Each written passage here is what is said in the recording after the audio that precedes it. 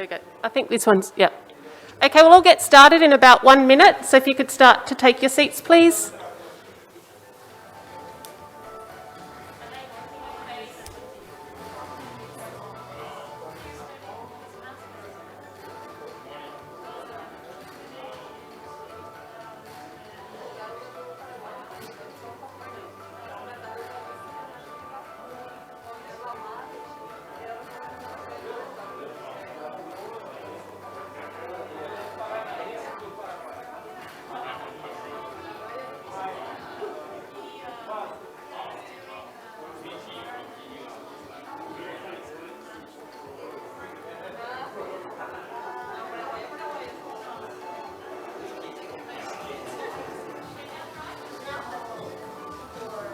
Hello, hello. Yeah, working.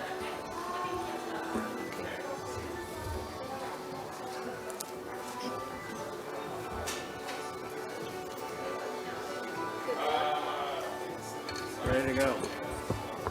Good morning, ladies and gentlemen.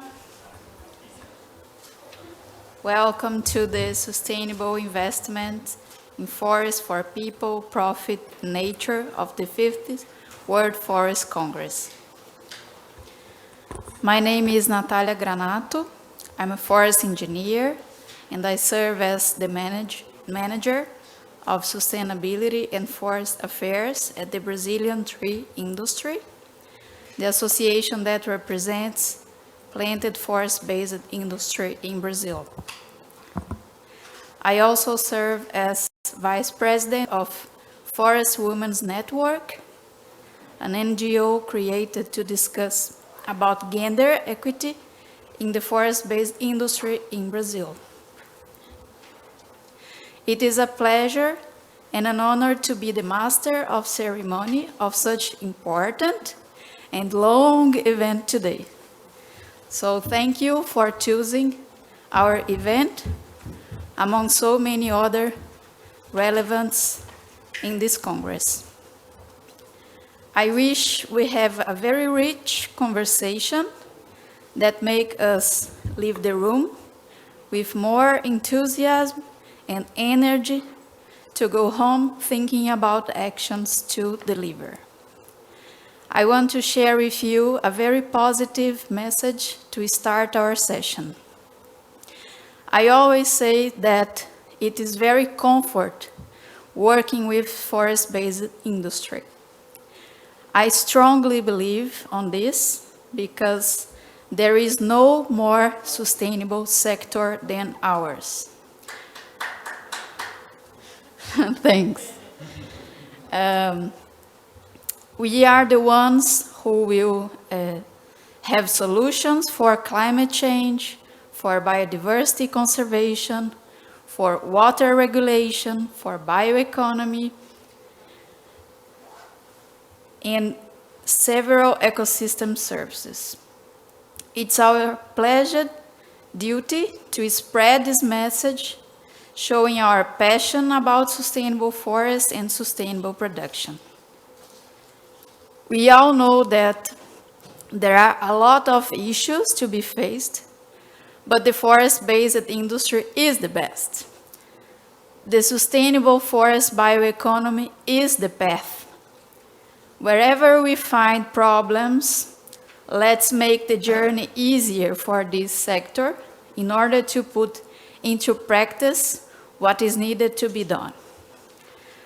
Let's be a transforming player in this process. There is a sentence in Brazil that says, "The excellence is enemy of the good." So let's choose the good way and get started. We can do the adjustments we need to do along the journey. Having said that, as you all know, the pandemic has closed all of us at home for almost 2 years. So I kindly invite you to stay here right now, actively listening and watching the panelists. I also invite you to use the hashtag #ForestInvestment on Twitter and other social medias. And now I'd like to remind the speakers that this event is being translated, so please speak slowly, especially for those like me that are not native speakers in English. And now I would like to invite our speakers of the first session. Two of them are already here in the table. We are waiting for one of them, and also for Mr. Minister Lee White that will join us later on. So our first session today is the investment in forests, an opportunity for transformation.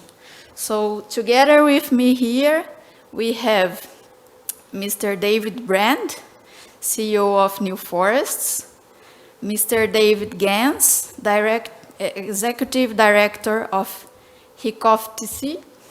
Very hard to say that, I mean.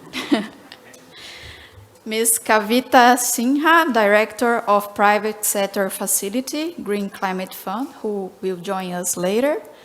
And also the Minister Lee White, Minister of Water, Forest, the Sea and Environment in Gabon. So let's get started, and I'd like to pass the floor to Mr. David Brand, CEO of New Forests. Okay, well, thanks very much, and pleasure to be here today, and thanks to the organizers for the opportunity to come and talk to you on this important topic. I'll primarily address today private investment in forestry, and in particular institutional investment into forestry. Institutional investors include pension funds, insurance, reinsurance companies, foundations, endowments, medical benefits trusts, large-scale diversified portfolios that are investing across a range of different asset classes, and forestry will be one component of those portfolios. But what's important is that those investors control something in the order of $75 trillion of assets, and so if we can get even 1% of that into forestry, it can have a very important implication, particularly as we're trying to push the idea of land use and forestry as being a key engine in the decarbonization process. So to kick off just quickly about our company, New Forests is an investment management business that I founded in 2005. We manage about $6 billion of assets across 1.2 million hectares of forestry assets, conservation projects, as well as processing and international trade. We operate dozens of forest carbon offset projects across our land base, which includes North America, Australia, New Zealand, Southeast Asia, and most recently we've entered into Africa. The company really has three key themes in our investment programs. One is the role of forests as a natural climate solution. The second is the role of the forestry sector in the transition to a circular bioeconomy, and the third is the role of forests and forestry in supporting rural community benefits. So the traditional forestry asset class really came from the growth of trees and harvesting of timber generating a return to investors, and steadily built up from, say, 1985 up to about 2006, 2007 through a rationalization of the U.S. Forestry sector. But over time, some of the characteristics of forestry as an investment became more evident. It's interesting that the return from forestry tends to come from the process of tree growth. And so there's no inherent correlation between the growth of trees and other markets like the stock market or bond yields and so on. And so when you're building a diversified portfolio of investments, it's good to have different investments that are uncorrelated. And forestry has made a positive contribution to that, and that's why it's been favored by these institutional investors over the last 20 years or so. And as people have gotten more comfortable with forestry, it's begun to expand internationally. So we currently have probably 60% of forestry investment in the United States, about 25% in Australia, New Zealand, and the rest in Europe, Latin America, Southeast Asia, and Africa.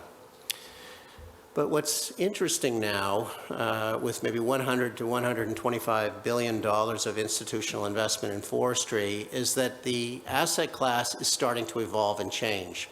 particularly with the opportunities in the decarbonization and climate change mitigation area.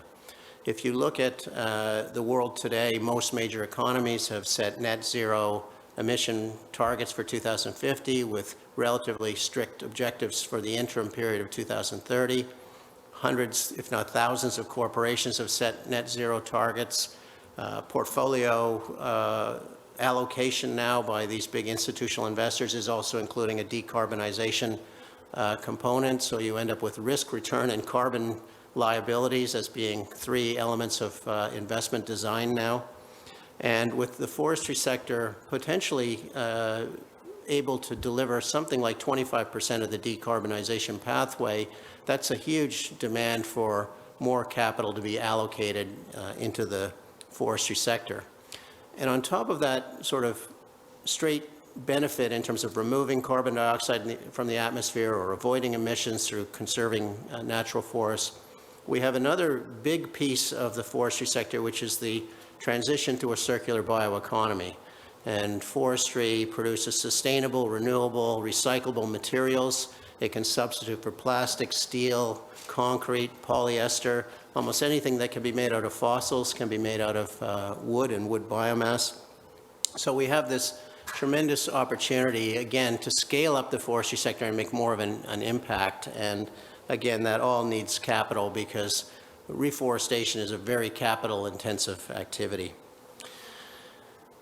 And land use change has challenges. When you look at large-scale reforestation of 100, 200 million hectares of the world, that is a very major undertaking.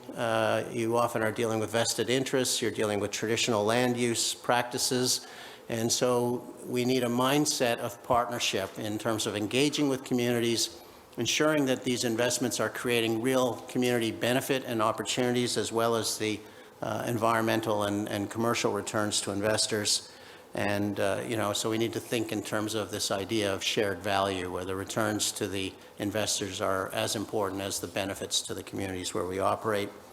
And I think as well, the rising area of climate finance, I think there was over $1 billion of voluntary carbon offsets traded last year, and predictions that it could reach tens of billions of dollars in the coming years. Also is putting pressure for very high rigor in terms of the quality of the credits and the counterparties.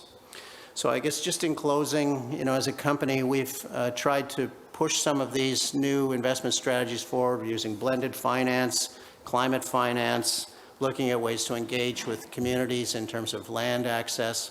And ultimately what this is leading to is an evolving land use-based investment strategy that engages with communities, brings new investment structures like blended finance, and can hopefully allow the asset class to grow, expand, and have a greater impact on some of these major issues in society. Thank you.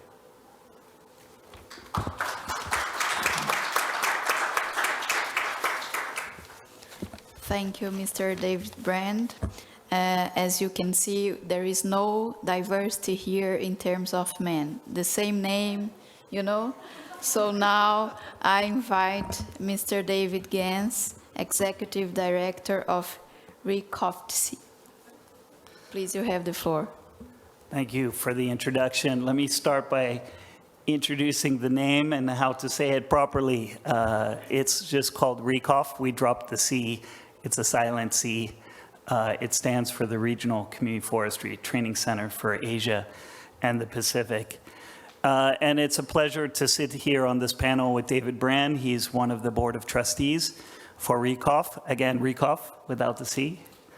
I've been the Executive Director for 5 years, and it's a pleasure to be representing a wonderful international non-government organization that has been functioning in the Asia Pacific for 35 years. So it's a great pleasure today to speak about the innovation required for the forest sector really to deliver on transformative change. And David Brand already touched on what's really needed from the investment side. I'm going to be speaking more about the people side for this panel. And I'm a true believer in the potential of the forest sector. I am actually a forester by training. I've spent most of my career working on climate change and biodiversity conservation, but joined RECOF really with a true passion for community forestry. And I've witnessed firsthand the transformative power of community forestry in the Asia-Pacific region. And I'd like to share some of those reflections with all of you today.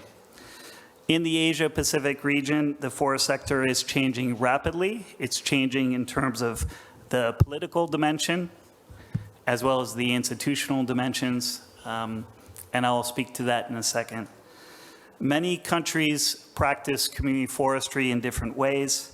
Their approaches are highly diverse.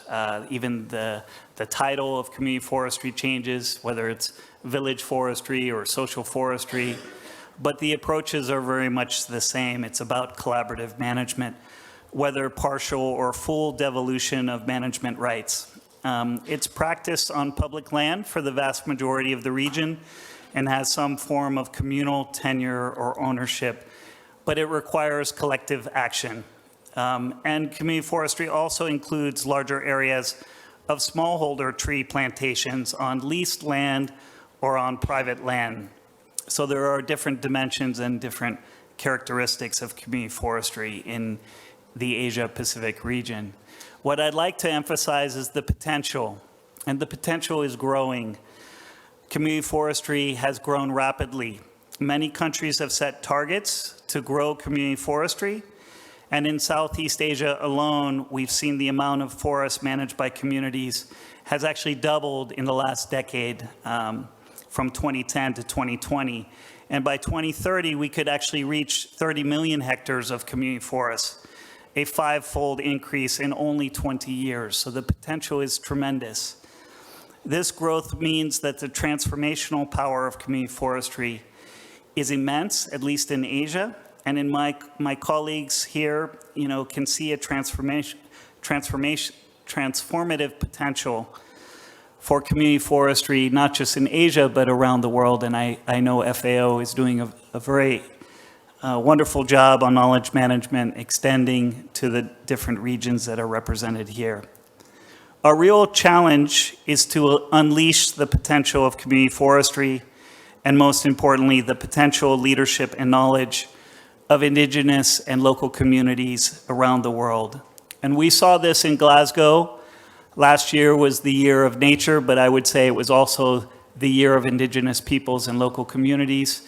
We not only saw this in Glasgow, but we also saw this in Marseille at the World Conservation Congress, and we saw this also in Kunming for the Biodiversity Summit, all of which emphasize the importance of Indigenous peoples and local communities around the world. I believe we can do this by enabling strong, resilient forest communities that function as centers of nature and economies. It is by working with these forest communities that we can realize our goals for circular economies and sustainable wood. Across the Asia-Pacific, countries are developing and implementing innovative policies and regulations. They include environmental and natural resource codes, forestry laws, protected area laws, customary tenure laws, and even clean air acts in different parts of the region. We are seeing the growth of civil society and local community engagement in the design and implementation of these laws, and their contributions are making policies, laws, and regulations even more relevant and practical for community forestry to evolve in this region. We have to ensure that the benefits flow fairly to communities and those who need it most. We've seen for decades plenty of promises, plenty of commitments, and the money has not flown down to the community level. I still want to reflect on some positive trends in the region. I'll start in Cambodia and then talk about Thailand. The first is really about the innovations manifested in Cambodia. In Cambodia, the government aims to achieve a target of having 2 million hectares of land managed under community forestry by 2029. And prior to the COVID pandemic, there were only 362,000 hectares managed under CF, community forestry schemes in Cambodia. That was 18% of the Cambodian goal. but we're very anxious to see them achieve that target of 2029 and 3 million hectares. The evidence in Cambodia is clear. Community forestry in Cambodia is enabling the poorest communities to build secure livelihoods and manage their landscapes effectively, making them even more resilient and centers of economic activity. We saw this during the pandemic, but also as they're coming out of the pandemic, these communities are very resilient. Thailand is another example of how innovation is releasing the power of communities. In Thailand, the Royal Forestry Department, which is represented here at the Congress, has registered 11,327 community forests under the 2019 Community Forestry Act. Again, the legislative reforms in the region are really making this a transformative period of time where we can capitalize on community forestry. And they have a target of 3,000 more community forests in the next year, so let's hopefully help them get there. The transformation is urgent, with growing concerns over deforestation caused by expanding local and international demand for forest risk commodities, strengthening and expanding these models for sustainable community-based forest management will certainly help stop deforestation and stabilize and expand the forested elements of our landscape. We've already designed and tested many of these models of community forestry that can be integrated into a wider jurisdictional level approach. And we'll be hearing about this throughout the Congress about jurisdictional approaches, not only in Asia Pacific, but around the world. If we apply these jurisdictional models, we can strengthen integrated landscape level management of resources, boost the compliance with timber legality assurance systems, and increase participation of local communities in legal and sustainable supplies of wood, fiber, and other commodities. Following Glasgow COP26, we see increasing interest from the private sector in direct investments in communities through carbon markets, landscape restoration, and secure supply chains for their forest products and other commodities. I want to just emphasize 3 of the things that we need to realize for the potential of these investments and empowering forest communities and smallholder groups to contribute to the transformation of the forest sector. First, we need to strengthen community forestry as an integral part of countries' efforts to achieve sustainable forest management while promoting gender equality, as our moderator emphasized, and social inclusion. We need to improve community forestry contributions to local and national economies by engaging in legal and sustainable wood value chains. And lastly, we need to contribute to climate change mitigation and adaptation, as well as efforts to reduce deforestation and forest degradation by integrating community forestry into jurisdictional or landscape level management of natural resources and integration also into the NDCs. Boosting support for community forestry will not only help countries as they emerge from the pandemic, but also strengthen economic resilience from other shocks, other future shocks, whether in the form of other pandemics or continuing impacts from climate change. We've seen this around the world, but certainly in the Asia Pacific, community forestry has helped with that resiliency. The science and economic forecast tells us that these kinds of shocks will become more frequent, and community forestry offers a route to addressing these causes and limiting the consequences of these global challenges at the same time, and a very important opportunity for transformative change. As I close, I want to share with you that I'm constantly amazed at the strengths and leadership of forest communities. They are well organized, they are indeed resilient, versatile, adaptable, and often terrific organizers and brokers. With investment, forest communities around the world can be our steadfast partners in resolving complex and tractable social and economic environmental problems. We see them as a very important part of the solution. In this discussion on investment, my advice is to scale up community forestry, a proven nature-based solution. thank you very much for the opportunity to speak today and for your time, whether you're online or here in person. Thank you.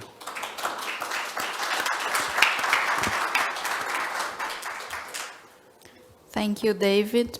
Now I'd like to invite, and we are delighted to have here with us, Mr. Lee White, the Minister of Water, Forest, the Sea and Environment from Gabon. Please, Mr. Lee White, you have the floor. Thank you. Sorry to be late. I was in the other room. I'm going to talk about Gabon. Gabon is a somewhat unusual country where we are 88% covered in forest. So, you know, the forest is, traditionally the forest is our larder, our temple, our hospital. The peoples of Gabon have evolved in the forest.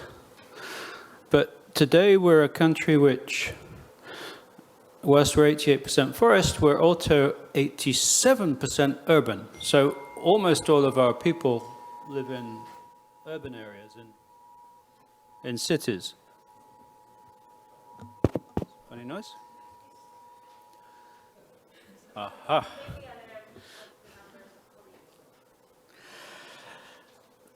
So as a forest country, a high forest, low deforestation country, over the last 3 decades, we've steadily improved forest governance. When we came out of the first Earth Summit in Rio, we set in motion an evolution in forest policy. We passed an environment law, then a forestry law that makes sustainable management of forestry concessions compulsory. We passed the National Parks Law, a Sustainable Development Law, and most recently a Climate Change Law. We were very active in the RED process back in the, around 2005 to 2010. We then somewhat moved away from that. We decided that for a country 88% covered in forest, unless the forest is intimately integrated into our national development policy, then our forests were not going to survive. And as we look at the importance of the Congo Basin forests, which lock up 8 years of global carbon emissions. So if we lose the Congo Basin, we lose the fight against climate change globally. And if we lose the Congo Basin within Africa, the Congo Basin's the heart and lungs of Africa. We lose the rainfall in the Sahel, we lose the rainfall in Ethiopian highlands, we lose the Blue Nile, we lose agriculture in Egypt. And so in many ways, Gabon and the other Congo Basin countries have no choice. If we don't maintain our forests, then the world is heading down a very slippery slope. So how do you do that? You can't do that by relying on handouts from RED. It just doesn't work. The commitments that we heard back in 2009, 2010 for tens of billions of dollars just never materialized. And so what Gabon has done is tried to develop a sort of indigenous forest economy vision for preserving the rainforest. We're looking at 2 major challenges as we develop our forest policy. One is we're an oil economy. Actually, 60% of our revenues currently come from oil. And obviously, that oil economy is going to disappear. The atmosphere has been so filled with carbon dioxide that nobody's going to be buying our oil in.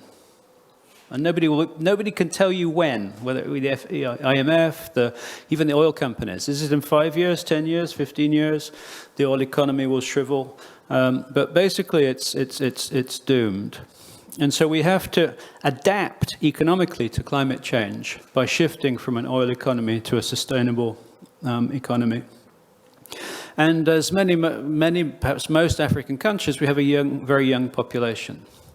So we have twice as many children and young people in school and university as we have jobs in our country today. So we're going to have to double the number of jobs over the next 10 to 15 years if we're going to maintain peace and security in Gabon. And we believe that a sustainable forestry and timber processing economy is probably the best bet we have when it comes to transforming our economy into the future and creating those jobs. When you export logs from Africa, like Gabon did for 110 years, you are only benefiting from the cutting down and the logistics of transporting timber to the port. That's about 8% of the forest economy in our case. So you're retaining 8% of the jobs in the economy, and you're gifting 92% to whoever buys your logs. If you ban timber export, as we did in 2010, and then you begin a forest processing industry going from first to second to third level transformation, at each transformation, basically, you double or triple the number of jobs and the economy. And so literally you can multiply your forest economy by a factor of 10 to 20, and you can multiply the number of jobs by a factor of 10 to 20. And so we're banking on going from 30,000 jobs today to 300,000 jobs in 10 years' time, to a $1 billion economy today, to a $10 billion economy into the future. And the beauty of forestry is that it creates jobs in rural areas, but if you create transformation hubs in peri-urban areas, you get a sort of a double benefit. You create jobs for the young people in urban areas, and the jobs are, go everything from fairly, kind of manual labor to highly skilled. We just signed a contract to put a big guitar making factory into Gabon. So the skilled labor of creating guitars out of ovenkol, one of the hardwoods in our country, is a very rewarding job. And so you're creating a range of different jobs. And if you put timber processing hubs into peri-urban areas, you can also create a circular economy where the waste from one factory becomes the raw materials for another factory. And you go from 30% efficiency and transformation to we're up to about 85% efficiency now in the use of wood in our big timber hub outside of Libreville. And as we open the Congo Basin's first particle board factory, we should get to the point where almost all of the waste wood is going into fairly high-value products. And so it's a work in progress.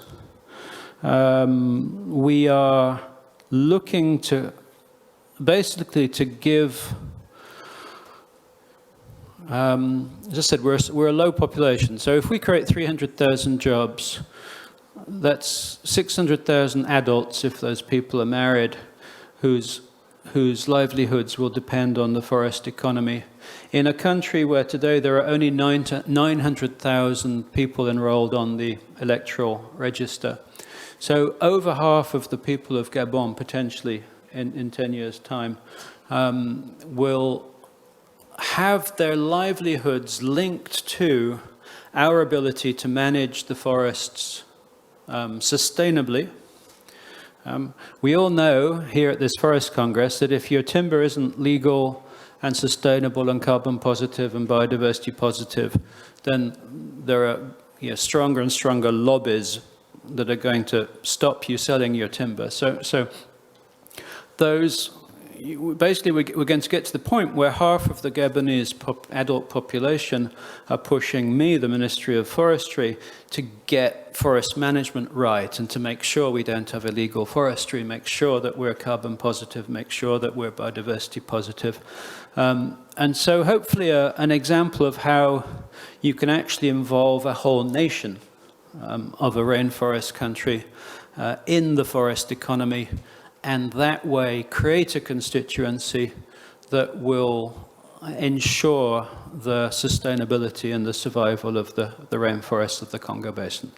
I think we've made a really good start on this. I'd say watch this space. The next 5 years are going to be critical, and one of the key issues is investment in this timber economy. So we're not here asking for increased donor finance from the developed world. We're here encouraging private sector investment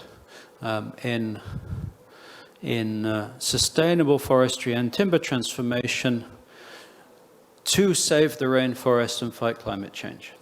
Thank you.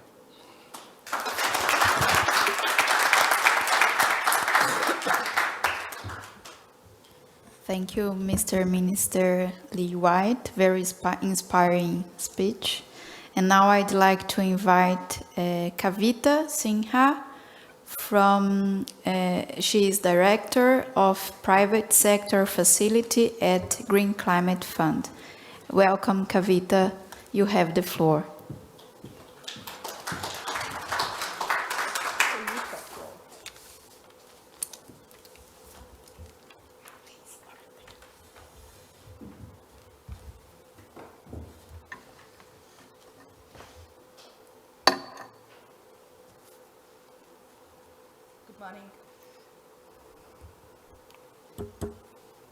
Hello.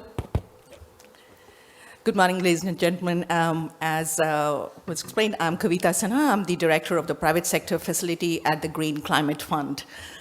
Great pleasure to meet you, fellow panelists, and it's a great pleasure and an honor to be speaking on behalf of the Green Climate Fund here.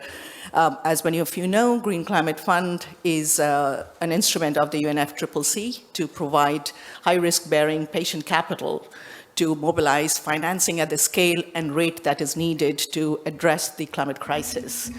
The IPCC's Sixth Assessment Board, the Working Group 3's report is out.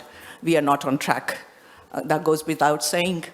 The money that needs to be mobilized is not there yet. No amount of public finance, and the Minister from Gabon stated that no amount of public finance or grants is going to do the job that needs to be done in the time that it needs to be done. Private sector support is critical and crucial, and one of the roles that we play at the private sector facility is to be able to enable the risk-adjusted returns for the private sector to bridge the hurdle rates that they are looking for making the investments in developing country markets, oftentimes which are filled with perceived and real risks. Risks of legislative uncertainties, risks of tenor issues, risks of unknown markets and still maturing markets, risks of demand, risks, reputational risk as a result of some of these risks that are already there. Not to talk about the general perceived risks of developing country markets in a general business sense in any case. What GCF does is then use its high-risk-bearing patient capital to be able to then deploy it in a four-pronged way, which addresses all of these risks in a systematic manner, enabling the private capital to move in there. And we don't just want to be able to enable the private capital to make the risk-adjusted returns that they need to do, but also GCF would like to deploy its capital to not just do harm, but also to do good, so as a force of nature to actually do good. Because forests, as you all know here, I come from the private sector, you are the foresters here, as you know, also supports a lot of people, many of them very vulnerable to climate, women, indigenous population, and other small entrepreneurs, micro-enterprises and others. But we would like to deploy our capital not just to help the private sector make the risk-adjusted returns that is required for them to make investments. Profit-making is not a bad word, but how you make it is what we hope to do, and actually use it as a force of good. So in order to do that, we deploy a four-pronged approach. The first prong is on enabling the countries and the institutions in the countries to build the capacity to absorb the private finance that will flow, whether from local markets or from international capital markets. And that can happen through integrated policy and planning. That can happen from ensuring that the policies in place value the risks of non-sustainable forest actually brings with it, and internalizes the positive goods that sustainable forest can do. So if policies can do that, it creates a pull for the market to come in as a result of that.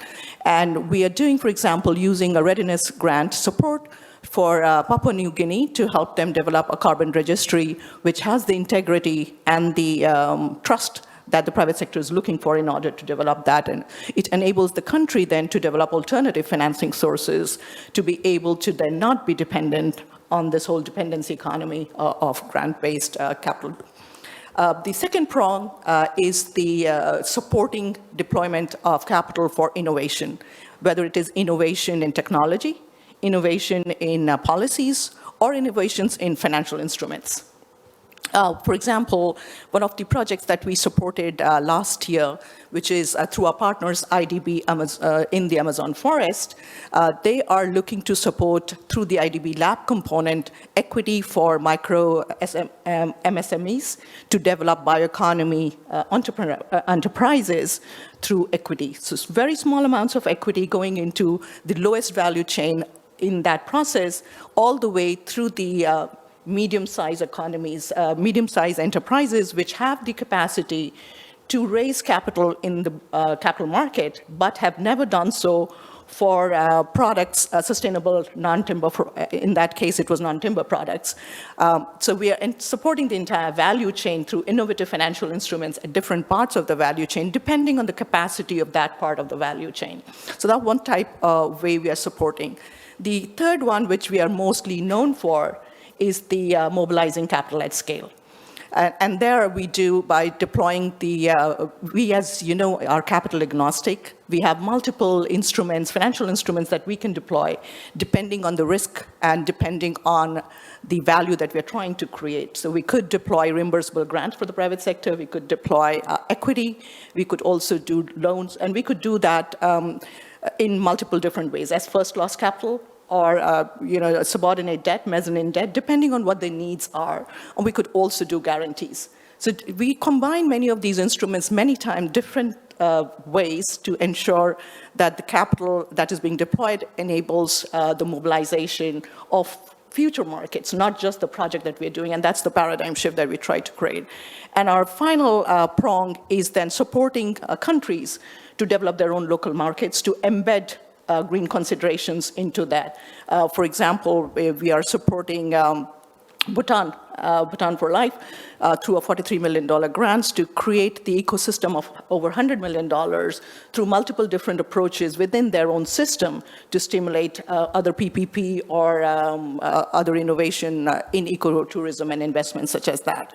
So GCF, as a partners network of partners, which includes accredited entities through whom we deploy the funds, believes that it's only through working in this network of alliances and partners, building on each other's capacity, we will be able to scale and deploy what is needed to be deployed in the time that is needed to be deployed. GCF would welcome suggestions from other people in the room here on what more we can do to catalyze this. We have, other than the accredited entity, which is our business model currently, launched a new model called the project-specific assessment approach, the PSAA, that comes into effect from 1st of April 2023. And that will enable us to work with first-time partners in very innovative approaches, which are in the countries that we work, either national, subnational, or regional entities, to do one first-time innovation project. This we hope that will enable us to partner a lot more with local entities as well as with international partners. We look forward to hearing from you and ever ready to be able to do what is necessary. Forestry is a great sector to do the mitigation that is required. It does not replace the mitigation that will come from a fossil fuel sector, but it's a very important component. We stand by to support that and look forward to hearing from you. Thank you.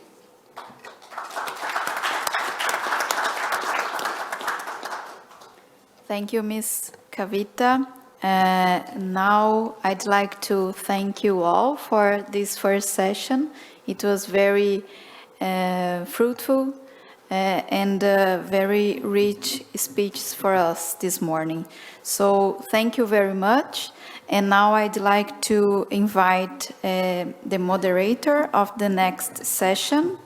The next session is going to be Financing Green, Increasing Finance Flow for Forests. And now I'd like to invite the moderator, Mr. Garo Batmanian from World Bank. He is Global Lead for Forest, Landscape, and Biodiversity. I also apologize for not having time for questions and answers for the first session, but we hope we have in the second one. So thank you, Mr. Garo, and please, you have the floor.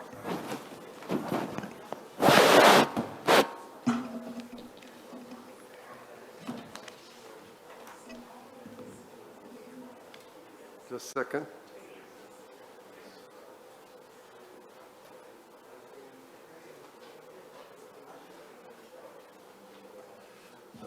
I would like to, good morning, good afternoon, good evening. Everybody's watching this.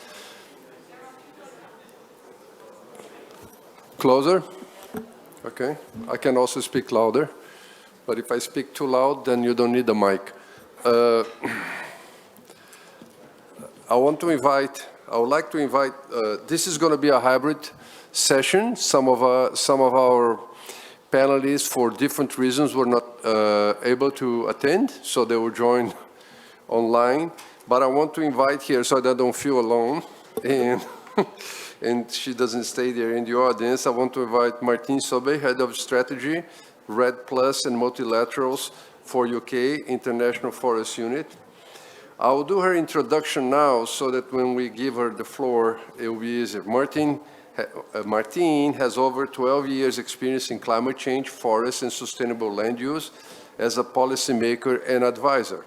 She joined the UK Departments for Business, Energy and Industrial Strategy, for us known as BASE, in 2019, leading UK forest partnerships in the Amazon biome and the strategic direction of teams and programs in Colombia, Peru, and Brazil. In her role as head strategy for the UK's newly formed International Forest Unit, Martine is part of the senior management team responsible for spending strategy, that's what we want to hear, operation, delivery, and governance for the unit, which works to protect forests and the climate, biodiversity, and livelihood benefits associated with them. We do have 2 or 3 other panelists that will join us soon via video, and I'll introduce them at the time of it. I don't want, you are here to hear them, not me. I just want to make a couple of remarks. First of all, the title. We, in the world, have 2 different names that are actually a reason to be different. We talk about financing green and greening finance. And I think it's very important to say what we are doing today. Greening finance is all the investment that it is on activities like energy or agriculture that can be done sustainably, but are not necessarily done that way. And that will be greening the finance. So it's the financing of of investments that maybe is in agriculture, but they could do it in a way that is zero deforestation. That would be greening the finance. Or something that, you're investing in energy, but you do it in a way that is no longer fossil fuel based. Those are greening the finance. Here, we're not talking about this. On this session, we are talking about financing green activities which are inherently forest related, the type of investment that we're going to talk about here, which is the object of this Congress. However, I also want to make a point that is broader than forestry. And this is something that I think we have to make it clear, and it's good that Martine is here. We have sustainable forest management in areas that, in tropical areas, we heard the minister from Gabon here. They do have half of their country certified. That's not planting trees. We can have agroforestry is a type of investment on forests. We do have nature-based solutions which are other problems in other sectors where we can actually invest money to provide solutions which are green by nature, nature-based solutions. And a lot of them are restoration, investment on forests, etc. And they are economic opportunities. We will talk about them this afternoon. So this is why I like that, and we talk about this with the organizers, that is increasing financial flow to forests. And this forest investment activities is not only forestry in the strict sense of plantations. And we do have other ways of doing this. And I'm glad that we have a list of speakers which cover different aspects of this and come from different perspectives, from bilateral agencies to financial, financial banks, commercial banks. Without further ado, I'd like to invite then the first speaker. He's going to connect us from online. I hope he's online. This is not favoring anybody that happens to be, this is the way it's organized. He's not somebody from the World Bank Group, but he's the Asian regional lead advisor on the IFC. IFC is International Financing Corporation. Is the arm of the World Bank that finance private sector. So I think it's important to hear how we do that. And for that, I have my good friend Toyin Nguyen to give his presentation.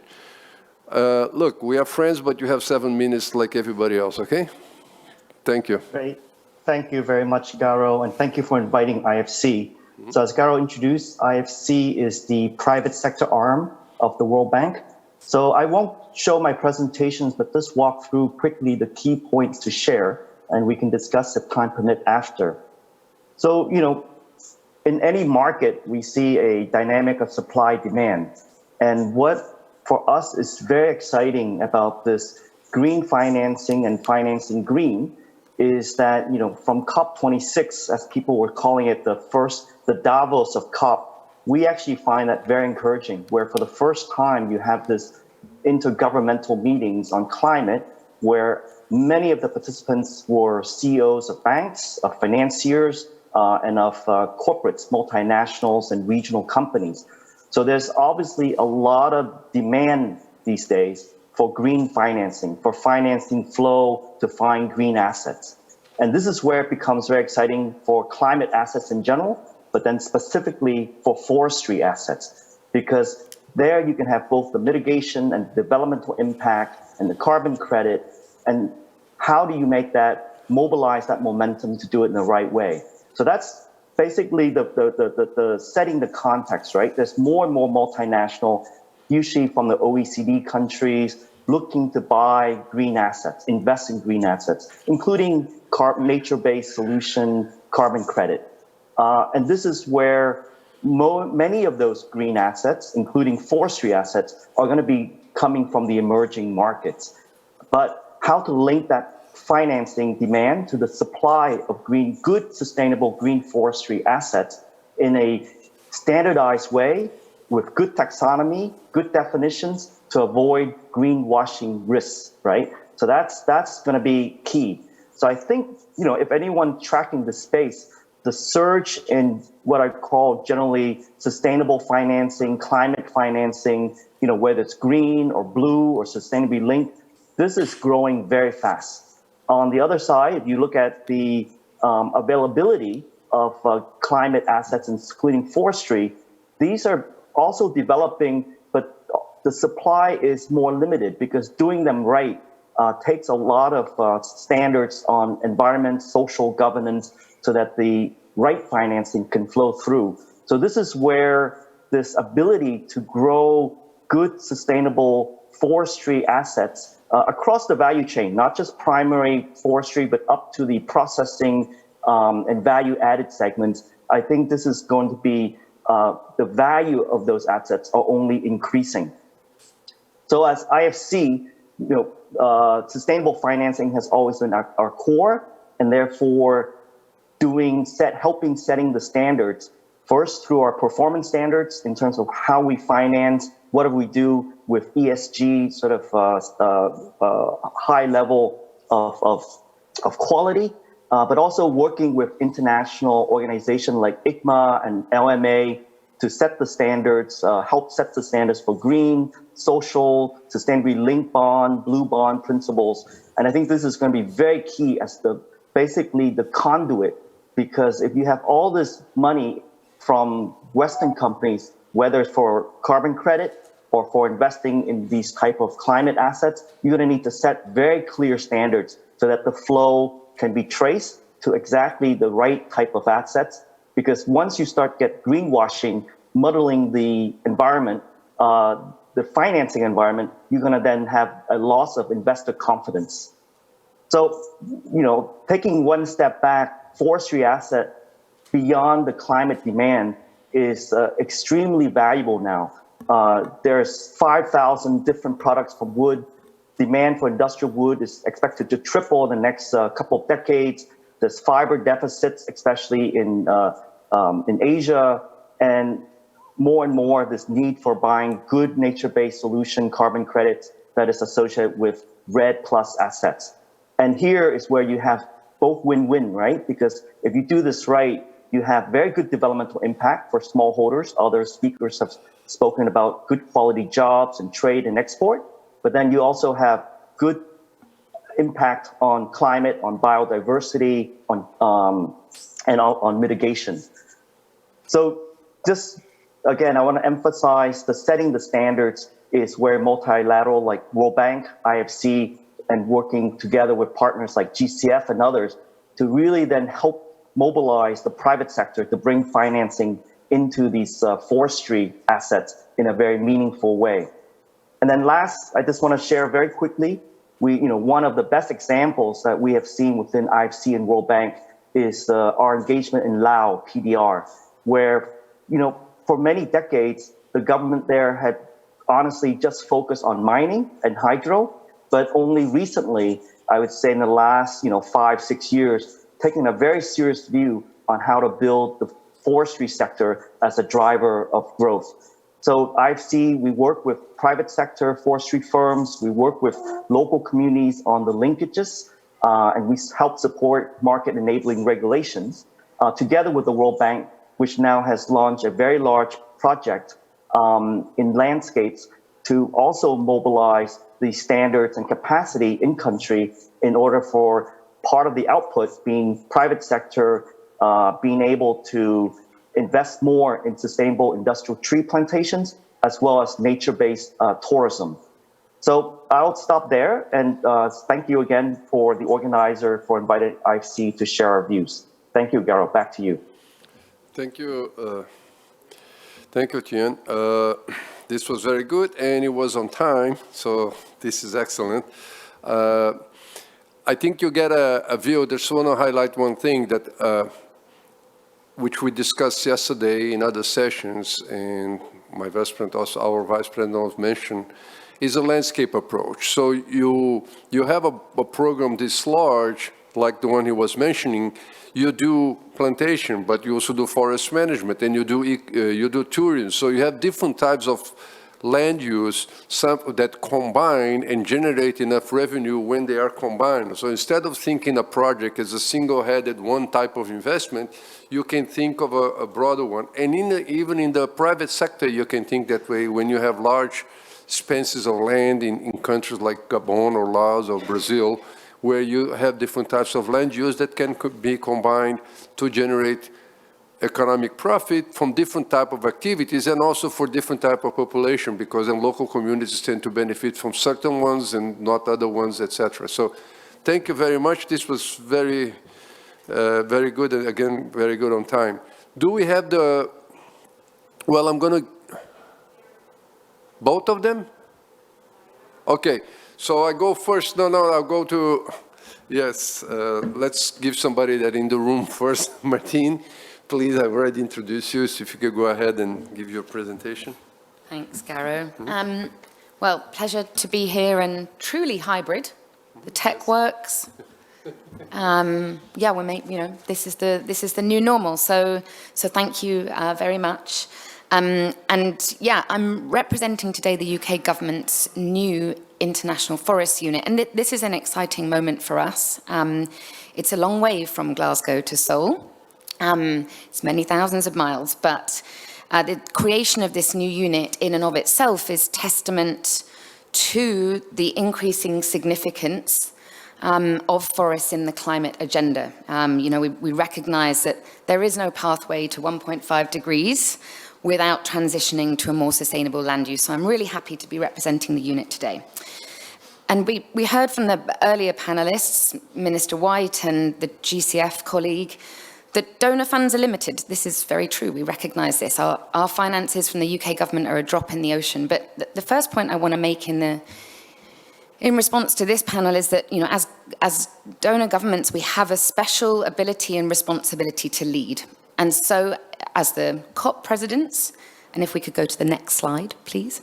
As COP presidents, we use that presidency very deliberately and intentionally to shine a spotlight on the forest agenda. Our former panelists used the phrase, the Davos of COP.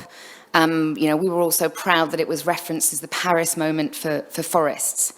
We spearheaded the Glasgow Leaders Declaration on Forest and Land Use, with over 140 leaders coming together, which represents just over 90% of the world's forests in terms of land area. And they've committed together to halt and reverse forest loss and degradation by 2030. This is important, this is significant. Never before have so many countries come together to do that. And the declaration has a specific commitment to ensure that financial flows are aligned to the 2030 goal. So I'm going to break that out a little further, and that's what this slide sets out, and I'll go through it quickly, otherwise I'll be penalised by Garrow, I think. So in terms of the finance itself, what does it come with? Well, we mobilised donors from 12 donors to put forward $12 billion of public climate funds. This is the biggest ever public commitment for forests. In addition, donors pledged $1.7 million to protect Indigenous peoples and local communities and support their role as guardians of forests and nature. 33 financial institutions and counting, with over 8.7 trillion of global assets committed to eliminating investment in activities linked to agricultural commodity-driven deforestation, alongside the billions of private finance mobilized to support the forest economy. There's a lot of numbers, I appreciate that, but the point is, they're significant because this is about channeling money in a different direction. And COP26 demonstrated a real commitment from governments and the private sector, including financial institutions, to shift the financial system towards forest protection and more broadly to a nature-positive economy. So for us, of course, the work isn't over until COP27. And we're using the remainder of our presidency time to scale up and support the delivery of these commitments. So the second point I want to get to is it's not just about what we invest, it's the how. It's the how we invest.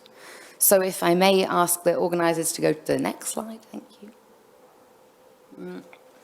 On this point, as governance, we have a role to work with the financial sector, to first of all realise and capture the value of forests, and to take nature account into the decision-making, into the risk frameworks, into the measures of success. And this isn't about corporate social responsibility, this is about changing the market. So in the UK, we're developing tools to drive transparency in the financial sector, including requirements for UK financial institutions to have a robust transition plan in place, how they'll decarbonise as we meet ambitious net zero targets. And the other, of course, is the really critical task force on nature-related financial disclosures. And we've been supporting that with targeted funding, and we're pleased to also be supporting the Africa Voice pilot program to test really whether the framework is fit for purpose in African countries. And the third point on financing green is also really about how do we use our ODA resources, our climate finance, that respects taxpayers, but that of course is smart and that really leverages private finance to provide that nudge, to provide that, that acceleration of proven solutions. So if I may go to the next slide, please. We've committed as the UK government to doubling our climate finance, so £11.8 billion. I'm not actually sure what the moment is at dollars. It's about $13 billion, I think, with at least £3 billion of that towards nature goals, and at least half of that to forests. And exactly to Garo's point earlier, what we aim to do is to stack invest in our interventions across a broad spectrum of entry points into jurisdictional approaches. So we don't just take a project-specific lens in any place. We make sure that they add up to more than the sum of those individual parts. And I just want to introduce you to, if I may, just three of our, what we see as our really flagship programs that we're really proud of. One of those here on the screen is Partnerships for Forests. And this is all about building partnerships between the private sector, public sector and communities by incubating innovative forest-friendly business models in Central, East and West Africa and Southeast Asia and Latin America. It's mobilised over £400 million of private investment and helped to put 2.9 hectares of land under sustainable management practices. And in Pará state, which is one of the worst deforestation hotspots in Brazil, where I was a few weeks ago, the program, for example, is providing smallholder farmers who struggle to access seasonal labor costs. This is really a massive barrier, and other panelists I know are very aware of this. But this is one of the areas, for example, where Partnerships for Forests is working. Another program I want to just introduce you to is mobilizing finance for forests.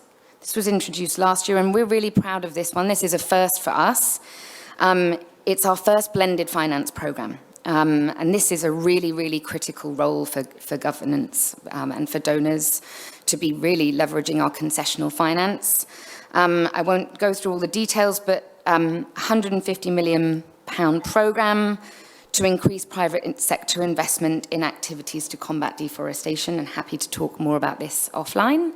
And the third and final piece is the LEAF Coalition. So, as many of you will know, this was launched this time last year, just over a year ago.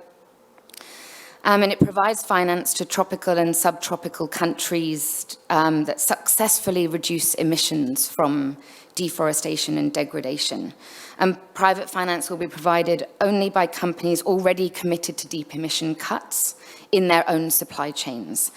And last year at COP, the coalition was able to mobilize already very quickly $1 billion in financing. So we're excited by this early progress of LEAF, but this is just the start. And significantly greater finance flows are needed to enable us to meet that Glasgow declaration. And I'll stop there. I hope I was in your time limit, Garo. Back to you. You went a little bit over, but we don't count. Thank you. I think this is a very good point, and I just want to bring back a point made earlier and now again. The jurisdiction approach is very important, and the jurisdiction approach can help us also bring REDD credits and REDD plus money, carbon credits, etc. However, the work inside the jurisdiction, there is a place for the private sector to work. The entire jurisdiction is occupied by someone that has a land use. So when we're talking about that, and somebody manages in democratic countries, most of that land is in some private hands, and they have to be managed properly. So the jurisdiction approach comes with the framework on how to use the land, policies and programs, and that's what we are working on. But the work on the ground actually is done by the private sector in many cases. So I'm just trying to make this link that when we're talking a jurisdiction approach, this is not an either or. It just helps to frame better where the private sector can invest. So we can come with leveraging, but the private sector can and should invest, and we hope you can promote green financing at that level as well. So it's just, otherwise people start thinking that, well, we're talking about jurisdiction approach and the private sector is off the hook, and or it cannot do anything, and this is important to highlight. But without a jurisdiction approach, becomes haphazard because somebody does one way, somebody does the other way, or you don't generate scale enough to make a difference from ecosystem service point of view or climate change point of view, because one guy is doing fine and the 10 neighbors are not doing fine. So that's also important, okay? So thank you for pointing the 3 programs. So I think what is the beauty of what BASE is presenting is that the 3 programs are complementary in each other. One gives the register approach with LEAF, the other ones was leveraging with the private sector, and the other ones come with the TA and other programs. So that's the way we all have to think about it, and there is a role for each one of us on that view. On that note, I would like to invite, I have to keep checking over there to see if they are there. There? Pierre is there, okay. So I'd like to invite Pierre Rousseau. He's the senior, he's going to give us a presentation. He's an independent consultant for finance and sustainability. His main clients are large financial institutions. Amongst several mandates, he's also the senior advisor for BNP Paribas Corporate Engagement Department, project advisor for DEM Group, and senior advisor to the CEO of innovative nature-based businesses such as Terra Gran and Blue Finance. In addition to this consultancy role, Pierre has founded and supervised as executive chairman Norman Plastic, a social business providing marine services for sustainable coastal tourism, fighting ocean plastic pollutions, building resilience ecosystem for marine biodiversity. So he works both on the blue and the green agenda, but today he's going to focus more on the green one. Pierre, I trust you're there, so you're on the screen now. Yeah, you hear me? And you have 5 minutes. Yes, 7 minutes. Yes, we can hear you. Thank you very much. Go ahead. We can see you now.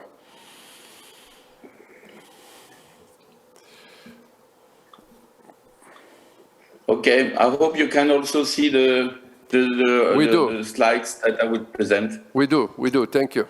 Okay, so very good. So very nice to have you here. And after talking a little bit about the public sector, I would like to focus also on the point of view from the private sector, and to say that there is a lot of opportunities that may raise from the private sector, and especially the entrepreneurship. And I would like also to focus on one of the things you mentioned before about the natural-based solution and the ability to create new businesses, and new businesses driven by entrepreneurs and sometimes corporate. But sometimes even those people, they will need additional tools than the existing financial tools. Why? Because if they have to build those businesses, they have to go to transition, to transformation. And as we're talking about nature, we do know that there is a cost for transformation, there is a cost for transition, and the tenor could be very long. So the catalytic process is very important. Identifying also if they develop business that they are also working for public good, that we measure an impact, and we need data. So what we need also, we need to see and we need to realize that the existing finance today, and I'm well placed, I worked for a bank for 35 years, that the existing finance is not enough. We will have to be innovative. We will have to create new structure. And most of the time it's not new product, but we have to create new solution, bringing together existing setup from the investment and from the financing side. If we want to create scale and we want to be resilient, which means resilience has to be ecological, social, but it has also to be financial and economically viable. If we want to be impactful, we need to be transparent and we need to be traceable. We will need data, we will need digital, so you need to bring all this together. But before you go to finance, you have to bring the finance solution at one stage between the different components of the blended finance part. So bringing together investors, bringing investor who can be equity investor, angel investor at the beginning, and after that carrying some catalytic from philanthropic and from public. And then after that, when you have business, you create a mechanism where we can follow to the next step, which will bring equity and debt. So you need for that, and if you need to go to the transition, you need also to take into value the externalities. So carbon is probably one of them. We talk about offsetting carbon, but I do believe that we need also to take the idea that we can use carbon as a guarantor to develop business. Why we need to sell something which will have a high value if we can keep an asset, carbon as an asset, that we can keep in order to finance new projects. So we need to be quite innovative in solution. And for that, it's true, you mentioned it, we need guidance and we need empowerment and we need some frame. Legal and documentation is also a challenge that we need to address. The documentation sometimes can be a killer for many projects. I would like to present to you one project that I'm working on, which is the Terra Green project in South Africa. This is an entrepreneurship, starting and putting in place this process. And I think we have here a good example where we can put agroforestry, as you mentioned before. We can bring the forest and keep the forest and rebuild and restore the forest and build around that permaculture and agroforestry.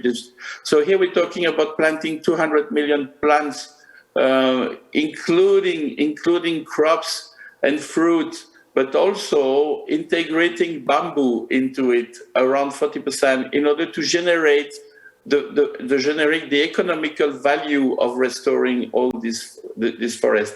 Another thing that I find interesting here in the innovation is to use the carbon as an asset in order to find concessional loan to finance, instead to sell the carbon credit offset.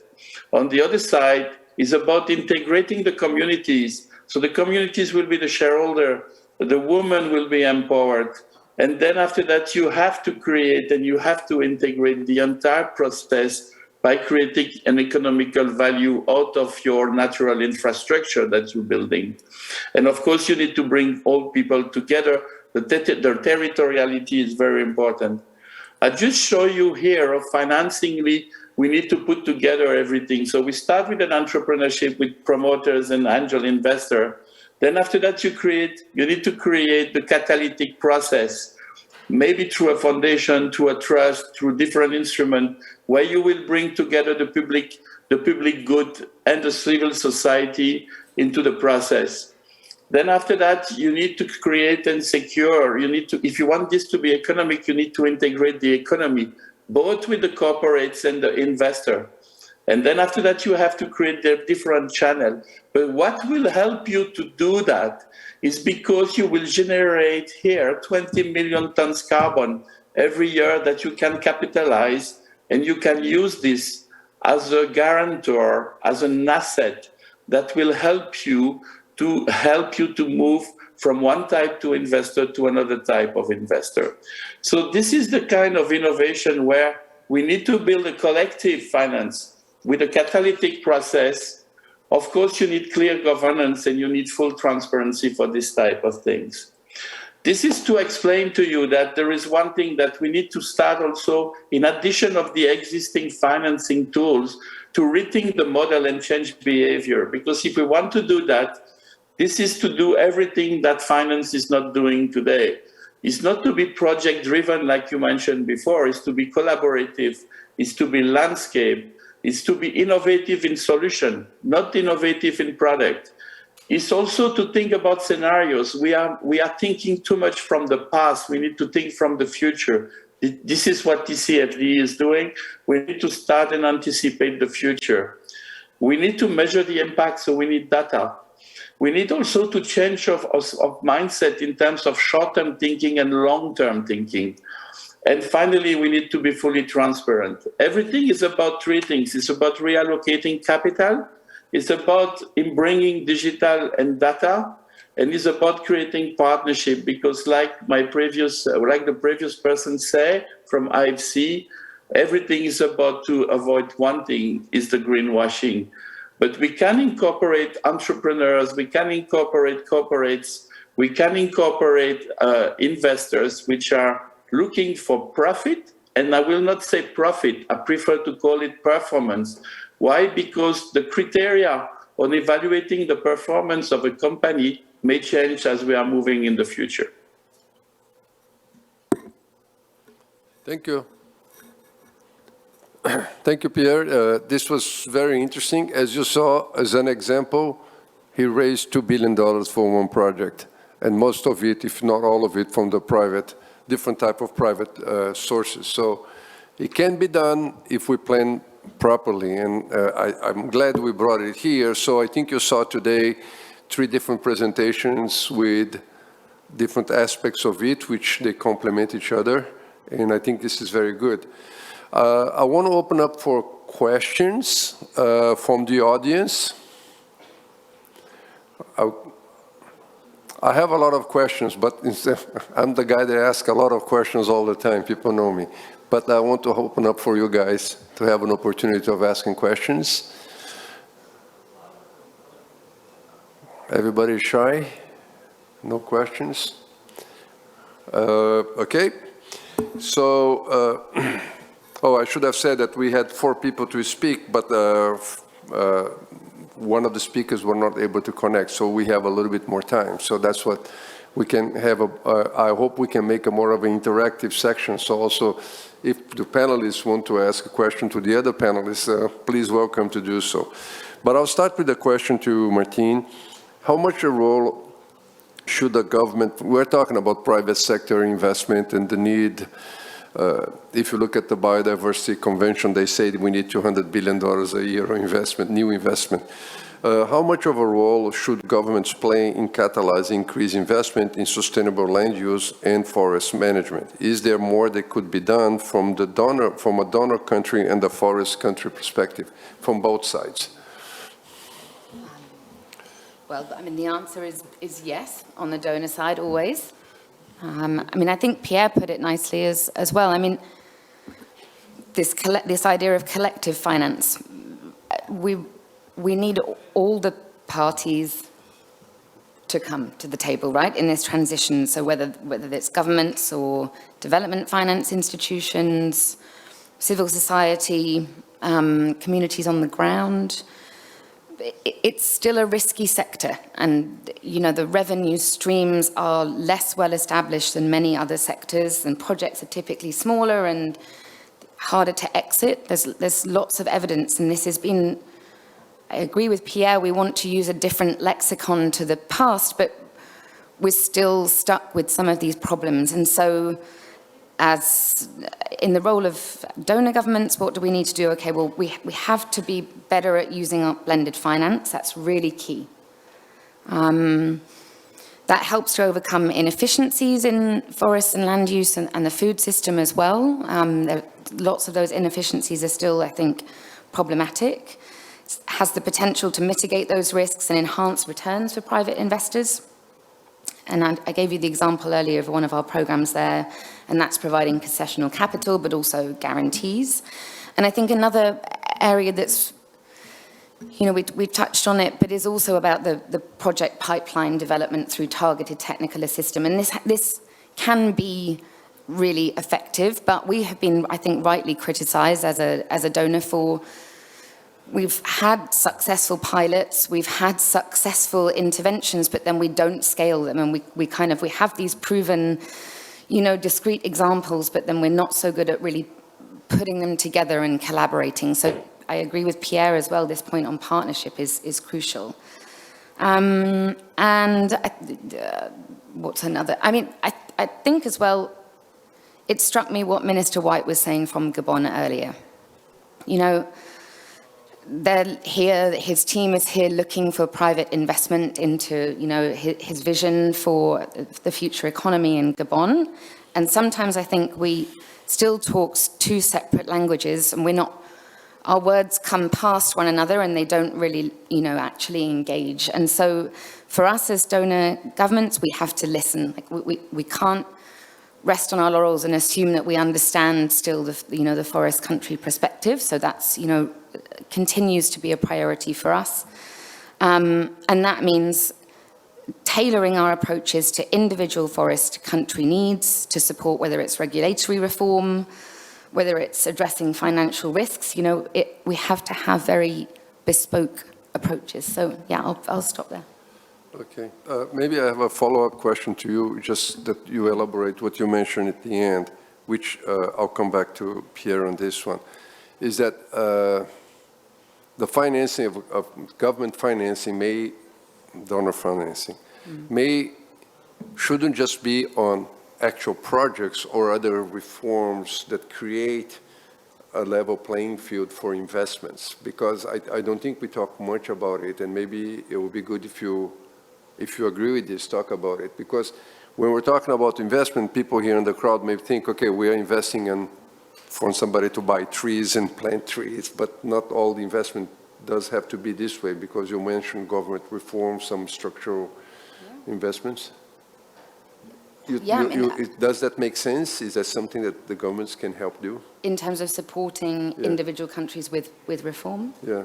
Yeah, for sure. I mean, this has been a big area for the UK in the last 15 years, you know. It has been governance reform through, I mean, this isn't significant public finance allocation, but it's vital. Yeah. I mean, it has to be, whether that's in a post-conflict setting or, you know, a country which has very dynamic subnational, you know, politics in place. You know, this has been a really significant priority for the UK's approach to supporting, I think, forest, you know, sustainable forest objectives. So yes, I mean, yeah, I agree with you. Yeah, thank you. It's just, I think it's a point that we have to make, that sometimes the investment from bilaterals or multilateral like the bank are not necessarily investments on the field itself, but to create the enabling environment to increase investment. So thank you. I'll come to Jan. He's on the screen. Thank you. When IFC, like any other institution, but when IFC wants to work with the forest sector client, not always the project is already green and sustainable. So you have the standards and they don't meet the standards. So what is that IFC does to generate broader nature positive results from the investments you make, from the start point of identifying a client to actually developing a bankable project that generates good results? Oops. As he was going to speak, he's just... sorry, Garo, I think my... I can hear you, but you know, your screen is frozen. No problem. But we can hear you. If you can speak, that'll be fine. No? Yeah, sorry, Garo. Okay, go ahead. I just got, yes. So I think I caught most of your question. So first, I mean, as we know, right, we're part of World Bank Group. There is a nexus between climate and development. You know, our core mission is poverty reduction. And so as you know, World Bank Group is starting this country climate development report. So obviously climate is a very core vector for poverty reduction, both on mitigation and adaptation. But we always have to keep this in mind, right, in terms of financing green, that the project both has a climate positive impact as well as development impact. Second, you know, again, back to the core principle of setting standards. You know, IFC performance standards on social, on biodiversity, you know, on governance. These things are the bedrock of what we do, and we have been able to leverage those standards into private sector global financing, for example, with the Equator Principle for international project financing. So hopefully we can also leverage those standards and create new taxonomies. So then when we go in and look for a project, as you say, one, we make sure we can channel our financing as well as others we mobilize from the private financial investors, that they know ultimately the assets at the end of that funding usage is of quality, right, in terms of the standards. And so maybe one last point I would raise also, I like very much the peer's point about looking at the future and how to create you know, look at new ways of doing things. So, you know, again, green forestry assets have always been around for, you know, centuries. They're becoming more important. But what we find very exciting is that there is now a new direction for, you know, fiber-based material to be part of the circular economy. So two years ago, we made a very big investment in Brazil with Lenzing to basically use sustainable forestry for lyocell, which is fiber-based textile. And so we see this as a big trend where how can we use more of the sustainable fiber in order to replace things like polyester, maybe more water-intensive cotton, and be a contributor to another, a raw material that has, been a bit more carbon heavy. So maybe I'll stop there. Thanks, Garo. Thank you. That's very interesting. Looking at different types of work. You need to say something? What? Okay, go ahead. Okay, while Pilar goes to read the question, I just want to thank you. And I think it's good to talk about this innovation and different types of use. It goes back to, it's not strict sense forestry, it's different uses and different ways of doing it. Please go ahead, read your question from the audience. Thank you very much. There's a question from the chat from Hector Gaeta. That is, which tool would you consider to be the most difficult to develop in a project of this type, and why? I think it goes for all the speakers. Okay, actually that's a good, let's start with Pierre, because that's a good question for Pierre. He presented the project, and so what was the most difficult challenge you had to put that project together and get the financing for it? Okay. I think probably we can ask this to the CEO of the project who is in the room, and he's losing and he's making gray hair. But I will take it on a finance point of view, and because there is a lot of the project itself, you have a lot of issues by building up the project. But I will focus on the finance side because we're talking about finance here. The first things in finance, first. It's the lack of knowledge of the investor. We still have to educate investor for the natural infrastructure or for considering nature as an infrastructure. And we need to educate. The people are still not considering. It's amazing as we consider building and bridges as an infrastructure. And when we talk about a forest, a lake, or a natural infrastructure, the people do not recognize that it can generate as much as revenues as an asset that the human being is building. So that's the first thing. We need to continue, and this is a role here for the government, and there is a role here for the regulators to put this. The first things I will say is that regulators in majority are focusing on the risk and not on the opportunities. So in the short term, we need to rebalance. I don't say we don't have to follow the risk. I have managing risk in my life for 30 years, but what we have to do, we have to rebalance and show more opportunities, show more projects to develop, and we need to incentivize those projects to be developed. Today, we look too much at the risk and not enough at opportunities of redevelopment. The world is not linear anymore. The world is a world where we have to disinvest and reinvest. We have to disinvest for fossil fuel, and we have to reinvest in nature. That's it. That's what we have to do if we want to solve climate, biodiversity, and social inclusion. So this is why we need first this. The second, another big challenge, and there is a long list of challenges, and I think we can spend a lot of time, is the legal documentation. A minimum, a small project of a natural infrastructure bonds that I have made recently, 1,280 pages of documentation. How can I replicate that? What is the cost of transaction? So we need to create infrastructure regulators, and government need to create platform for simplifying this type of development. If we want to put people collectively, public and private and philanthropists, in order to move forward, we need to do that. And the third big ones, there are many others, but I think for the sake of time, I will third. We are lacking of catalytic funding. And people who have to play catalytic funding, maybe from the philanthropists, we need more philanthropists to be focused on that area, on climate and forest and natural infrastructure. And we need more DFIs and MDBs to work on this. I know that there is a lot done. We have heard about what IFC is doing, but there is a need of more capital for catalytic funding We can make concessional loans guaranteed by carbon capture generation, and we can get refunding for the business that we can develop. We can create new models. We can create new models of creating this catalytic funding. It's not only grants which is wasted.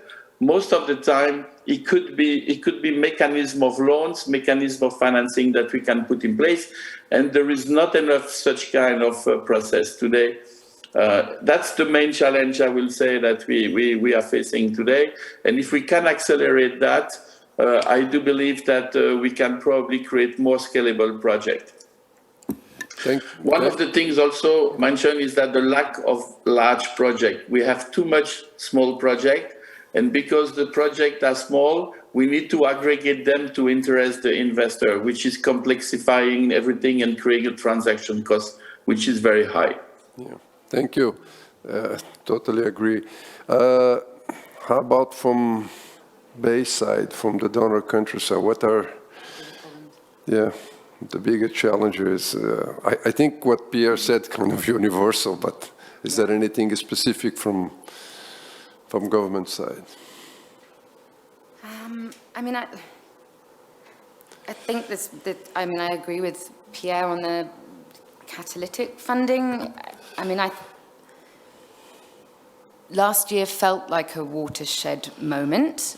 We saw at COP, financial leaders and CFOs talking without minutes, and this was really significant. But I think the philanthropic sector is still perhaps a little slow into this sector, so I think there's more work there. And I think there's another issue and I'm actually interested with Pierre's program, this project in South Africa. There's a lot of opportunity in terms of the non-timber forest products, but there are a lot of small projects around the world in the different forest biomes, but how do you get access to market for those? And that depends also on investments in the other critical components of infrastructure and the enabling conditions which we touched on earlier. And I mean, Pierre, it'd be interesting to understand how you've addressed that in Terra Green. But this for us is a really big barrier, and that means that you can't just work in the silos. It's not, for us as a donor, yes, my team and my division is focused on forest and land use, but we also need to work in a complementary way with the other sectors. Whether that's cold storage and power or, all of these components. So we have to see this is still a big barrier, this siloed way of working. I think it's right that we've pushed to the top of the political agenda, forest and land use in and of itself as a sector, but we also have to remember those important interfaces. No, I fully agree, and I want to complete maybe by telling you that to answer your question is to bring Pierre, can you hold just a second? We have another question here, so you can make your final remarks as soon as we get the final question, please. Go ahead. Good morning, everyone. I'm Anne Arvola from FenFund, Development Financing Institute from Finland. Thank you, Pierre. I think you pointed very well many of the critical issues in terms of investor perspective. So my question is actually about your project. To what extent you are able to compete with other market operators already? So in commercial terms, how competitive are your products already? Because I think that's often something the investors will pay attention to. The project shouldn't be too dependent on the grant part of funding, at least for too long. Thank you. Very good point that I think we touched superficially, and we can just end with that one. I was told we were running out of time, so we can give quick, short answers. That'll be very well appreciated. Pierre, you first. Yeah, we'll try to combine the answer. I come back again about the need to bring corporates and investor at the same time as we are building up the catalytic side. So your point is very good. Both sides, first of all, to guarantee the economical view. So when we are doing a project like that, we are doing at the same time a real business model, which is an economical business model and is based on the off-taker that we decided to get out of the project. So the economical resilience is critical. This is one of the points I do insist on. And the second one is the investor, the private investor, the financial institution. We need the asset owners, as we call them. We need to educate them much more, as I mentioned before, and we need to bring them in sector where they've never been before. If you look at natural infrastructure, or it's like the blue economy, where I'm also actively involved, investors were not traditionally in that space, or they were marginally in that space. So we need to bring them and tell them that working and financing a landscape, as you mentioned pretty well, the landscape concept with general source of cash flow is as good as financing an automotive company. And this is what we need to prove them, and this is what we need to work on. And we need to bring them not when the public funding is done, but when we are building the project at the same time as we are doing the catalytic, we need to bring the investor that will take the relay of the catalytic. Thank you. You have your final word before I wrap up, if you wanted to, or nope? No, I don't have more to add, but I'd be very happy to talk with people in the room. And yeah, it's been I'm going to wrap up by trying to answer your question as well, because one of the things we do in the landscape approach is important, is that, and Martin mentioned from the other angle, that we have to look at the other sectors. So when we are using a landscape approach, we also have to look whether this is a profitable enterprise that can be a profitable compared with the other enterprises you can do in the area. If I can make a forest project 8% profit return, but then agriculture makes a 20% forest return, it's not going to help.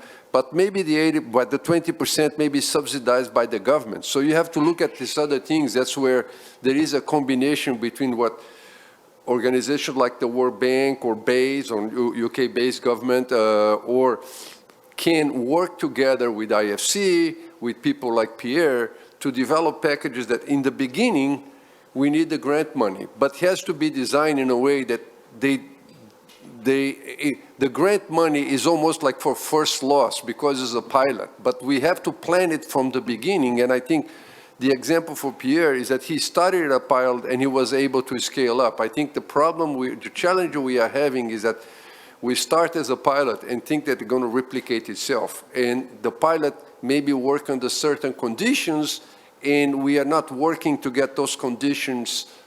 We have to work more on creating those conditions outside the project so that the projects can be naturally replicated. I have an example of a project in Mexico. They are doing very well, but then the next community tried to do this with a commercial loan, and then the commercial banks did not give them a loan, although it was profitable, because they didn't have collateral, they don't have all these other things that, you know, the bank rules at the time did not allow them to have. So it's something we have to do collegially, integrated way, but we also have to look at different types of land use and calculate the offsets. But I hope you had a very good session today.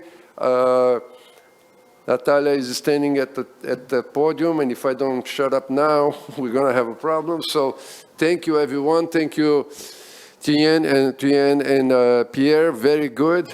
Your participation, same for Martin, and I hope you liked the session. Thank you very much, and we're breaking for lunch. Great. Thank you very much, everyone. Thank you all the panelists, the audience, and the moderator. It was really good. Just a quick information about how to have food. If you go straight down to the shopping center, you can find food to buy, okay? We will be back before 1:45 p.m. when we will start the afternoon session. So see you soon. Thank you very much.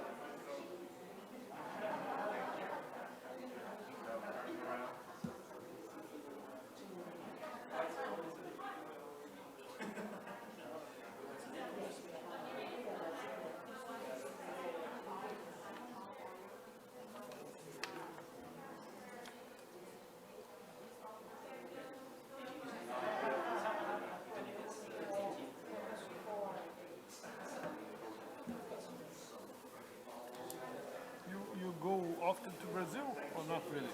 No, so I've been already once this year, so I go once in a while to see my colleagues, and then as well, you know, now that we are in fundraising mode,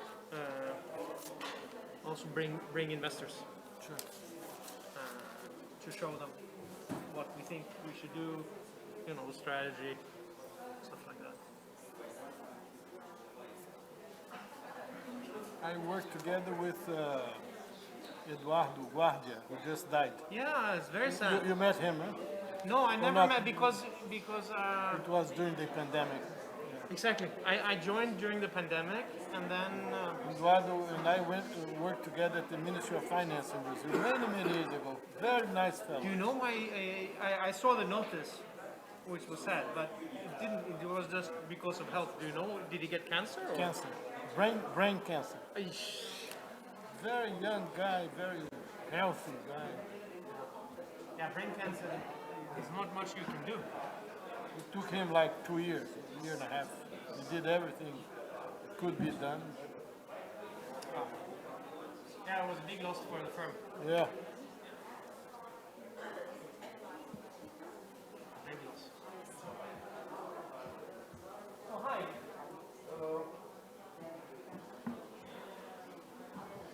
You did great in the morning. Thank you.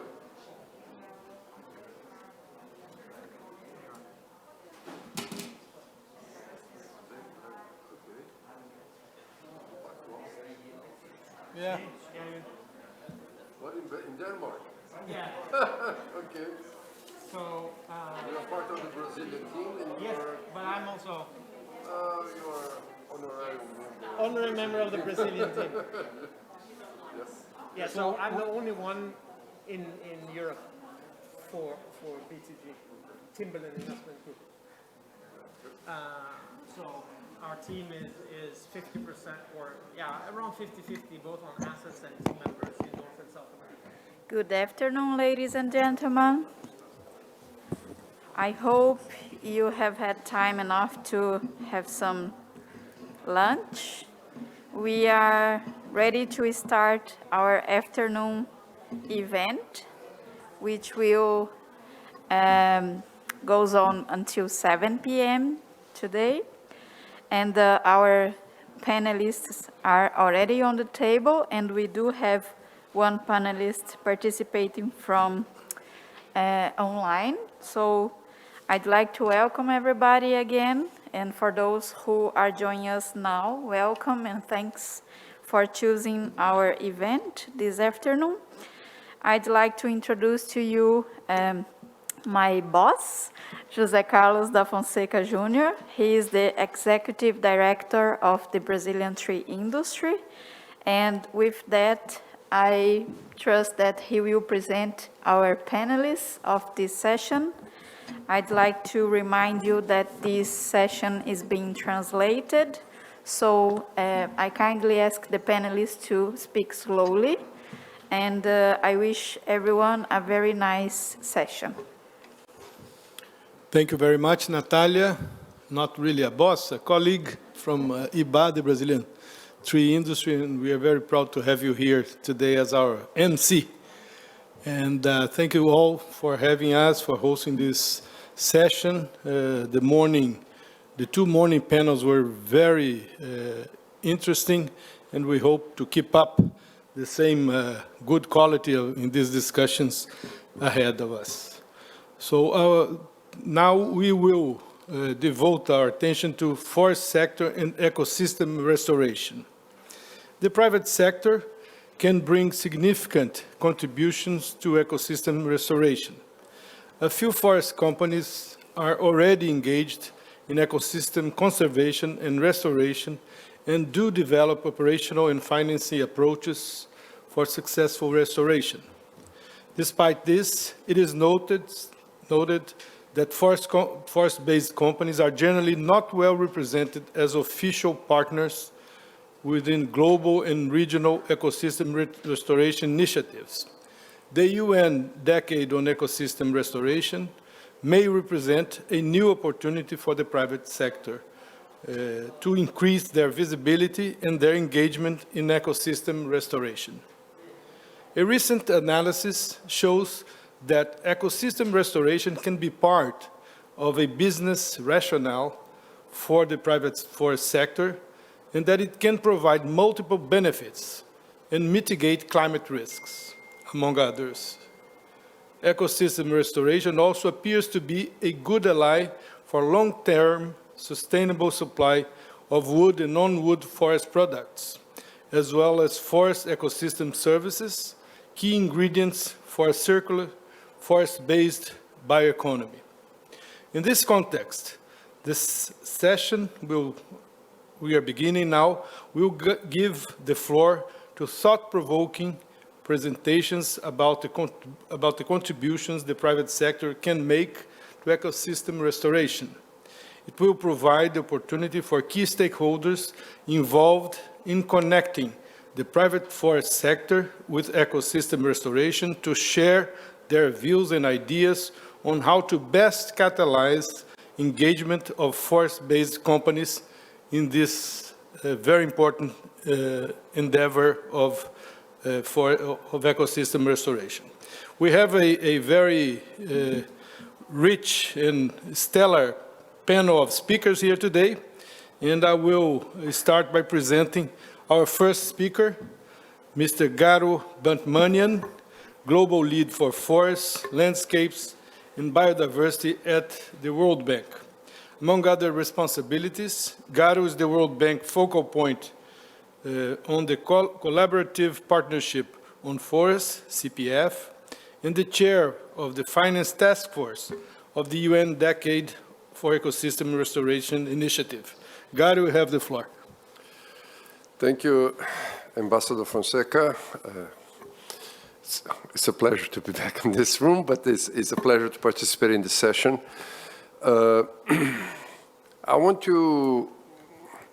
We agree that I'll go first because what I want to do is basically, in a short time, put the context of what we're talking about, ecosystem restoration, so that we can better understand where the private sector can fit in. So I'm just going to make a very quick presentation on the continuum of ecosystem restoration as we see it, as part of the UN Decade for Restoration. May I have the next slide, please? So what is ecosystem restoration? This is what the UN, the World Bank is a partner, is a core partner of the UN Decade for Ecosystem Restoration, and I represent the bank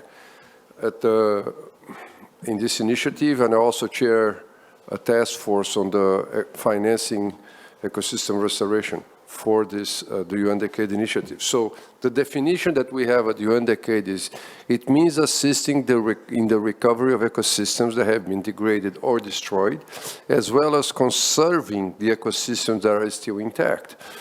Restoring is, the first part is very important, that we cannot keep restoring, if at one point we don't also protect and conserve, because then it's always trying to catch up, right? Restoration is critical to efforts to address converging environmental crises, climate change, biodiversity, and ecosystem services, and to achieve the SDGs. We heard that a lot yesterday. Now, what does that exactly means? I can show you in the next slide. The society, next slide? Okay. The Society of Ecological Restoration has come up with what we call the restorative continuum. It says restoration follows reduced impact, remediation, rehabilitation, and ecological restoration. And I want you to notice that only the far right part of it, fully recovering native ecosystems, means trying to bring back as it was before, All the other ones are not like that. And that's where I think most of the private sector can work on. For our purposes, restoration starts on where I put an arrow, on the rehabilitation part, which is repairing ecosystem functions. Because if you restore a forest, at least that forest should be providing the part of the ecosystem services that was providing before. Once start doing that, we call it restoration, even if you don't have all the species, even if you don't have... So if you look at from there forward, repairing, initiating, partially recovering, fully recovering, you can have plantation, you can have mixed plantation, you can have agroforestry. All those activities, depending on the assemblage of species you use and the practices that you use, can qualify and will qualify, or I should say do qualify as ecosystem restoration. So I'm begging you to not consider ecosystem restoration as this was a rainforest and I have to bring it back exactly to what the rainforest was before. So in this continuum, there is a room for us to work the investment and the economic part that the private sector can make of it. The other aspect that I want to talk about is an example that we have in Ethiopia, if I can have the next slide. Well, before I get, they also have the 10 principles that underpin the UN Decade of Restoration, which is basically that it's scalable, that we talk with others, that that we have our activities, so it's not like somebody imposing top-down. And I want to go to the left corner, which is knowledge integration and measurable goals. If we are saying we're restoring for ecosystem services, we better know and report that we actually which ones we're doing for. So it's important to have those. Next slide, please. So I'm giving you an example on the World Bank project that we have on sustainable landscape management in Ethiopia, because that's one of the things that I feel that the private sector and us together with the private sector can think about. When you have a program or large land holding, you don't plant everywhere. Sometimes you do it a restoration in the same property you have, and I know 500,000 hectare properties in the Amazon. Some places you do reforestation, some places you do restoration, some places you do forest planting, and some places you do forest management. And that's part of an integrated landscape use. So in this case in Ethiopia, we are looking at the jurisdictional scale, and I want to point out that we have a program there that with the government and the companies and the communities, we apply landscape management to 1.1 million hectares. Only 180,000 of it is land restored. But then you have another one, is 123,000 of forest that was already there, but now is under management. So it's not an either or. You do this as a combination, and all of them become economically viable. And if you see, nearly 3.3 million hectares have a certificate for the communities that are managing the land and they have the land. So this gives an idea that you have to have this broader view. So in this particular project, we improve the climate resilience, the land productivity, the carbon storage, increase access to diversify livelihood activities, and then everything is started with a structural issue, which is securing land titles, because otherwise the community, nobody plans long-term if you don't have control over the resource, and that's basic. That's part of what we do. But this gives you the idea, I'm going to wrap up again, that there is a continuum. Part of the continuum goes from activities that are economically viable, and they fit in a landscape, and you have a mix of activities that can work. So when you look at the categories of sustainable finance, you see there is a piece that is part of the interface between biodiversity finance and climate finance. So it's, of course, green finance. With that, next slide. Thank you very much.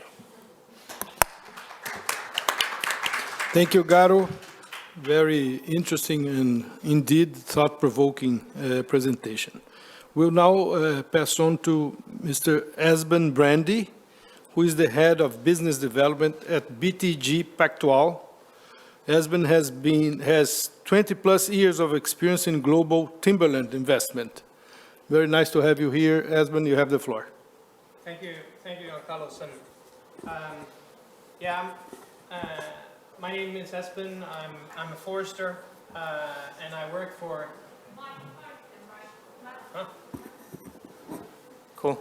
So my name is Espen. I'm a forester. I work for Tiblen Investment Group, which is a subsidiary of BTG Pactual, Latin America's biggest investment bank. We specialize in forestry asset management. We do that on behalf of institutional investors, pension funds, insurance companies, trusts, endowments. These institutions have been focused on traditional timberland return characteristics, stable returns, diversification, and we manage today around 1 million hectares of forests across the Americas, half of it in Latin America, and $4.5 billion under management on behalf of these investors. So you can think, why take a money guy focused on providing an appropriate return from sustainably managed forest to talk about restoration? Because traditional restoration has a very limited opportunity for economic return, or at least that's a perceived notion. So why me? And I'd like to provide 4 important arguments for why I think restoration is important to an investment strategy and can complement those strategies. And let me start off with providing an example. We are developing a strategy in Latin America. We are collaborating with Conservation International, the big green NGO, where we are seeking to deploy capital on behalf of these institutional investors at scale. At scale, $1 billion scale, a scale that is meaningful for the planet, for biodiversity, and for climate mitigation, but also relevant to the investors. Because to many of these very large institutional investors, they don't have the ability and manpower to do very small investments. So we need to find something that is relevant to them, but can be done at scale. So the strategy that we are developing now is essentially a strategy where we are buying degraded and unproductive cattle farms and cattle pasture. There's unfortunately more than 150 million hectares of these types of cattle farms across the continent, most of it from deforested areas, and they don't provide much economic activity. There's not much investment into them. So what we will do is that we will buy them from rich people, from dentists, whoever just sit with this and doesn't invest in these farms. And then we convert them to sustainable tree farms focused on developing the basis and the natural resources to develop a green economy from forestry products. Everybody here understands the importance of forestry products to transition into a green economy. So we would develop these highly efficient plantations which will sequester carbon out of the atmosphere in an incredibly efficient manner. That we will do on half of the footprint, half of the farm. And on the other half, we will restore and allow the natural forest to come back by itself. We will take away the cattle, we will fence it off, we will maybe take away some of the invasive African grass that has been planted by the cattle farmers, and we allow the forest to rehabilitate. We will probably have to do some work, but luckily for many of these ecosystems, we don't need to do that much.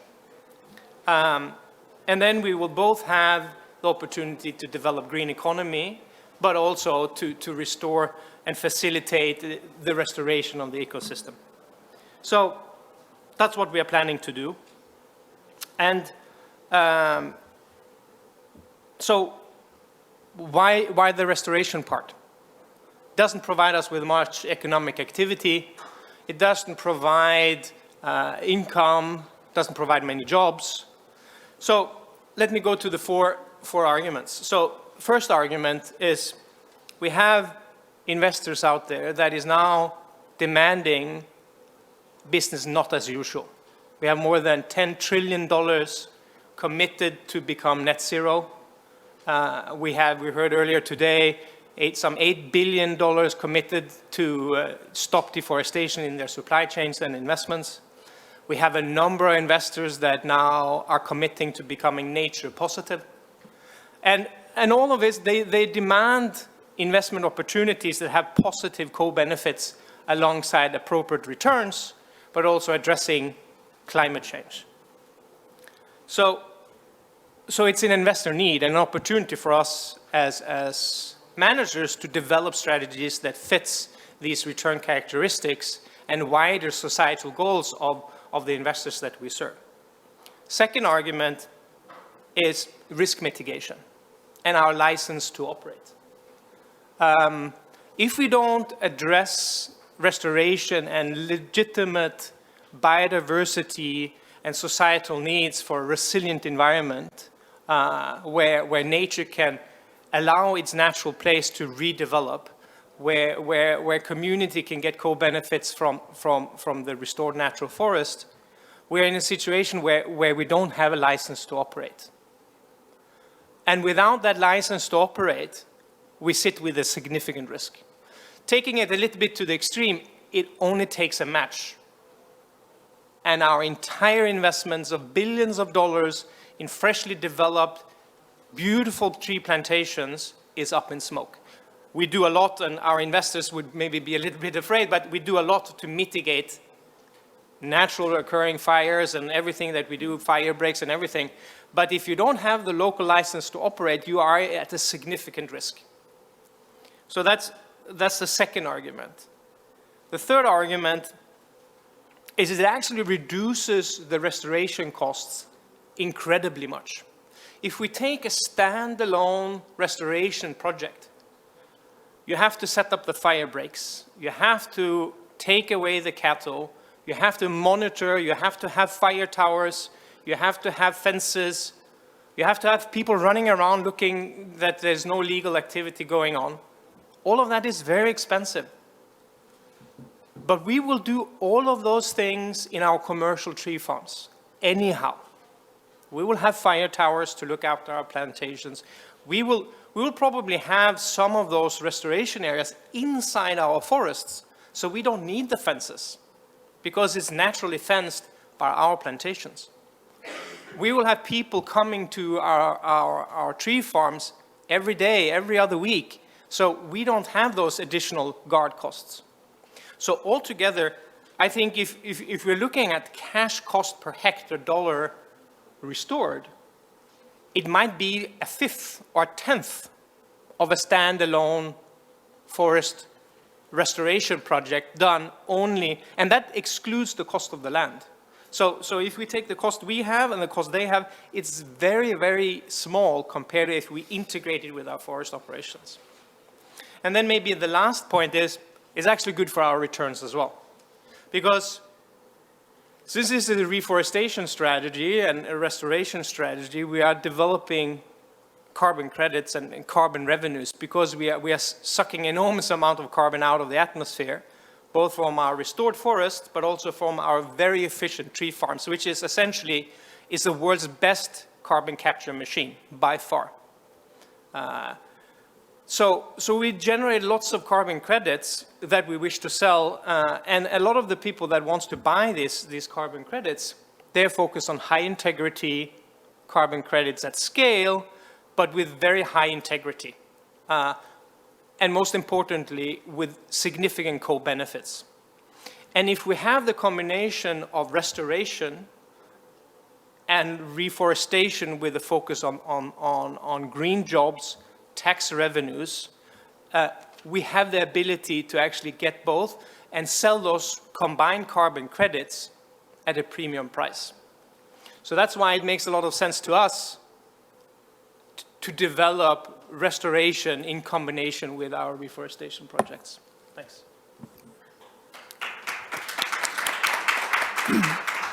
Thank you very much. Thank you very much, Esben. Very interesting presentation. It shows that it pays off to engage in restoration. It's good business, it's good for nature, it's good for people. Very interesting.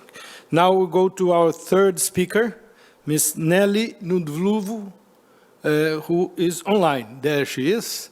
Nelly has a long history of working in the paper and forest industry in various managerial positions. Welcome, Nelly. You have the floor.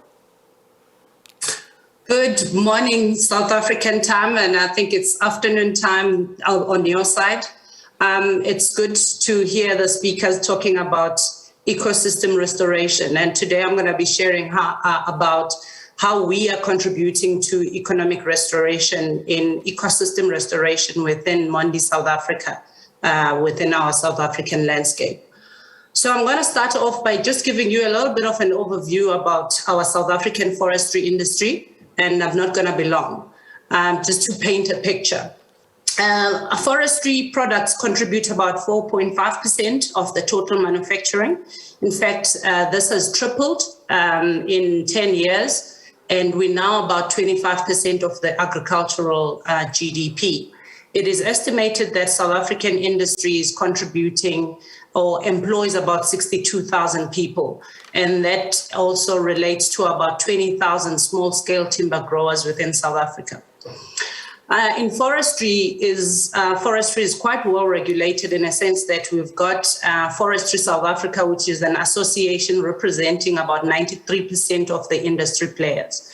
And what's nice about that is that we collaborate in terms of common issues such as research and development, pests and diseases, amongst other things, including education, training, and legislation. And the pictures they are just showing basically the extent and the landscape within forestry. If you go to our second slide, so how are we doing this as Mondi Zimele, or as part of a fully integrated company called Mondi South Africa? Because we're in the forest, pulp, and paper in this space. Our objectives really are to develop and support emerging forestry landowners, timber farmers, but in particular, because forestry is in a rural landscape, we're wanting to grow and really support small-scale timber growers, whilst making sure that we're facilitating sustainable market access and therefore contributing towards job creation and development.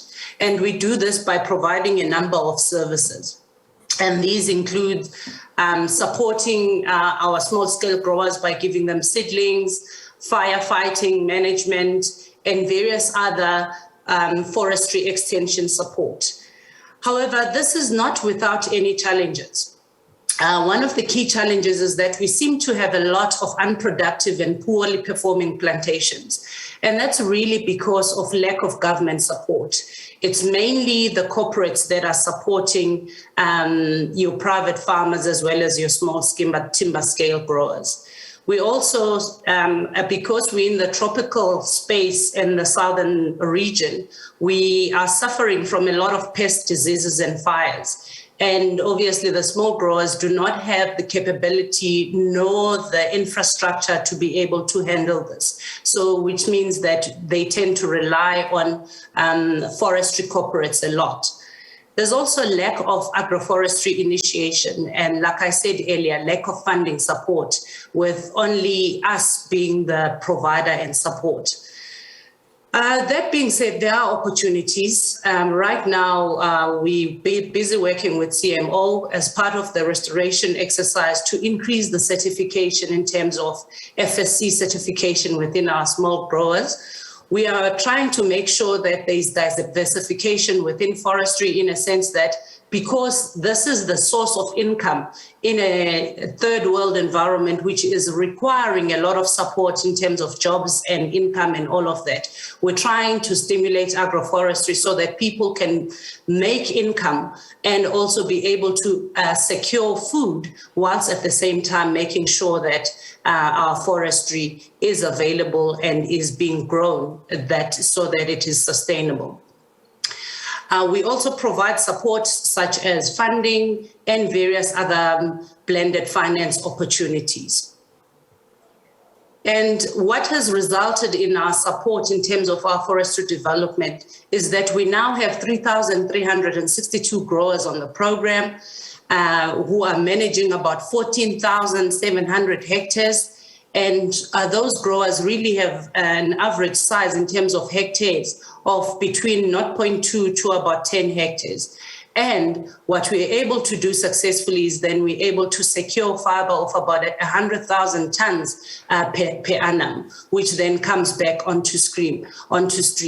And what's nice about that is then the small scale growers are able to generate income, which can be in the millions. And also we're now stimulating smaller businesses by making sure that we now have harvesting, transport, security companies that are able to look after this plantation.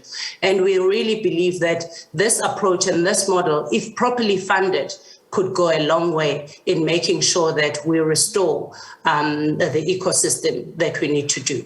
Thank you so much.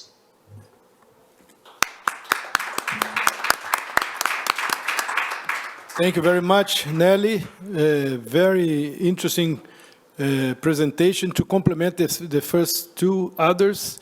And we have seen here from different perspectives and angles that complement each other, how nice an opportunity we have when we discuss and study and get deeper and deeper into ecosystem restoration. So I appreciate, we won't have, unfortunately, time for Q&A, but I'm sure that our panelists here will be open to receiving afterwards questions and inquiries of any sort. So thank you so much for the opportunity. Congratulations, you guys. And let's now come to a closing and back to Natalia. Thank you very much. It looks like this session was about the title of the entire event, Sustainable Investments in Forests for People, Profit and Nature. Very interesting indeed. So I'd like to invite my colleague to be the moderator of the next session, which is called The Future of Forest Investment. So please, Lindo Bull, from FAO, you have the floor, and she will be our moderator in this session.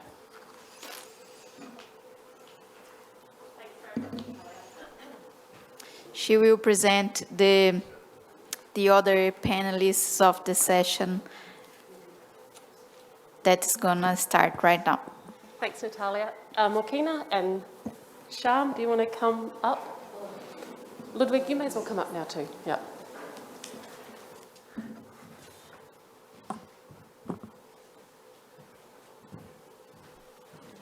Hello. Nice to see you. Oh dear. Okay. Can you hear me okay? I'll take this thing off for this. Hopefully my lipstick's not smudged. Can you all hear me okay? Yep. Okay. So it's my really deep pleasure to welcome you today to the second of our keynote speeches for this Sustainable Investment Forum. I'm really excited about the panel that I'm going to present to you today. If I take the time to reflect on the messages that, you know, I've heard over the last sort of 36 hours or 24 hours really actually, here at the World Forestry Congress, you know, we've heard the world is in trouble. We have these multiple environmental challenges that are pressing and critical, and what are we going to do about it? And well, the time is now. We have to work on these now, but we know all of that. And we've heard forests are a critical part of the solution. And, you know, as foresters, we all celebrate that, but we've known all of those things for a very long time. But I'm really excited about what I've heard earlier today, but also what I heard in some of the presentations yesterday. And these are the things that really keep me motivated from day to day. First of all, I think governments are more energised about the forest sector than perhaps I've seen them over the course of my career.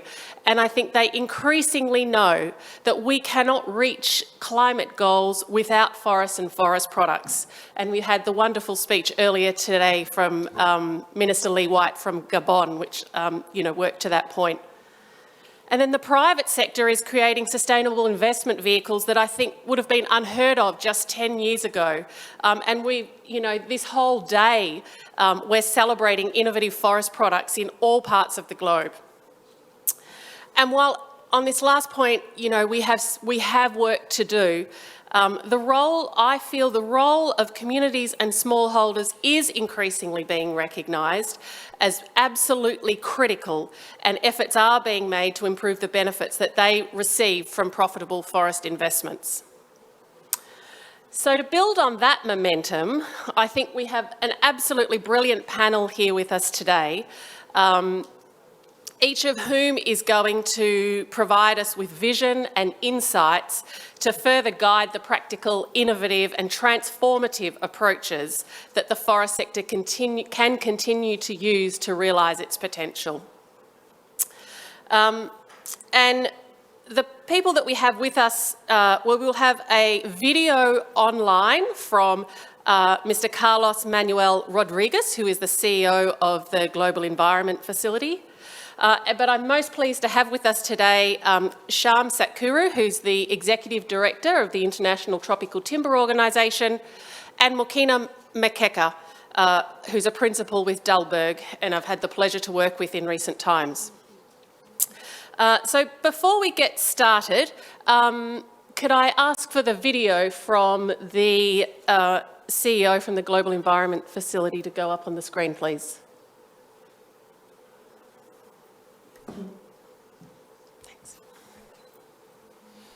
Dear heads of the Collaborative Partnership on Forests, organizations and representatives of major groups, ladies and gentlemen, conserving healthy forests is not only possible, it is also an obligation we collectively need to assume if we want to maintain the ecosystem services and all forms of life needed to survive in this planet.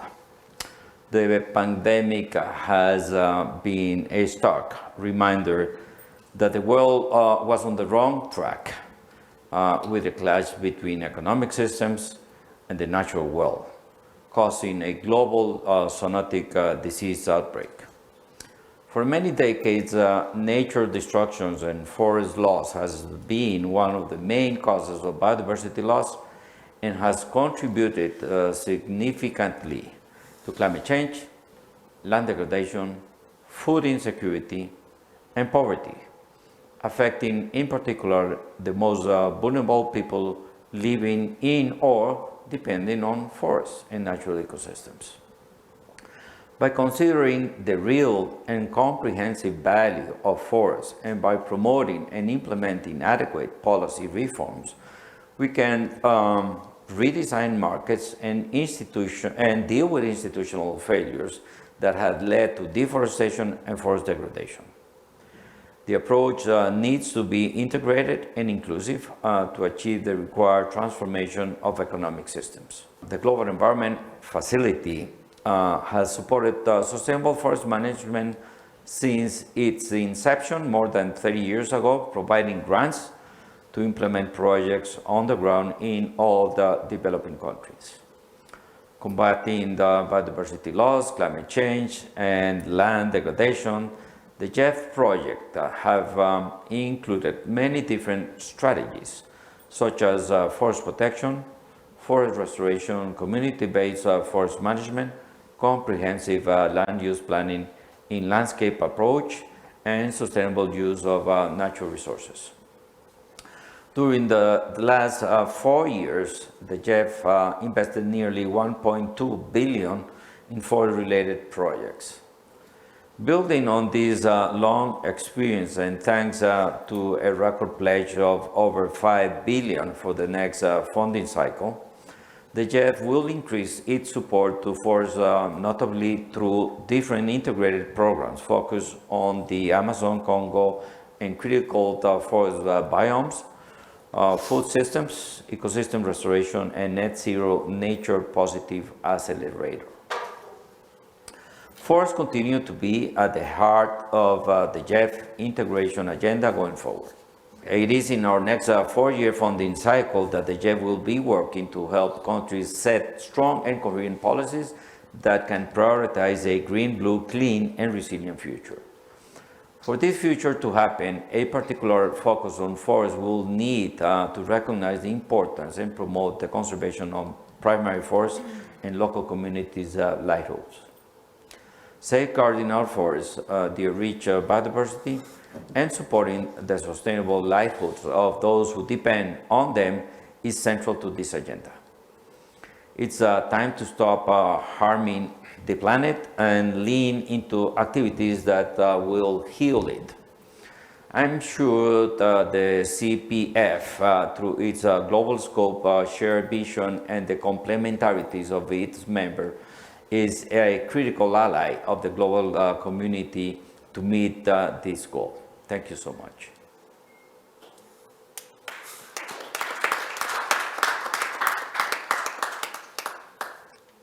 Thanks. Oh gosh, thanks everybody. Now, before I hand over to our excellent keynotes here, I'd like to invite Ludwig Liagra from Rio Impact to share a few words with us.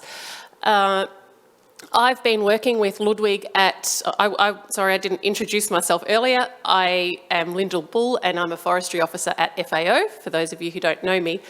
And I've been working with Ludwig for, must be nearly 2 years now, at FAO, or in collaboration with Ludwig for, on the topic of ecosystem restoration. And together with my colleague Pilar Valbuena, don't say that very well. Together we designed the program that you have today, and Ludwig is the chief author of the invited paper that we wrote to accompany the session, which you can find a copy of if you go into the session on the website of the World Forestry Congress. So I just invite Ludwig to give us some overarching words on, I guess, the vision of that we have for today's investment forum, and after that we'll move on to the keynotes. Thanks, Ludwig. Thanks a lot, Lyndall, and great to be with you today. I think we have a small presentation. Great. Yeah, some food for thought for the session today. In fact, and I'm saying that under the control of our colleague Martin, who will speak later from UNEP, because we had a great study this year on the state of finance for nature that tells us we need to multiply by 3 the amount of financing needed for forest-based solutions by 2030, and even by 4 by 2050. So that's a huge challenge that we have in front of us. We need to get close to $200 billion per year by 2050. That's a lot. And how do we get there? How do we get there? Maybe you're going to see on the next slide how we can get there. On the next slide, so that's a little bit what Garo Batmanian was telling us today about these 2 sides of the same coin, the greening finance and the financing green. It's important to green finance, and we see very important initiatives. We saw today from the representative from UK, the Task Force for Nature-Related Disclosure Initiative is very important. We have more and more financial institutions that green their financial practices with ESG standards, do no harm disclosure requirements, and so on. But we are still not there. If I really make this very simple, green finance would look like the small icons you have on the top today. Where are the trees? Where is biodiversity? It's there, but it's more addressed from the risk side approach, how to avoid harming biodiversity and forests. But how can we move the capital towards forests and biodiversity? I think that's the big question we already started to address today. The financing green. How do we finance more the nature-based solutions, the forest project, the biodiversity and pro-nature projects, so that green finance can look a little bit more like the image below, you know, with more trees and biodiversity. So on the next slide, we're going to think, how do we make that happen? How do we finance green much more prominently in the future? Well, we had already some answers today, but I think there are some drivers like we need to prepare many more investment-grade projects. We need more technical assistance facilities, project preparation facilities, to help structure these bankable projects that we need. We also will have to invest more into guarantees, insurances, first loss equities, and so on, like risk mitigation tools and approaches. And working on blended finance models. We have some great GCF examples, GCF project examples like the Arbaro Fund. I think Yannick Lemarek mentioned this yesterday in his remark. From the GEF non-grants instruments as well, we've got the Landscape Resilience Fund that was launched last year. That is also a good example of how you can blend finance for these kind of tools. But of course, this will not be enough. The private sector and the finance world need to work closely with public institutions. We need more engagement of public institutions to frame these ESG standards, the sustainable finance taxonomy, the compliance markets for carbon, for example, but also providing these guarantees that we need into this blended finance model. So that's really a partnership work at the end of the day. But in the equation, and on the next slide, I think we need to not forget the vulnerable people and local communities, IPLC groups. Still, less than 2% of climate finance flows reach small farmers. That's the data from an IFAD study of last year. I think that's an alarming figure that we need to take into consideration very seriously. When we map the application of benefit sharing mechanisms for RED+, for example, we can see all the countries in red and orange, so that's not to name and shame, but that's to give you a panorama of where the benefit sharing mechanisms are in design, already in operation, or not yet there. And we can see, okay, we have more work to do if we want to share well the benefits of RED+. We have more work to do also to implement the free prior informed consent, the mutually agreed terms with local communities. I think that's key. C4ICRAF is building on a very powerful concept, I think, still for a few months, the stewardship economy. How can we make stewards at local level? How can local populations be empowered to become the stewards of their economy and become really the allies of the financial institutions, of the corporations, to really work together and succeed in this paradigm shift that we need? I think the Mondi scheme that we just saw with the small growers being supported by this Mondi scheme is an excellent example of that. On the last slide, I'd like just to remind us that forest is a key sector. Forest ecosystem services total economic value is $7.5 trillion US. We know that from the SOFO that was released yesterday. And with that perspective, we know that forest will play a key role to ecosystem restoration, to deliver on the biodiversity benefits, on climate benefits, both for mitigation and adaptation, will be a key ally for a bioeconomy from sustainably harvested wood and non-wood forest products and forest ecosystem services. So for all that reasons, we need to pay very close attention to what the forest sector can deliver. It has a lot to offer, for the paradigm shift we need, and I'm sure our distinguished speakers will lead us on ideas and ways that we can shape the future of forest investments. Thank you.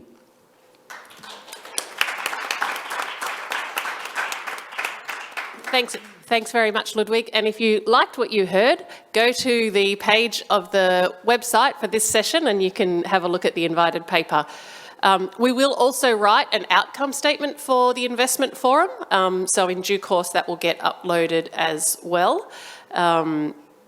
So yes, thank you, Ludwig. It is now my absolute pleasure to pass the floor to Shyam Satkuru, who's the Executive Director from the International Tropical Timber Organisation. Shyam, the floor is yours. Thank you. Thank you very much, Lindell. And can I say how privileged I am actually to be with all of you here. Shall I start again? Thank you so much, Lindell, for that nice introduction. And may I just say how privileged I am to be with you, to share our thoughts today, and congratulations also to the rest of the distinguished panel here who will complement what we're trying to achieve. Now, I come from this very small international organization called the International Tropical Timber Organization. We consist of 74 members, almost a 50-50 divide between producers and consumers. It was established approximately 39 years ago, and we are mandated under the International Tropical Timber Agreement of 2006, which is the third agreement since the organization was established. Now, being an intergovernmental organization, naturally, we are also a member of the Collaborative Partnership on Forests that Ludwig and Lyndall have already mentioned. We are one of the 15, by the way, and one of the smaller ones. Now, we work a lot together on forwarding the interests of the forest sector. And if I don't have to make it obvious, the International Tropical Timber Organization obviously is mandated on tropical forests in all 3 tropical regions in the world. So in other words, our membership covers 45% of global forests. So 45% of global forests are tropical forests. ITTO's tropical producing members out of the 74, they account for 80% of the global trade in forest and wood products. So that's a big number. Now, we saw from Ludwig's slide of the sad percentage of investment that has gone into the forest sector. Very sad. Barely 3%. But guess what? We all have that hope, because looking at how much the world is in trouble right now, particularly with climate challenges in terms of climate mitigation, adaptation, Article 6 of the Paris Agreement, and everything else that is attached to that, we have barely 8 years to go, and there is no better time and no better place for forestry at the moment. We are in the right spot to accelerate these investments. And of course, the whole point of my presentation today is just to give you a rough idea of what it is that we should be looking at. Now, please, as I go through my slides very, very quickly, please don't assume that I don't, or ITTO does not support ecosystem restoration or the conservation of biodiversity. Those are absolutely key elements. But they've had a lot of attention over the last 3 decades, and attention in those sectors are always growing, because it's one of those that people are attracted to. You know, human nature. They're naturally attracted to biodiversity, animals, flora, fauna. You talk about trees. Now, the foresters, I'm not a forester, but I love trees. So foresters also love trees. And when you look and talk about trees, you're not just looking and talking about trees, because those trees are part of these ecosystems. Those trees give those habitats the biodiversity possibility. Those trees help to manage that cycle of biodiversity evolution. Now I think I'll go on to the next. Now, with the GEF, thank you so much to the keynote from our GEF CEO earlier. They focus more on primary forests. ITTO does both. We focus on primary forests as well as production forests in our countries. So the production forests are an important element of what we are discussing here today, and it's also a key topic that's undergoing quite a lot of attention here at the World Forestry Congress. Now, these are the ITTO pilot programmatic lines, as you see them on the screen, and they're all there. We do the legal and sustainable supply chains, conservation of biodiversity and ecosystem services, and forest landscape restoration and resilient livelihoods. We very much subscribe to everything that has been said in the session before this, session 3, if you were here to listen to that, and all the rest of the sessions that are complementing this investment theme. Emerging issues and innovation, of course, we need to keep our eyes open on anything new that can happen. The problem is this: a lot of the emerging issues are actually existing issues. It's just that they become emerging issues when it becomes like crisis level. Then the world wakes up. I'm sorry for being so frank, but this is what happens again because of it's just the way mankind reacts to different issues. Right, now where are we? Let me see.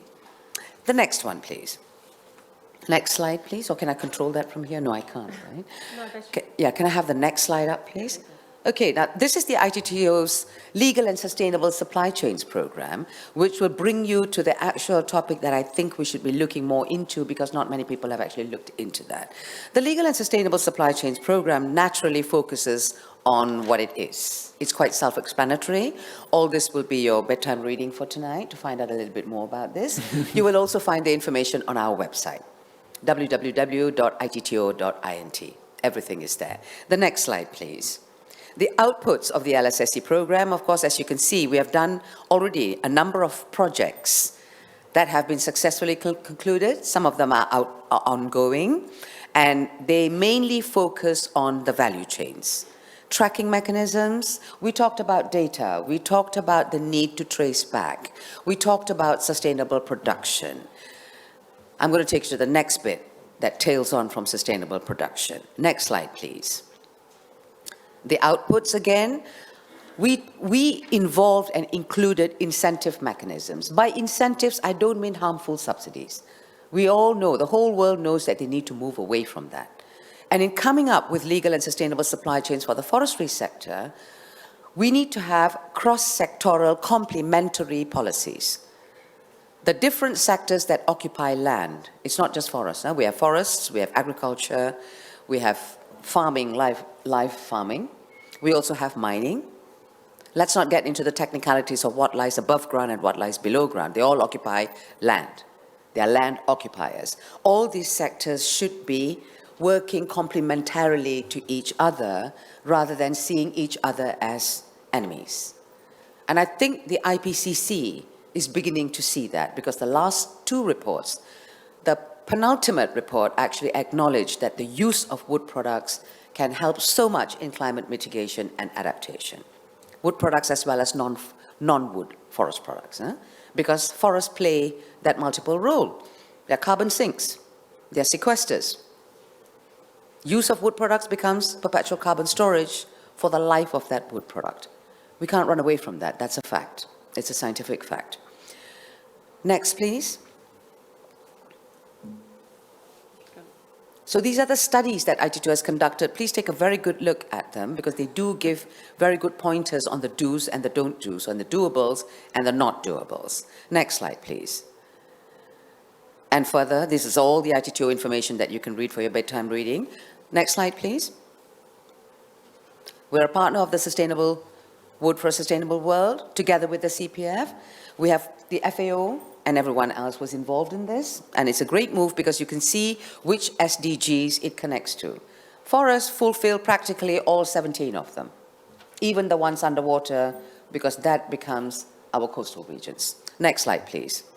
So moving forward on the sustainable investments, I said sustainable strategic investments. I think you can still read the text on this as I speak, but please don't focus on reading what's on the slide, because I'll summarize that for you. The sustainable strategic investments basically means working with strategic partners, particularly those who have had live experience of successfully conducting scalable and replicable projects on the ground. So some of our small projects in the past, please don't forget the work that's been done over the 20 or 30 years ago. We don't need to reinvent the wheel on many things. We need innovation, yes, naturally, but the successful projects can be scaled up to fulfill all these big multi-trillion projects that the world is talking about. I'll be frank with you, ITTO has not seen them. We have no idea where those billions and trillions are flowing to. So some of our consuming members, of course, may have an idea because they actually contribute to these large funders. But what I wish to plead to all the donor communities is please also remember that the small projects can be bunched to make a big project. If you want a 50 million proposal tomorrow, we can come up with it. Not just ITTO, I'm sure our World Bank colleagues and our colleagues on this panel will work together with us. The second is the tropical timber industry also includes the forest industry. So it's quite wrong to just say tropical timber industry. I'm sorry, that was my bad because I didn't focus too much on the text myself. But that needs transformative investments. Again, here is multi-stakeholder process.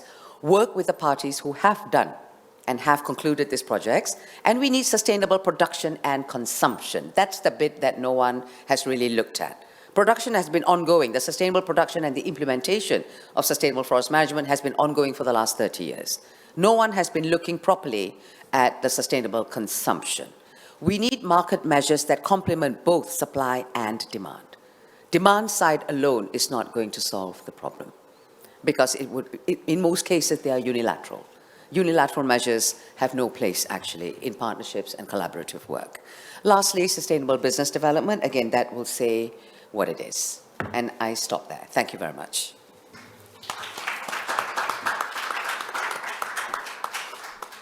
Sham, that was just fabulous. Thank you so, oh, it was fantastic. Thank you so much. There's so many pieces of that we could pick up. But I mean, I'm 100% with you on so many points, but particularly our need to better promote and understand and invest in the issues around sustainable consumption and production. And that's something that occupies my days as well. So thank you. And now I'd like to move to our final keynote speaker. It is my pleasure to introduce to you Mr. Mokena Makeka, who's a principal with Dalberg. Over to you, Mokena. Thank you so much. Is this working? Yeah. Fantastic. A very difficult act to follow, I might say. Oh, but you do better. I want to thank all of the organizers for having me here. Thank you, colleagues, for the presentations and wonderful inputs. I'm looking forward to sharing with you some reflections, particularly looking at the African continent, and perhaps giving a slightly different lens in terms of how it's normally been perceived in relation to forest opportunity and forest economies. First slide, please.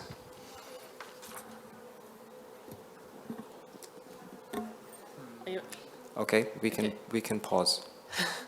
Or you could keep talking. Yeah, yes, I can keep talking. So this presentation is really triggered by a number of reflections. One is understanding that historically the planet is facing a particular challenge with regards to economic development, and what we want to ensure is that no continent or no parts of the planet are left behind. In many respects, if we think of the first, second, or the third, or the fourth industrial revolution, many parts of the global south are still in the second industrial revolution, with limited access to water, secure energy, food security, etc. So the big dialogue has been in the thoughts of many people, which is when we talk about this transition towards a more equitable future that is also carbon-oriented, how do we begin to create the type of environments in which no continent is left behind?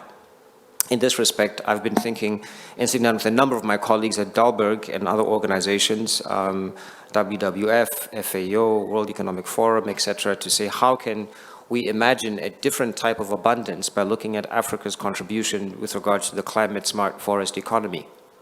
So I'll give you some quick statistics. Between now and 2050, the African continent is expected to double in population. The implications of that are quite significant if you look at what does that mean with regards to green livelihoods. 40% of the world's major cities will be also within the African continent too. We talk about this demographic bulge or a demographic dividend. The challenge will be what are the type of construction solutions that will be required for the cities of the future? How will these future generations consume, as has been described by my colleague here? But also, what are the implications for Africa's existing forests, particularly with regards to understanding that there is a role for mass timber and the bioeconomy for economic development as a whole? So we began to draw some very strong conclusions that there are a couple of factors that we could take into consideration. Bioeconomy cities are the future. Go back one slide, please. Are you sure you don't know the attitude that well? No. No, actually, back to the beginning, and I'll go very quickly. Yeah. So this presentation, and I'll move forward given conscious of time. This is really about talking partly about the investment landscape of the African continent, but we can expand it larger to think about carbon in general. Next slide, please.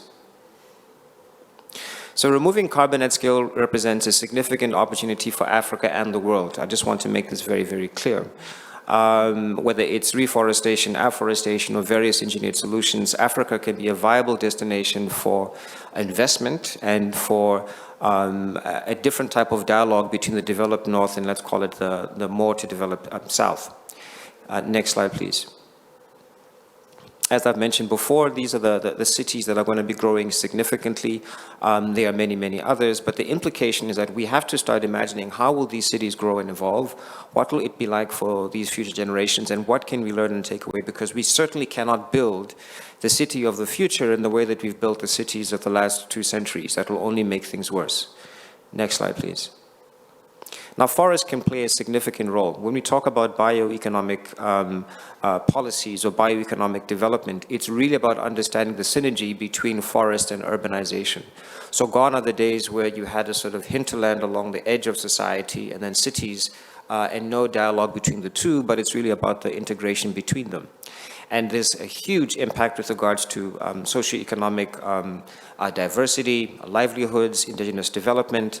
The statistic that Ludwig pointed out, I believe, about not enough capital going down to communities, particularly with regards to the formalization of some of these capital flows, I think is something we need to think about quite radically. Next slide, please. So Africa can and harness low emission production to enable its growth without dramatically increasing global emissions. In other words, our trajectory doesn't mean that because we're coming from a low emissions base, that we have to suddenly produce lots and lots of carbon and then eventually know how to go back down. So whereas other countries would say that we need to produce more carbon to develop, we as Africans are making the argument that we don't need to. In fact, there's an opportunity for us using our low emission profile as the means by which it can attract certain types of investment. So what are our endowments? We have the potential to engage with a whole new energy regime, ranging from renewables, etc. I mention this because very often when we talk about the future, we don't think about net zero. We always see forests or timber in isolation. I think it's important to think about the whole carbon continuum, energy, water, waste, etc., and say, what is the role of timber and forest within that broader spectrum of possibilities? Next slide. So Africa can serve growing global demand for low footprint products and services. And I do want to make one distinction here. What we don't want for the African continent is for it to become the place where carbon emitters decide to buy their credits on the continent and there's actually no change. So we do support the notion of carbon insetting, where organizations begin to look at their own carbon profile. But more importantly, when we talk about how Africa needs to develop, how can that expertise come down and how can we diversify the local economies in ways that are substantial? And most importantly, understanding that Africa on its own will have a huge market that will require these goods and services. And if we can reduce the distances for these goods, whether it's for building, construction materials, etc., it'll make for a better planet. Next slide. We've done some studies with an organization, the Climate Action Africa Platform, which is affiliated to Dalberg, Alongrise with Earthrise, and the UN Economic Commission for Africa, looking at what does this potential look like. At $50 per ton for carbon, which is actually the figure which correlates to understanding the social cost of carbon, so it's higher than the current figure of rough 20s that it might be, we're beginning to demonstrate real opportunities for impact across the continent. If we take that $50 per ton up to about the $80 to $100, which is expected to be over the next couple of years, there's significant impact. Now, what does this mean for forest? This means that we can radically reimagine how do we fund forests? How do we bring down the cost of afforestation? How do we bring down some of the costs that my good colleague mentioned in terms of forest management? We currently are not factoring the carbon economy enough into the way that we can make forests not only viable, but even attractive for us to create new forests. Because the other big question that we have to put onto the table is that between now and 2050, if we look at the growth and the requirement for fiber and various other wood products, we have to go onto a pathway where we begin to say, what are the sort of opportunities for biodiverse plantations? We simply can't work with the resources that we currently have. In fact, by many estimates, people say that forest cover, we've lost anything between 30 and 70%, depending on your estimation. So we actually have to radically, as a planet, think quite intensively about a planting approach and a planting regime, and what does that look like? Next slide. Now, all of these components are interrelated, and I think this is quite important. Carbon sinks, carbon storage, and carbon substitution. The role of the built environment in terms of keeping in carbon, the role of carbon storage, and the role of carbon sinks, which is essentially forest. Next slide. And some of you may have heard this phrase before, but my message to you all is that we need to create a bioeconomy Marshall Plan. This means that we need to think very much in terms about how do countries come together and aggregate their talents and resources and think in a regional fashion. I think there needs to be a sincere effort that we couple demonstration ventures, research, building a movement, and innovative finance in order to create this Marshall Plan, which will probably take us 10 to 12 years at least in order for us to transform the planet. Next slide. And that there are viable pathways that allow Africa's assets to contribute to this. Next slide. It is a market-driven approach that we believe that scalability is critical, and there are business models that show that new forest growth can begin to support the creation of cities, the creation of more opportunities and better safeguards. Next slide. And that countries that can proactively size, prioritize, and price viable opportunities for climate action in relation to forests will probably be the countries that will be best placed for the economy of the future. So essentially, this is a call to say that the private sector needs to participate and work with governments with regards to climate-smart forest economies, and that in order to create a bioeconomy Marshall Plan, we need more bioeconomic developmental policies from all nations. And I'm done.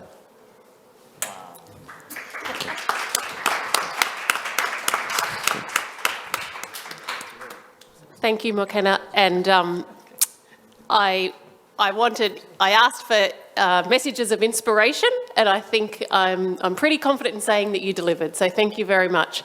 Now, we have time for one question. Is there anyone from the audience that would like to ask a question? You're all very quiet. No? Okay. All right, I'm going to ask a question one each for our panellists, and they're going to give me very fast answers.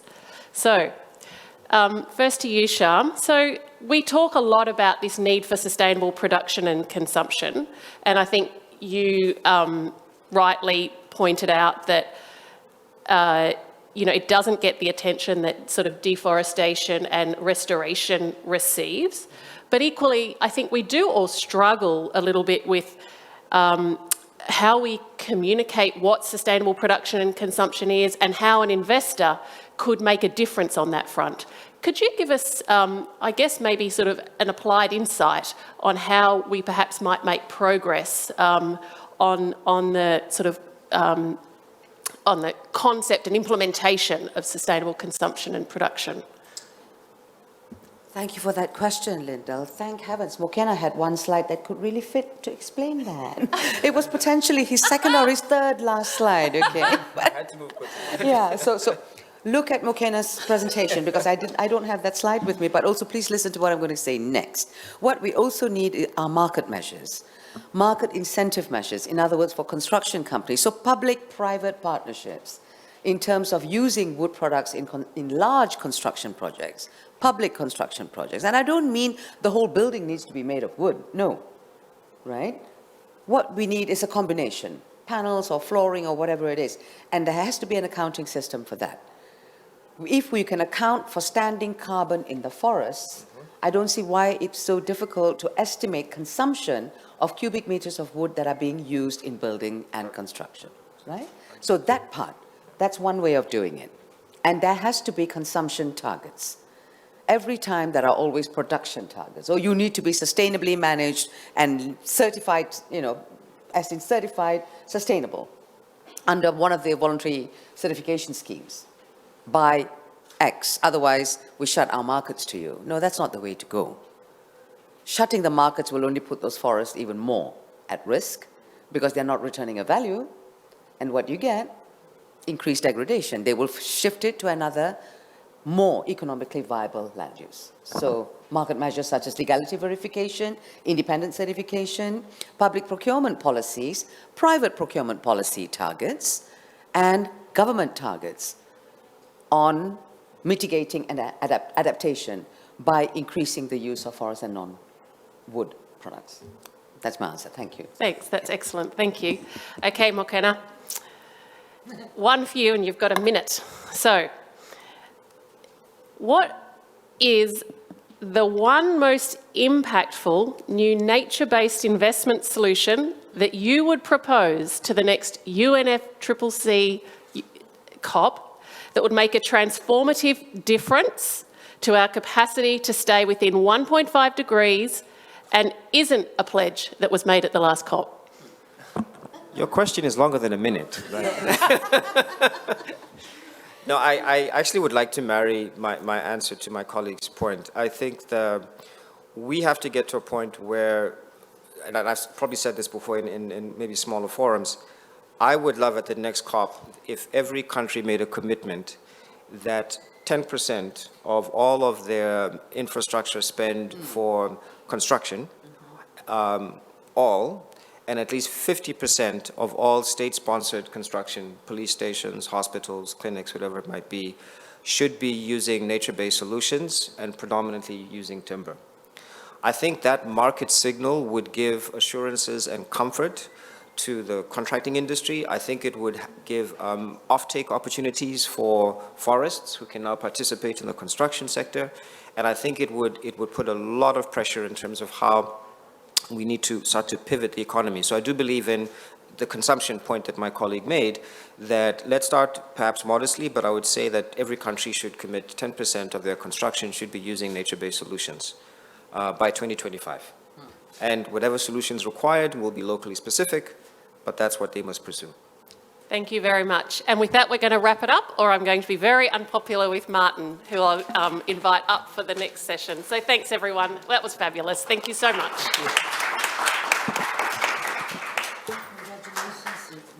Well done, thank you. The presentation was amazing. I had to speak without slides for a good... This was a very exciting session indeed. Thank you very much for the panelists. And now I'd like to welcome you all to start the new session of this afternoon, which is Making More Than Wood and Money. What do investors need to know to invest in forests? And I'd like to invite Martin Hale, Program Manager from Climate Finance Unit, UNEP. Please welcome to the floor. And I'm going to ask you to invite all the other panelists to join you at the table. Well, thank you. Hi, thank you very much. Yeah, if I can ask Maria and Anne Arvala to join me, please.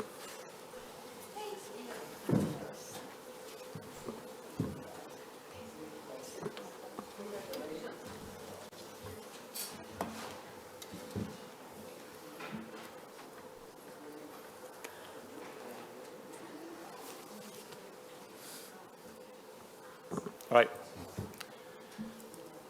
Thank you. As mentioned, my name is Martin Halley. I work as a program manager for the Climate Finance Unit of UNEP, based in Geneva. I'd like to start by thanking the hosts for all the hard work in putting this great session together and for giving us such a wonderful panel to discuss the question today. Together with me today on stage, we have Anne Arvala, who's a senior Development Impact Advisor for FinFund, the Finnish Development Finance Agency, and Maria Laura Quevedo Fernandez, who's a research professor at the Universidad Nacional de Asunción in Paraguay. Joining us online, we have Mr. Somvang Phimavong, who's Deputy Director General at the Department of Forestry within the Ministry for Agriculture and Forestry of Laos. We have Mr. Alexander Horst, who's a Senior Sectoral Specialist for Forestry and Forest Industries at EIB, the European Investment Bank. And also online, Mr. Jens Mackensen, who's Head of Biodiversity and Sustainable Resources Management at KfW, the German Development Finance Institution.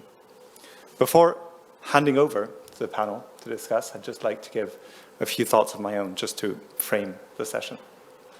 And I'd like to thank all the sessions prior to this one for already clearing a lot of what I had intended to say, including the fact that it's clear that the role of forests in meeting humanity's development goals has been widely recognized, and there's no longer a need to make that case anymore.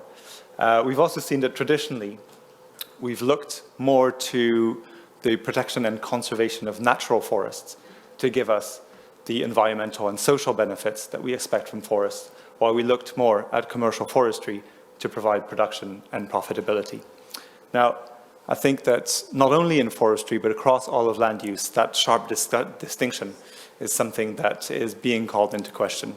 It's clear that no more can we be expending a lot of effort on conservation and protection on the one hand, while leaving untouched a productive land use system that contributes to the environmental degradation that we're trying to fight. There is a need for the productive side of forestry to play its part there as well. So the question is, how do we realize this potential of commercially managed forests to provide more than wood and money? We've heard already quite a few examples in the previous sessions today, but it's clear that at the minimum, we need businesses to come up with innovative new land use models and business models that combine profitability with better social and environmental outcomes. But we also need investors to provide capital to these businesses to innovate and thrive. Now, my perspective on this comes from managing the Restoration Seed Capital Facility. This is a facility set up by UNEP and the Frankfurt School of Finance and Management. And we support fund managers to set up funds and invest in projects that contribute to forest restoration. And one of the funds we invest in is a good example of the kind of innovative solution that we need.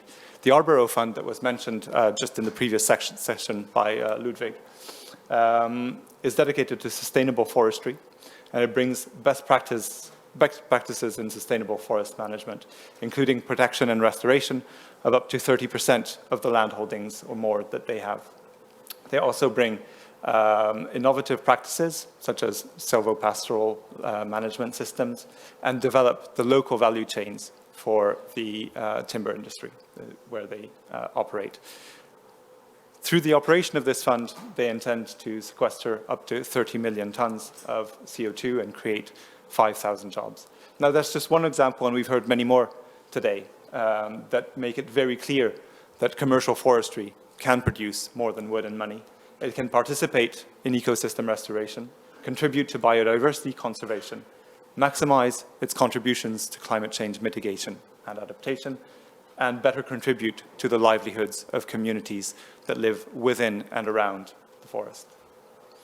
However, this kind of investment remains very much a niche and far from standard practices in the industry. And what we can see from our side, from the Restoration Seed Capital Facility that provides support to these dedicated type of investment funds, is that it remains very difficult, actually, to get investors to come on board for this kind of solution. So this brings us really to the topic of today. What can be done to secure more investment in the kind of forestry that generates more than wood and money? And to provide us with her perspective on the question, I'd like to pass the floor to our first panelist, Ms. Anne Arvola from FinFund. Thank you. Thank you, Martin, and thank you for the organizers as well for inviting FinFund to give us some insights of an investor perspective among other investors here present today. And I have to agree, Martin, that the previous sessions have given a perfect background for us to continue the discussion. So, like I said, I'm Anne Arvola from FinFund, a Finnish Development Financing Institute. And we are actually an exception among the development financing institutes, DFIs, in that sense that we are very focused in forestry. We have about 1 billion portfolio, which makes us quite a small one. But in terms of forestry, we are a big DFI because some 15–16% of our investments are in forestry sector. So maybe we'll take the first slide. Oh, if it works. Yes. Perfect. Oh, too fast. Go back. Yes, perfect. So like I said, the previous sessions have prepared the ground perfectly for this session. And my message maybe here is that we've heard what's being discussed there out in the big world and in the forums. So the two key messages maybe came from the IPCC latest report, plus the the Glasgow COP meeting, in a sense that they truly highlighted the importance of nature and biodiversity conservation in the context of climate change. And that is a message that I think at least DFIs have taken very seriously and are now working to find ways to invest more in biodiversity, for example. And some of the initiatives and frameworks now being in progress and under preparation are actually supporting us in that work, in that sense that already the task force for nature-related financial disclosures has been mentioned. That's something we will follow up to start being more open in reporting our nature-related risks. Then also the science-based targets is there under preparation, and that's something we have a keen look on to be more open on what we are already doing, I would say, because at least in FinFund, our investee companies, they are already doing a very good job. We are applying performance standards of the IFC, which give us a very good frame to manage the risks. And now it's time to turn those risks into opportunities, I would say, and make our work more visible. So because the business case for biodiversity and nature is still, it's small, and it often requires that philanthropic part of financing to really make any sense. What we are now looking at is that to what extent we could enforce our efforts in combining the climate benefits, climate mitigation, with those restoration opportunities. And a practical experience of FinFund comes from Nicaragua, where we are financing a company called MLR. It's an agroforestry company planting cocoa and teak in areas with extremely high biodiversity and next to conservation areas.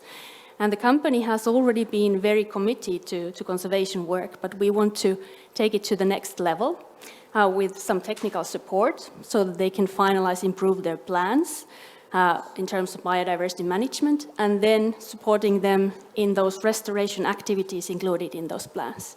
And our part of that is then that by investing in the restoration activities, we will get our share of the high-value carbon credits created in those restoration activities.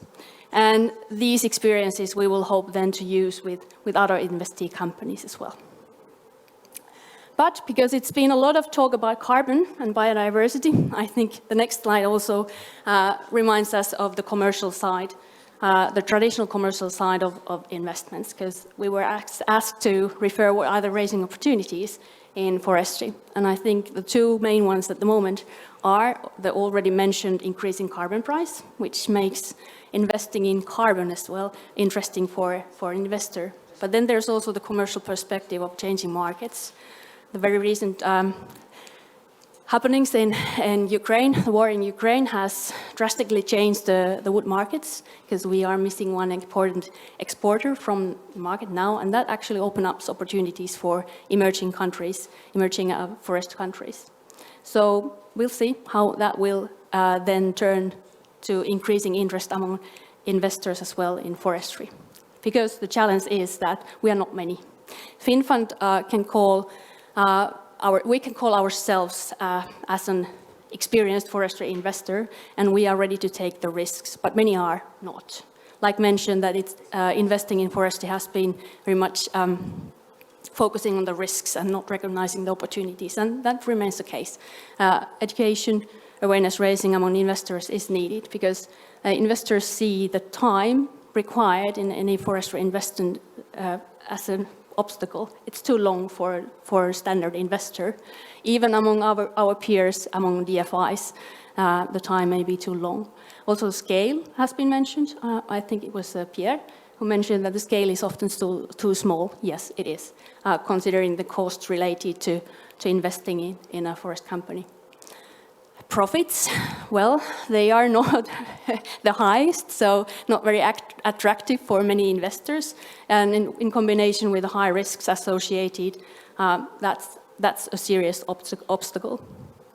Also, even though here we are very aware of how it should be done properly, obviously, many forest project developers are not, because even FinFund, which is applying the IFC-PS framework, we often find that there are many gaps in the environmental social performance of the companies. And one important area where much more work should be done is land acquisition, because often the roots of failure are already originated in the acquisition process, which has not considered social aspects, for example, properly. And we need to keep in mind that when we talk about biodiversity, there are trade-offs between carbon sequestration and biodiversity creation. So that's also something, at least with the present market situation, needs to be kept in mind. And then, at least here in Europe, where I come from, we've been following up the development of sustainable finance framework development in the EU. And to me, it looks that they may, in the future, bring us tightening requirements in terms of the permanence and also additionality in terms of carbon, which may then turn into, I would say, an additional challenge for many forest reforestation, afforestation projects, because they are not considered sustainable in the EU taxonomy regulation. So maybe a little bit, I would say, boring ending to talk about EU taxonomy as a challenge. But in big picture, I would say that investors, they are truly paying attention. They are interested in the challenge is now to really increase your awareness and reduce the bottlenecks so that the money will start truly flowing in. Thank you, Martin. Not at all. Thank you. Thank you very much for that perspective. That's great.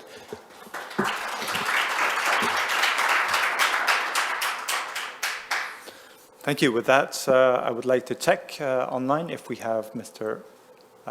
Somvang from Laos, who is ready to join us and provide his presentation. Hello, everyone. Hello, everyone. Hello, we can Good afternoon. Can you hear me? We can hear you. Yes, okay. Good afternoon, ladies and gentlemen. So my name is Somvang Pimabong, currently the DDG at the Department of Forestry, Ministry of Agriculture and Forestry of Laos PDR.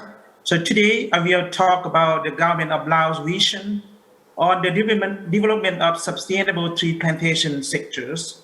So as you know, Laos has still large amounts of degraded forest land in a very climate condition, which is very suitable for industry tree plantation development. So the forest lands are around the country. So there are substantial potential to generate the income for the investors and the governments and the local people in the countries. So Laos has about a total of 23 million hectares of lands across 4 land categories. So these lands are classified into 4 categories, that is production forest with about 3 million and area outside 3 forest categories. So of these 4 categories, we have Laos has potentially about 3 million hectares of degraded forest land and land that could be explored for development of sustainable plantation in the future. So the tree plantation sector has very high potential to become the 3rd industrial sectors of Laos PDRs. So from the analysis, we see that the total direct and indirect revenue from tree plantations sector could be as large as those from hydropower and minings, and also other main activity in a natural resource sector. This is very high potential. And on the other hand, so Laos is very attractive location and could attract many sustainable plantation company who can create additional value for Laos PDR and who can guarantee for sustainability. So first of all, so we have a significant areas of potential suitable forest, as I mentioned before, and the population density is very low comparing to the neighboring countries. And that more importantly, there is a growing global wood market, especially we have the China market just next to doors. And more recently, we have a railway station can be used as a very efficient transportation from Laos to China. It takes only 4 hours to export any wood plantation product in the future. And recently, the government also has opened the country by having some recent reform on the forestry sectors. So this factor can give the Laos with significant chance to attract a high quality investment. So here is some example benefit that Laopedia can have if we can have about 600,000 hectares for plantation developments. As you can see here, the GDP can increase by 25%. So export earning can be expanded by 40%. And the foreign direct investment can boost doubles. And importantly, it can create a job more than 1,500 people. And this can secure the livelihood of rural peoples. And some achievement in over the past 10 years, so important thing is the government intervention in 2018 with aroused the plantation concession in the production forest, and we have a lot of regulation and legal framework has improved very significantly, and the government is very committed to the one-stop services. Nevertheless, there are some key challenges. So we still lack a fully workable approach to how to deal with the informal land use in the concession areas, and the process to allocate tree plantation concession is still cumbersome, especially the ASIA and one-stop service. And this implemented inconsistently. And the policy legal frameworks for outgrowers and smallholders, even though it has improved, but some qualities remains. So we still need greater capacity to administer and enforce the regulatory framework consistently and effectively. So here is the primary action. We can bring about a better environment and social outcome. So first priority, we will define a clear approach on how to deal with informal lands in concession areas. So secondly, improve the process of allocating concession for tree plantings. And thirdly, to improve the policies and regulatory framework for smallholder-based timber production. And the fourth priority is to increase effectiveness of monitoring and law enforcement in concession for tree plantation. So we have the vision for the future. So as I mentioned before, the development of tree plantation and wood processing industry in Laos have a large potential for growth because there is a market demand of wood waste and fast-growing wood product and many interested investors. So this had created an exceptional opportunity for quality growth. So as mentioned by Mr. Juan, the IFC Asia Pacific regional lead this morning, that so to enable this, the government of Laos will focus on attracting quality investors to ensure that their activity are environmentally, socially sustainable, commit to providing long-term benefit to Laos society as a whole. So thank you for your attention.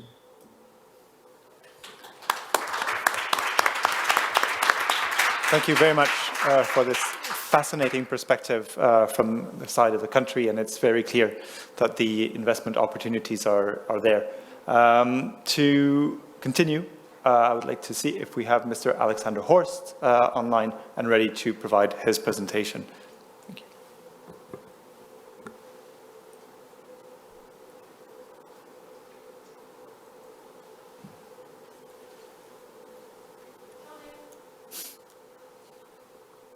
Alexander, if you can hear us. Yes, I hear you. Sorry. Yeah. Perfect. No, thank you for joining us. Thanks, Martin, for the invitation. Dear participants, dear colleagues, it's my pleasure to be with you this afternoon. I'm wondering, let me ask you, are you hearing me well? And you see my presentation, yes? We can hear you loud and clear. Okay. But the presentation is still being uploaded. Okay, wait a moment, why?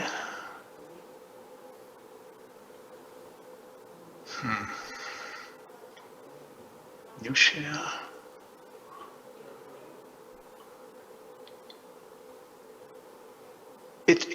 I have the message, participants can now see your screen, so could you show it on, okay, here it is. There we go. There, we're all set, thank you. You can begin.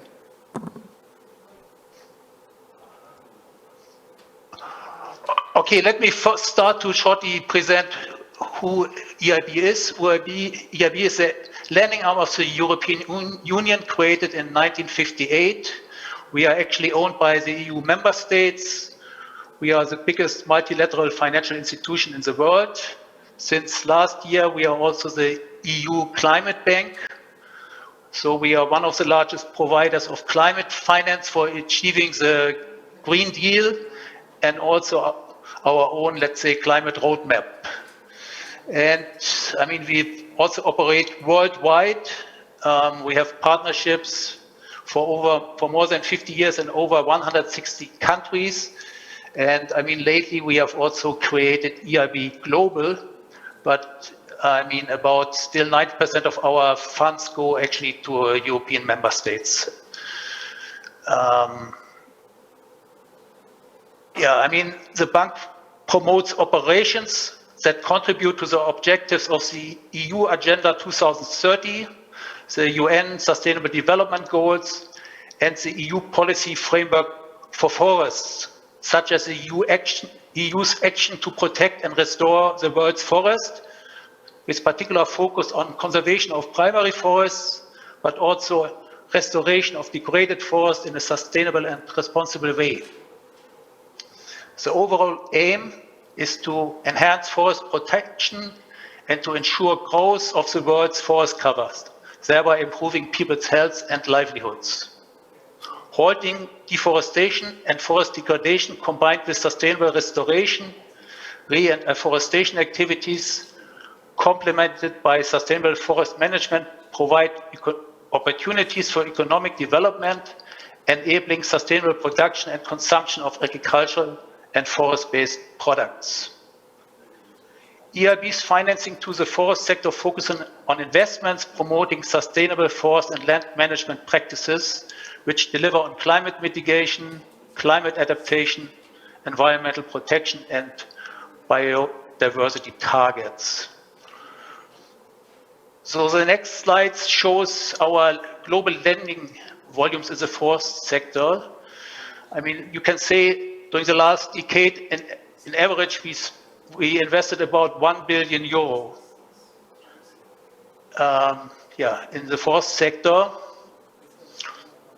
And key performance indicators are like 200,000 of hectares, of new hectares were planted each year.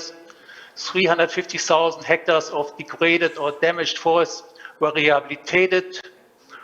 We reduced about 5 million tons of carbon CO2 emissions, and we created more than 400,000 full-time equivalent jobs. The EIB Group has extensive institutional experience in financing sustainable forestry operations and stands ready to support the EU and its member states in implementing of their commitments under the Global Forest Finance Pledge. The EIB Group has been lending to the forest sector for over 40 years and consolidated its position as one of the largest global financiers of forestry sector investments. Through its climate roadmap, the EIB committed to strengthen its support for long-term investment in the forestry sector with focus on environmental protection, nature conservation, and sustainable production of renewable biomaterials, including research, development, innovation projects. Besides, the EIB will help implement concrete measures to support deforestation-free value chains and an ambitious post-2020 global deal for nature to be adopted at the 15th conference of the party to the UN Convention of Biological Biodiversity. I mean, basically, EIB follows a value chain approach. So we we invest in the primary forestry sector. Here we focus particularly on sustainable forest management, biodiversity, and ecosystems. I mean, internally we have certain eligibilities, and the most important one is natural resource use, management, and protection. And this basically focuses on improved efficiency, you can say, in forest management. And we also have cross-cutting eligibilities, for instance, climate action and environmental sustainability. As an EU bank, we need to follow the EU taxonomy, which the previous speaker Anna was already mentioning, which poses some challenges to the sector, which we fully agree. I mean, but yeah, I mean, through our primary sector, we contribute to mitigation, also to adaptation, biodiversity, and certain activities are excluded from financing, like the conversion of natural forests to plantations, destruction of critical habitats, extensive monoculture plantations, conversion of dryland to irrigated forest plantations. And then we also support forest-based industries. So eligibility is, for instance, innovative SMEs and mid-caps, bioenergy, research, innovation, and digital. And again, I mean, cost-cutting eligibility is also climate action and environmental sustainability. And I mean, these projects normally contribute to mitigation, to circular economy, pollution prevention, and we exclude feedstock, which can serve as food and feed. So I also want to shortly present our requirements, which we have for bankable projects, because I thought this is for potential investors important to know. I mean, of course, one important aspect are the financial and economic aspects. Normally requires that our operations address some market failures in the forest sectors. And of course, they need to fulfill our mandates and eligibilities. Then, I mean, the investment should be feasible to the investors in financial terms. But I think at the same time, they should be based on realistic assumptions. And not like so I think this is important for us. And so we are also maybe ready to consider, less high internal rate of returns.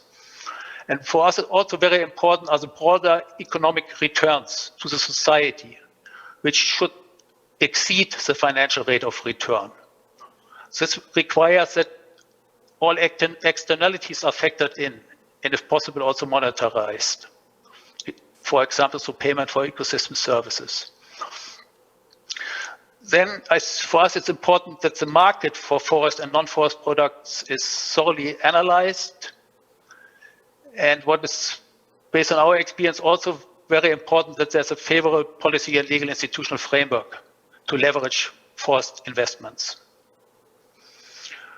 Okay, my last slide is related to the environmental, climate, and social aspects. We actually apply our own environmental and social sustainability framework to all our operations with the aim to only support projects with positive and acceptable levels of footprint, which are aligned with EU legislation. In February this year, our board of directors approved the revised environmental and social sustainability framework following an extensive public consultation, including the environmental and social policy, the gender strategy, and environmental and social standards. Recognizing that the rural poor depend heavily on ecosystem services for their livelihoods, the EIB group will seek to pursue synergies between environmental and social goals across EIB support for nature by targeting and involving local communities, including women and indigenous groups. Yeah, and then also, usually in our operations, we require that the promoter is considering forest certification or chain of custody certification, at least to establish a roadmap, that defines steps towards certification. And another important aspect is that the land and tree tenure rights should be clear and that there are some benefit sharing arrangements in place in case, for instance, of customary land tenure. Then we have our own carbon footprint methodology, so we need to calculate the carbon, footprint and the climate carbon sequestration and reduce emissions if this is the case. And one last important point is procurement. If you lend to our loans, and we require that our guide to procurement is to be followed, which is particularly important for public sector projects, in order to make sure that we have fair competition and no local preference. With this, I would like to close my presentation. Thanks a lot for your attention.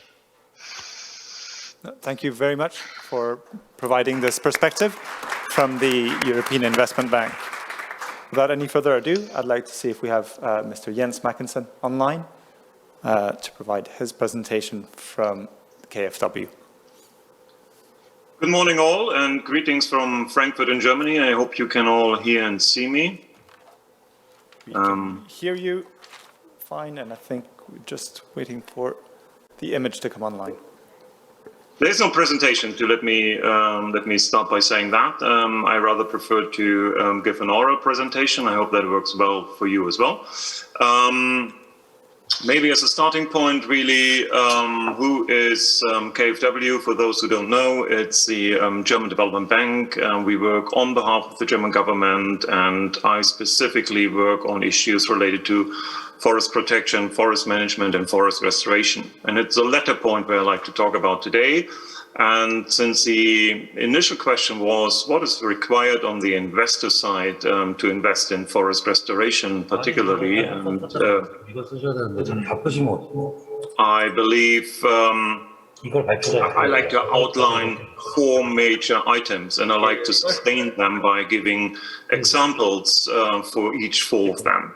So the 4 points I like to outline here in terms of requirements for investment really is impact and sustainability.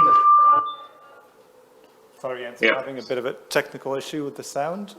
Yeah, I was a bit confused by it, but I hope it works now. Okay, let me start again. So the 4 items which I like to highlight here and support by 4 short examples are mainly impact and sustainability for one. Obviously, then a functioning policy framework, particularly on issues such as land title, a strong social support, involving obviously the non-public and the public sector, and obviously sound investment ideas and innovation. It's still a funny sound, but I hope.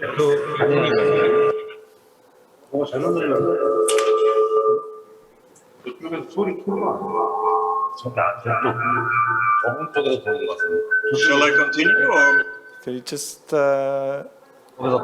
we need 1 second, I think, to figure out what the issue is here?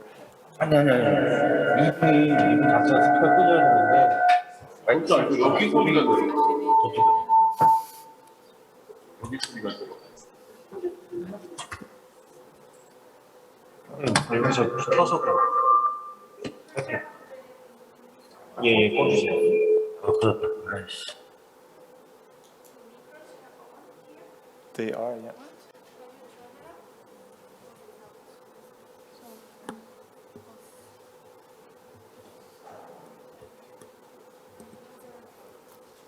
It sounds better now. Shall I continue? Yes, please, let's give it a try. I'm sorry for this. It's not on your side, thank you. Yeah. Okay, just to repeat shortly these 4 items which I like to highlight as an investor requirement, at least as far as the German Development Bank is concerned, and let me also allow me to also sustain that by 4 short examples. So as I said, for us, impact and sustainability is certainly among a key requirement. I come to details later on that. A second issue is, of course, based on our experience, that there's a strong policy framework, particularly on issues such as land titling. Thirdly, I like to highlight the need for social support by various groups in society, as well as obviously the public sector. And lastly, I like to mention that there needs to be, obviously, since we talk investments, sound investment in economic data and figures and innovation. Having said that, let me start by mentioning these 4 examples very quickly. So the first one would be the Eco-Business Fund. The Eco-Business Fund is a currently $600 million US structured investment fund, which was set up by KfW along with partners. And it's based in Luxembourg. It's funding forestry. Also, the majority of investments are in agriculture, but it's funding forestry measures. Roughly 10% of the amount is invested in forestry. And the requirement really here is that there are strong sustainability standards being applied by the actual company. So it should be certified labeled, FSC just being one example, but that really is a key requirement for us joining in an investment in that particular group. Important to note is that we work all the way through local banks. So we provide the refinancing for local banks and the investment is done through the local bank. And that's an important point because here already what is required and not, in most cases, not easily available is, of course, that there's an existing relationship between a forest enterprise and the local banks. This is an issue. It's also an issue that, of course, local banks look at forest investments in very different ways. Often they shy away from it because the risks are not necessarily well known or well studied. Hence, part of our work really is to convince local banks in handling local investments in forestry issues. And certification of investments or certification of operations really help in doing so, gaining the understanding in local banks that the risk is minimized. Important to note here is that we have nearly 40% of private investors invested in the fund. That is a very high figure for these kinds of structured investment funds. And they're mainly there, these investors are mainly in there for 2 reasons. First is, of course, they do have a return, but more importantly, or equally important, there's an impact. And the impact, as I mentioned before, is through the proven sustainable management of such operations. And I believe that really makes a difference. And hence, that to me is also a proof that it's possible to convince hard-nosed public and private investors in investing in forest issues if the overall setting is right. Of course, what helps in these structured investment funds is the fact that public investors, such as KfW, taking on the first loss tranche, which is enabling them, private investors, to have a bit of a buffer, a risk buffer, in terms of their investment. Okay, let me go on to another example, the National Reforestation Program in Vietnam. Really there, the cornerstone is that smallholders received public land titles for an area as large as ever integrated land. Sorry, we've lost your sound there, Jens. I don't know if you touched your microphone. You lost my sound? You're back. Okay. I'm just saying that in that reforestation program in Vietnam, the fact that landholders gained the land title was key, was decisive for an investment by international donors. And as you know, I mean, reforestation, you have this cash flow gap, meaning that in the first couple of years, 8 to 10 years in average, there's no cash flow coming in. And what we try to achieve is to create an opportunity to secure these cash flow through grant-based financing, enabled through setting up what we call green saving accounts. So making sure that each smallholder gets access to his own or her own saving account, which contained an amount of funds which were to be drawn by the smallholder according to the progress in the tending of that particular site. And it was quite amazing really to see with such a simple bridge financing how then the restoration measures succeeded. And after 10 years, I mean, the volume on the green saving account was obviously used up. However, the timber standing on that side surpassed the volume of that farm income by 10 times, often enough. So that to us was a very good example of a good policy framework, which is supported by innovative financing. Another example, the third one really is maybe referring to the restoration activities in the Mata Atlântica in Brazil. Let me shortly mention here that there is the Atlantic Forest Restoration Pact, which is a very convincing alliance of different actors, obviously public actors and social actors. And I like to highlight that for the strong social support. The different activities, and there are dozens of different activities, really are all driven by very strong technical experience on reforestation schemes, and they're driven by a strong backing from various social groups and political groups. And that really made all the difference. In the financing side, obviously, it was still based on or dependent on grant financing. However, there was a lot of experiencing going on with, for example, CO2 certificates. We heard about it today. There was a lot of experience going on with payment for ecosystem services, for example, specific payments for water services. And all that really made a strong impact on us, and that was the reason. I mean, this strong social support was the reason why we supported the program in various ways. And lastly, let me highlight something which doesn't really exist yet, but we are very hopeful to be able to pull it off this year, and we call it the Forest Action Facility. And that is a facility which is to focus on restoration worldwide, obviously in countries with partnership with the German corporation. However, the focus is on restoration. We're very proud to be able to say that we are setting it up as a limited company along with IUCN and the IUCN FLR, Forest Landscape Restoration Hub. This is to happen this year. The support is really, in essence, investment in restoration. And basically, learning from the three other examples I've mentioned so far, we attempt to pull that all together, the experience, and make investment calls under these country windows or regional windows in order then to call for a competitive promotion of good innovative ideas with strong social support, obviously, with the right policy framework, and obviously also with a sound economic setting.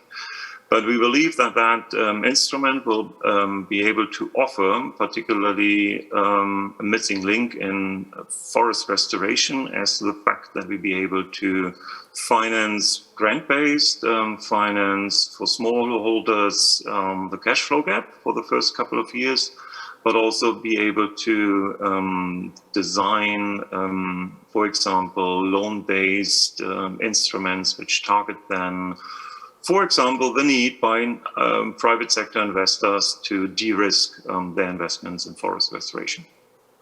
That's about it. Thank you for your patience, and back to you, Martin. Thank you very much, Jens, and apologies for the technical difficulties.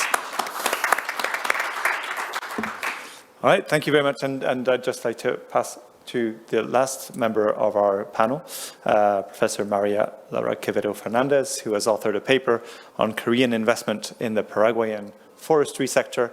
Maria will be speaking in Spanish, and there is translation available for with the machines on your seats for those who want to follow it.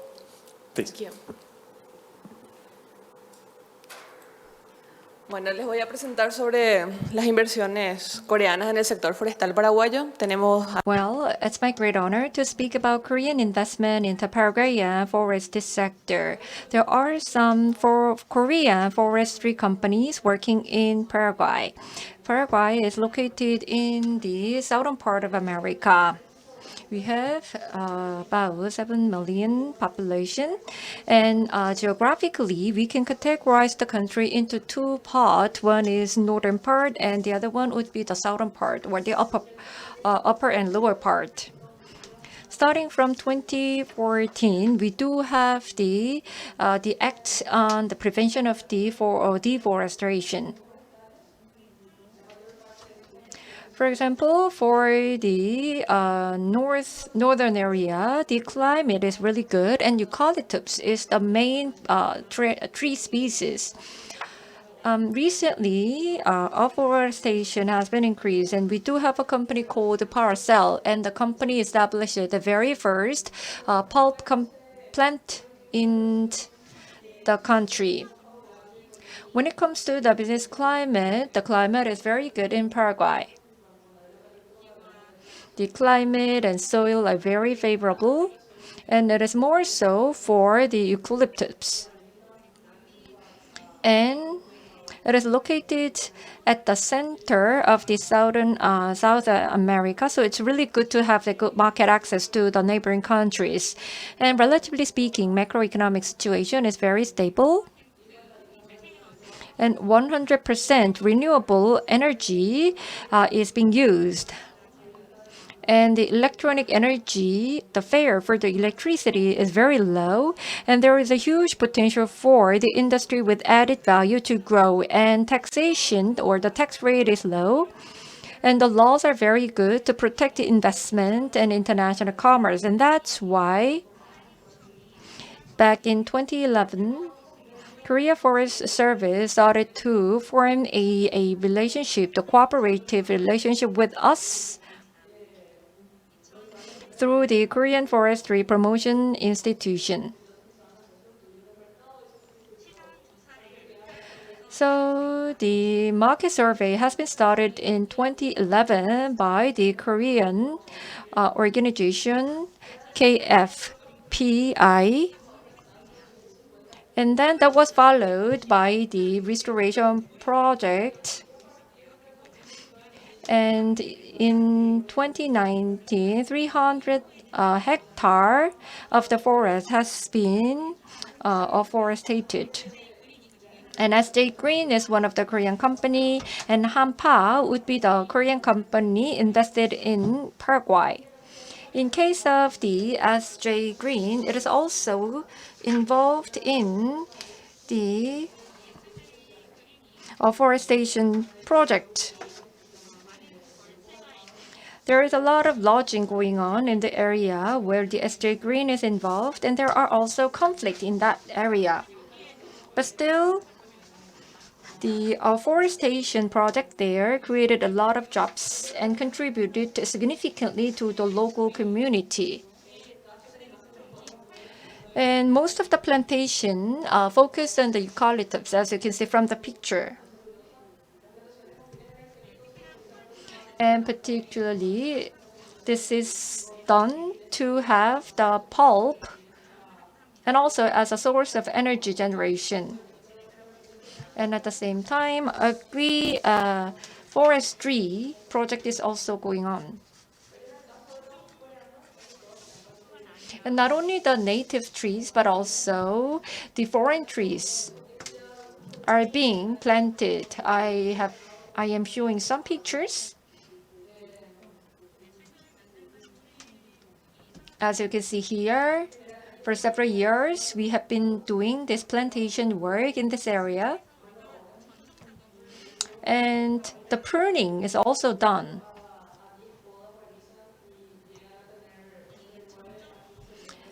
As for the pruning, as you can see from the graph, you can see the quantity or the amount of pruning done and the maximum height which is applied for the pruning operation.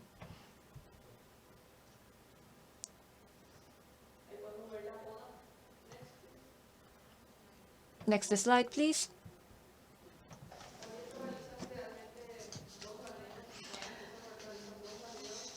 We also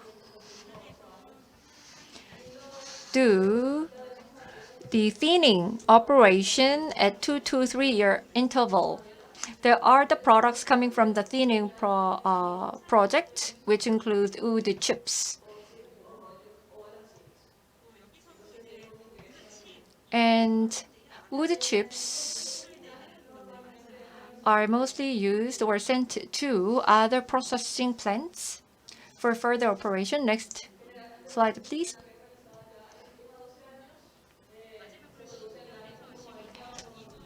And after 10 to 12 years, as you can see here, there is a rolling processing going on. So the materials from this plantation-related activities are used for various areas of the forestry industry. And if you have any questions, please click on this code, QR code, and you can leave your questions.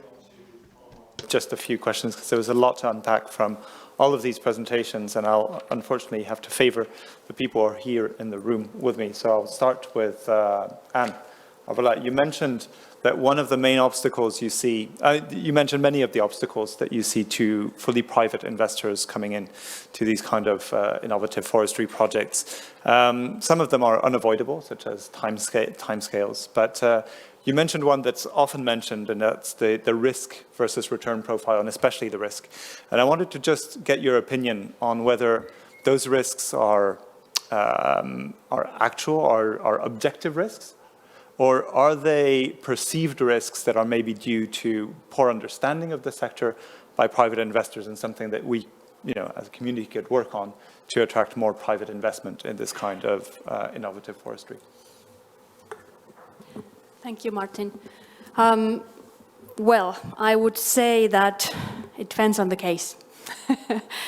In many cases, yes, they may be only perceived risks. But like I said, even for a DFI like FinFund, who has a lot of experience in forestry, still it's complicated to find a project that fits into our criteria of investment in terms of financial return and environmental, social sustainability, and also the impact. And I think we are operating, of course, in emerging markets, in developing countries, where the setting is always, I would say nearly always, very, very challenging. So looking at of our investee companies and how they have performed over the years, the risk is also real, in that sense that also our forestry experts in-house in FinFund, they've been really working hard together with the companies to reach the break-even. So I think some of the risks, yes, they may be perceived, but at least from financial perspective, they are still the real ones as well. No, thank you very much. I think that's really important to bear in mind. I mean, we hear a lot about the opportunities for investment, but we have to recognize that these are still fairly innovative solutions, and with inherent risk as well, which does deter some of the investment. So just to close off, I'd like to ask one question to Maria, if you can. It would be really interesting to hear what your perception is from the context of Paraguay, of how you see the evolution either in demand for more sustainable production on the plantations that you mentioned, and whether that demand comes more from the customer sector, or is there any move from the government and regulators to be imposing more strict standards on production? Bueno, uno de los principales motivos que aumentó la demanda fue la ley de deforestación cero. Se prohibió el cambio de uso de la tierra y casi todos los productos forestales. As for the land use, there is a strict regulation on land use. So when it comes to the forestry, as the profitability goes up, the outside investors are coming to Paraguay. The Korea would be a prime example of such efforts. And the cellulose plant that I showed during my presentation can be a good example. FSC certification, actually, that company is the only company in Paraguay which received FSC certification. Many industries are using woods, and the need to use the certified wood is on rise.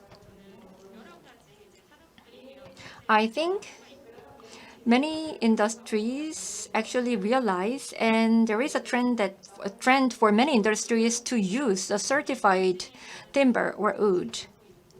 So that is for sure that the protection for the forestry is on the rise. All these perspectives, both from the investment side and from the country perspective, both from Laos and Paraguay. I'd like to thank you very much, all members of the panel here and online, and once again, the organizers.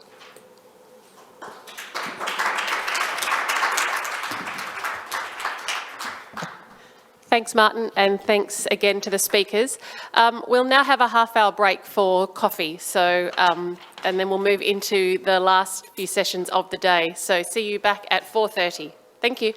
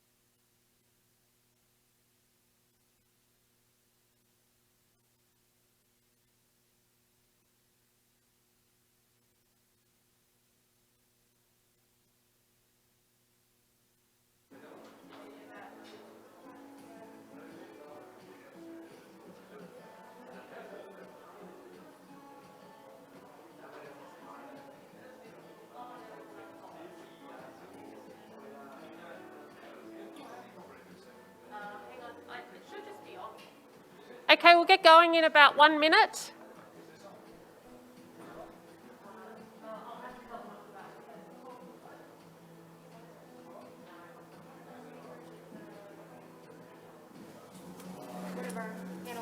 Well, I am Spanish, but... Well, I know, but I thought one of the...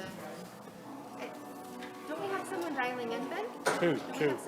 Yeah, okay. Yeah, Two people dialing in. Yeah, you don't need the simultaneous translation. No. Yeah, you do for one. One of them's going to be, well, He you doesn't. don't. You don't know. I will. I'll need it. Spanish speaking. I'm not. Yes, who's Spanish speaking? Spanish or French or... Hello. Yes. Yeah. Better to hear. Jorge is speaking Spanish. Yeah.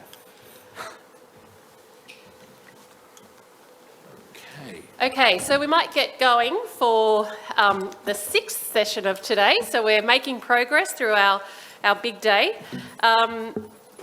And I'd like to give a very warm welcome to Ben Vickers, who's the Land Use, Forest and Ecosystem Sector Senior Specialist at the Green Climate Fund. And he has a 1-hour session talking about transforming, growing and restoring. What support will it take? Thanks, Ben. Thank you very much, Lyndall, and welcome to session 6 of this investment forum. I will very briefly introduce what we're going to talk about here. Indeed, Lyndall, as you said, transforming, growing and restoring, what support will it take? This session will be mainly about the needs of forest investors, particularly in terms of information about forests, about the parameters that affect decisions that investors will make. And with us on the panel, we have 5 very highly qualified and a varied set of experiences. Online, who will join us, I think, later, we will have Mr. Marcelo Gomez de Silva Pereira, who is the Sustainability Manager from Suzano Incorporated. We have also joining us online Mr. Jorge Mario Rodriguez Zuniga, who is from the National Fund for Forest Funding in Costa Rica, that's FONAFIFO. Here with us in the flesh, we have Mr. Eduardo Rojas Briales, the chair of the Program for Endorsement of Forest Certification, PEFC. We have Mr. Kim Carstensen, the CEO of the Forest Stewardship Council, FSC. And we have Ms. Susie Schuford, who's the Portfolio Manager of Business Development in FMO from the Netherlands Government Investment Agency. So I think, as with previous sessions, what we're going to try and do is have some individual interventions and then come back to a moderated Q&A. And please, if there's any interventions from the floor or any online, when we get to the Q&A session, please raise your hand and someone, if I don't notice you, someone will draw my attention to you. So without any further ado, can I ask our first intervention from Eduardo, please? And I think you have a PowerPoint, which will come up. Thank you. Does it work, the micro? Thank you, Ben, and the organizers for inviting me and the organizations I might represent to this important Congress, which is a pleasure to attend and to address. When we analyze possible external funding, we have basically 2 entrances. Next slide, please. Which is, on one hand, the funding objective. Are we speaking about establishing new forests, or are we speaking about working on existing forests? These are totally different frame conditions. And the source could be internal to the sector or external to the sector, and this also affects. And this provides, at the end, 4 different options. Next one, please. So if we focus on the forest-related funding, that we know, of course, in much more detail after many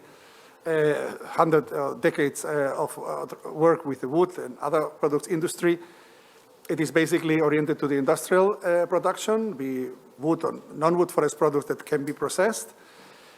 Basically here the issue would be to overcome the existing bottlenecks around tenure, especially in sub-Saharan Africa, the accessibility to non-wood forest resources and the way to exclude other users, the finance, capacity buildings, It is also an important issue how we can work around increase the performance above legality and the resource available, how this quotient is like, how these resources are available, how they are conditions, how they shall be implemented. There are many resources that have to be implemented through third parties, and this may also be a conditioning element. If there are jurisdictional approaches possible that include all the players or not, if there are bases for these jurisdictional approaches that may allow to work on sustainability on a higher level than the smaller states that are very expensive to prove that sustainability in the whatever mechanism. It is very important in this concern as through bioeconomy, new potential uses of wood and bamboo are coming up fast, and many industries, in order to establish, require important funding from banks, and frequently these banks request them to have a secure supply, in difference to the established actors in the sector that have that correspondent track. It is important to ensure correspondent outgrower schemes of supply. This has the other risk, on the other hand, that is a single product orientation and generate a more monotone forestry. And of course, the legal basis for outgrower schemes. And in general, in this area, there is no further request for certification. In non-forest related funding, it's important to ensure that there are reasonable legal frameworks for them, that there are no important difficulties to anchor that, and they are consistent, the corresponding taxation frames, as it happens, the resources and the forests are on different hands. Here, the tenure of environmental services is an important pending issue. Unfortunately, when there was a big advancing in tenure internationally with the voluntary guidelines on responsible tenure of land, forest and fisheries in 2012, environmental services were excluded. And in this moment, it is very, very fluent how you define who is at the end the one that has the tenure, the responsibilities, and so on of environmental services. These are the governments, are the owners, are the managers, or whoever. And of course, there is this for non-forest related funding will request above standard level on environmental and social performance. This would require, of course, a plus certification than the conventional certification. It would also require, especially if we are able to move into more jurisdictional approaches, that a comprehensive first assessment is done in order to compare the later process, because otherwise, when we later argue we have been improving or we have going backwards, if this has not been measured in the first assessment, we are out. It's also important that we avoid that all the funding is just based on carbon, and this would create also a bias as a just financed by wood forestry has as well, without considering soil and water biodiversity, resilience, heritage, or livelihoods. And it's important also as well to ensure that there are some professional responsibility that ensures the expected carbon sequestration for new forests, not that we have a pushback and what is expected to be sequestered in 30 years doesn't happen. Next one, please.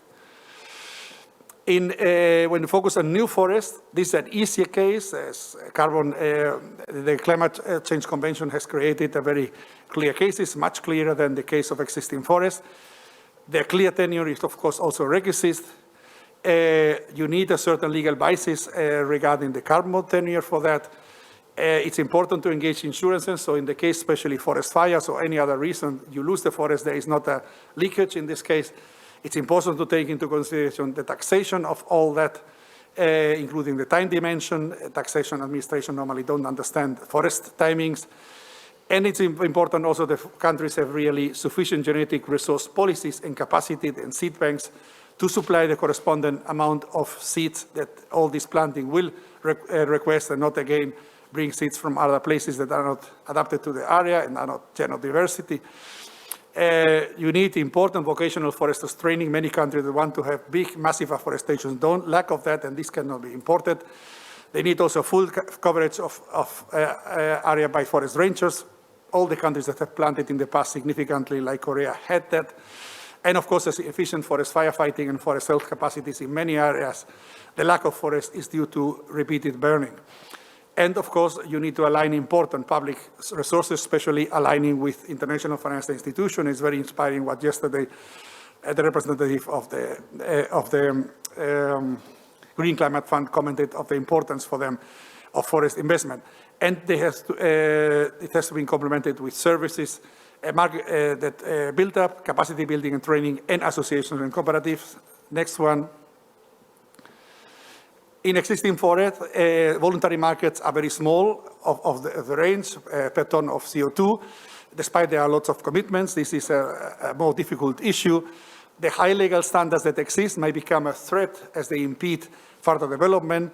And in the jurisdictional approach, again, is very important in order to ensure a mid-long-term partnership with a given area of one or a group of donors.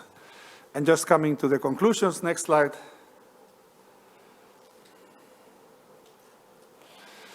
As I commented, in several cases, jurisdictional approaches might reduce the cost and allow to combine tendering of existing forests while establishing new ones. So both options in degraded areas are avoiding the risk of fire and pest expansion if we just concentrate on planting, because this is easy under the Climate Change Convention. The prices of a ton CO2 are more reasonable.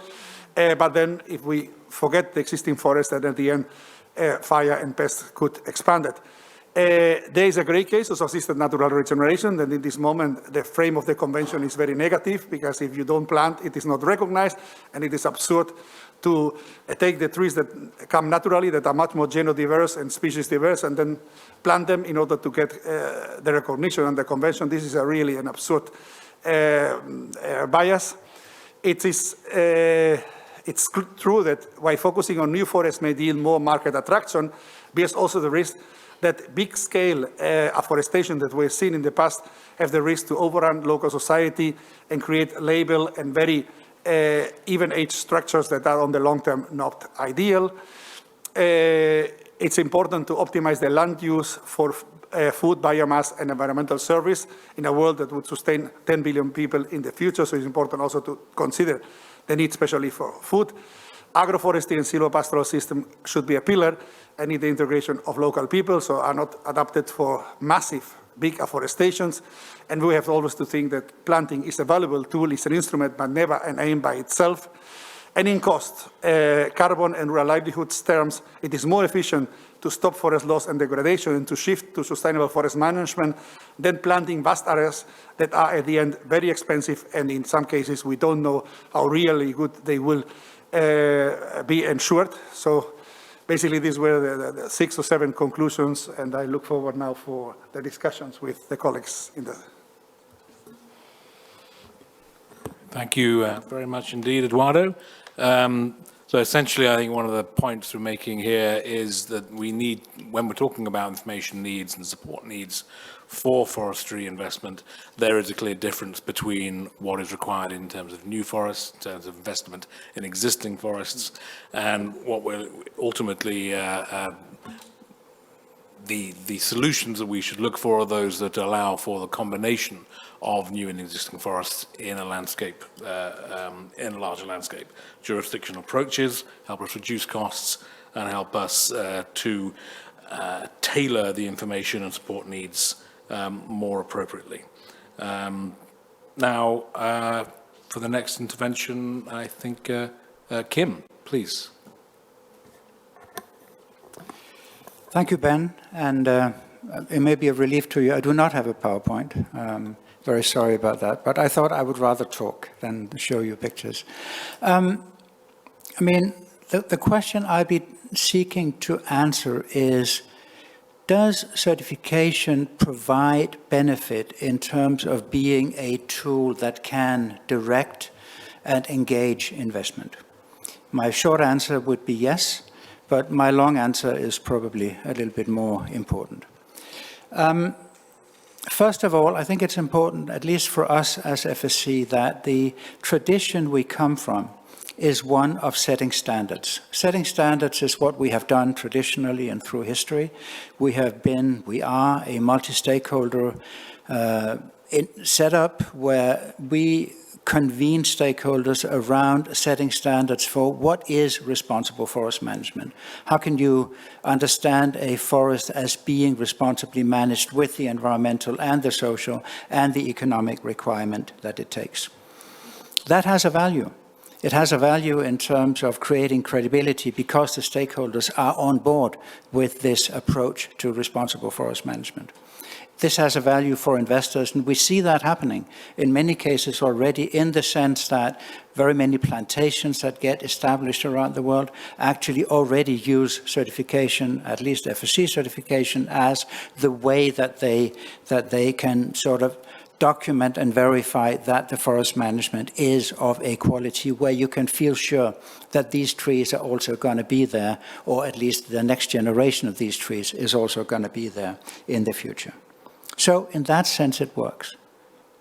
Is that good enough? No, because it doesn't work in all cases. Where it doesn't work includes, for instance, the situation of smallholders and communities who are managing forests. We see far too few of them benefiting from investment. We also see far too few of them being certified. And that, I think, is a major challenge going forward. That's one. The second big challenge is that what happens in situations where the target of the investment is no longer timber production, or not completely timber production, but other objectives, such as the carbon in the forest? That is a market already. In the future, we do expect that the biodiversity in the forest will also become a market, and we also expect that the water that is protected by the forest will also have a value. What about these? Is certification, as it is currently understood, a tool for these investments?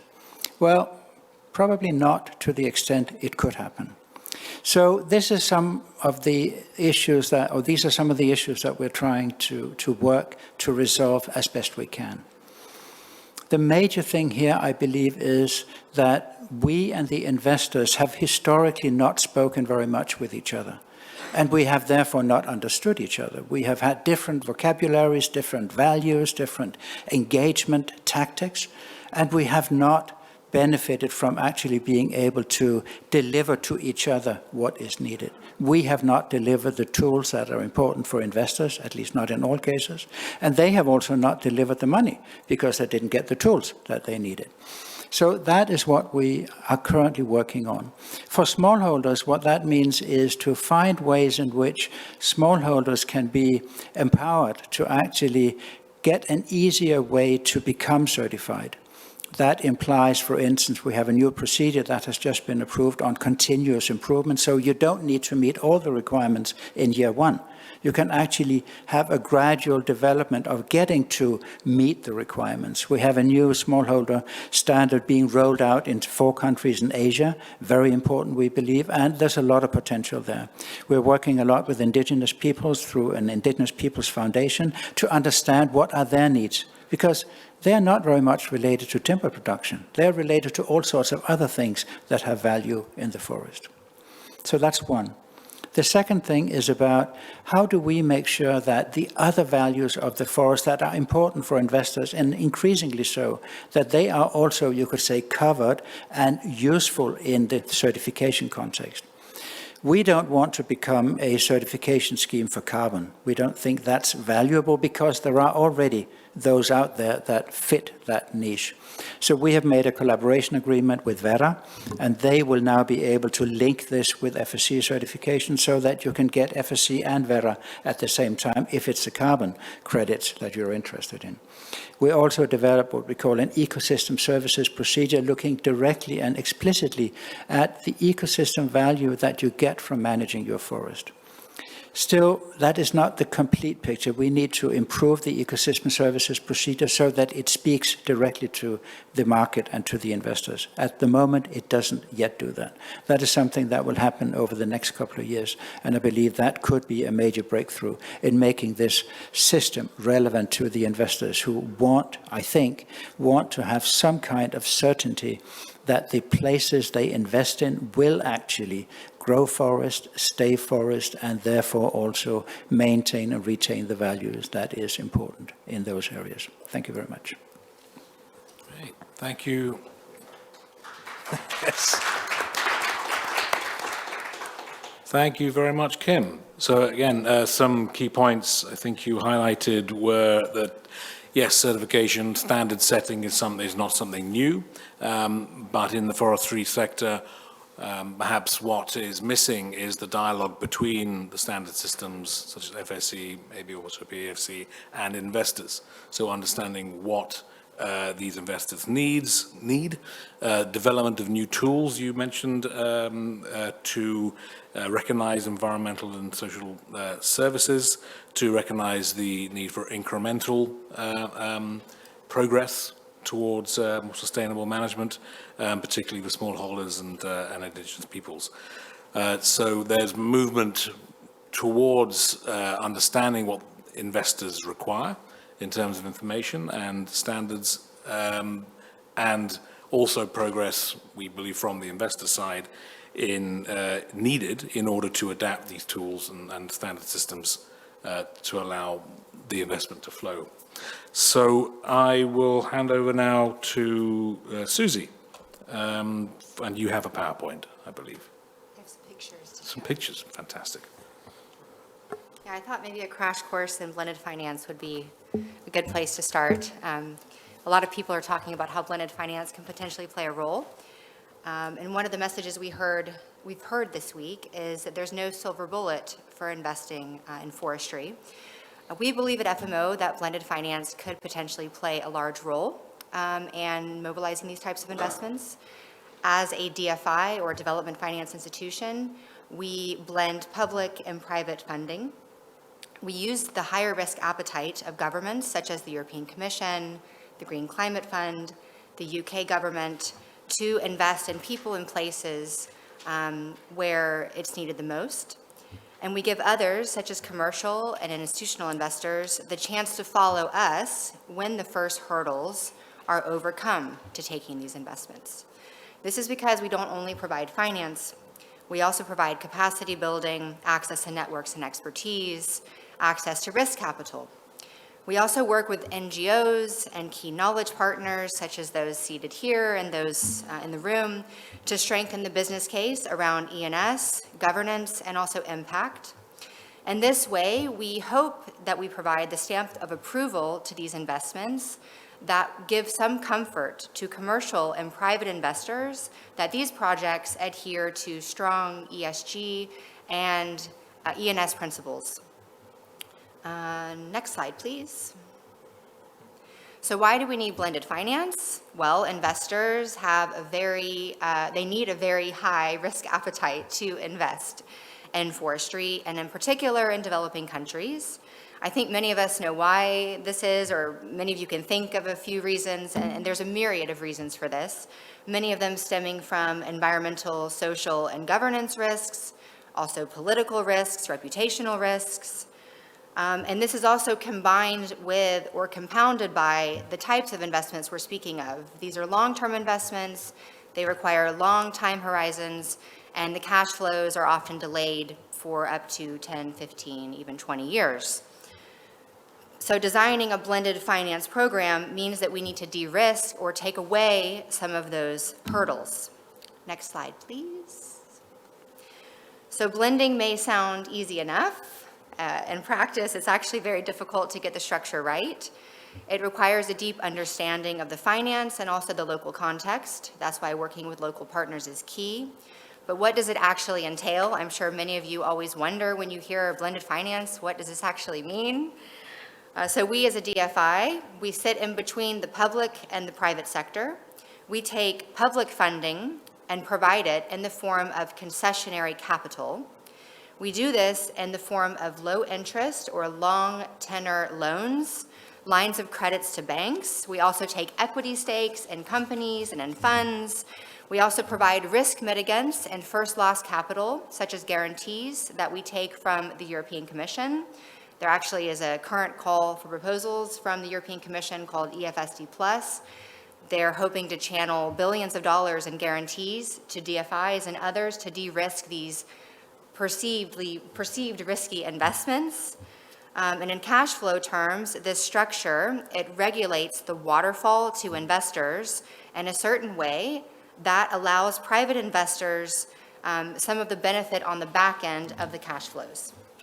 Essentially, we are allocating risks to the public and private parties that are best equipped to take on that level of risk. Next slide, please. And most blended finance includes technical assistance and grants. And again, I think everybody at this conference should work closely and does work closely to accomplish this. And why?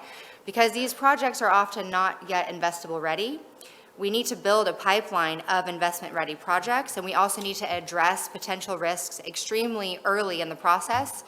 Again, mainly E&S risks, but also a myriad of other risks. And we do this often in partnership with local NGOs and CSOs and local consultants and others to overcome these investment risks. In the case of a forestry project, this support usually expands the ESG capabilities. It improves the impact and financial performance, but also we help investees to think and improve their approach to certification schemes such as FSC, also how they're going to approach the many pitfalls to carbon. We've heard a lot of people being very enthusiastic about carbon, but there are many pitfalls to engaging in the carbon markets. You have supply and demand side integrity. You also have the question of additionality, double counting. All of these are very complex questions and require a lot of expertise. Many of our investees don't yet fully understand how to undertake these investments, and so we hope and we do provide expertise to support them on this pathway. An example of this is our Mobilizing Finance for Forests program. It's funded by the UK government. And there we have a dedicated equity and grant facility, and alongside we have a repayable grant and TA facility where we provide support in the form of consultants, but also in grants that help to de-risk many of these investments. Next slide. And in sum, we feel that the right blend improves the risk-reward profile of investing in forestry. And in doing so, we can mobilize the level of private capital needed to really reach transformational change for the sector.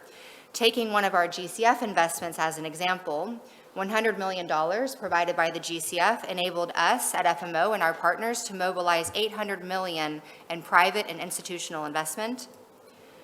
Also, our UK-funded program, which I mentioned, Mobilizing Finance for Forests, we received £150 million from the UK government. We expect to mobilize 3 times that amount in commercial and institutional investment. So I think together, working together jointly with all of the important organizations and entities here at this conference, we can overcome these risks, and I hope mobilize the amount of financing needed to reach the SDGs, but most importantly, to invest in forestry. So thank you very much, Ben and everyone else on the panel. Okay, thanks very much indeed, Susie. So I think what we got there was a very quick blended finance 101. And yeah, the key takeaways that what blended finance and what FMOs and government investment agencies essentially allow us to do is to use this high-risk appetite from the government sector to go where private finance can't go, but set a path so that private finance can follow later on. And it also essentially allocates risks in the investments in these high-risk environments between the public and private sector, according to the suitability of those risks to public or private investors. It also has the opportunity to use grants as well as investment in order to build the environment where private investors can then come in terms of providing information or providing training to the actors required to support the forestry sector, building information and capacity on certification, knowledge about supply and demand, knowledge about ESG metrics, and the potential, Susie, as you mentioned, has been demonstrated through your experience in terms of leveraging 3 times or more private finance as a result of a public investment from GCF, UK government, etc. So thanks very much for that. I think we're now going online where we have Jorge, I think, first from FONAFIFO waiting for us. And Jorge will speak in Spanish, so please have your earpieces ready. Jorge. Is he there? Sí, muy bien. ¿Me escuchan? ¿Me escuchan? Yes, yes, we can hear you. Ok, muy bien. Bueno, muy buenos días, tardes. It is great to be here from Costa Rica. I am saying hello to everyone, and it is great to see everyone here today. Currently, regarding the situation in Costa Rica, in particular regarding forestry investment, I would like to update you on the situation. Regarding forest investment, when we think about the topic, I think that we need to have a long-term perspective. In particular, for countries like Costa Rica,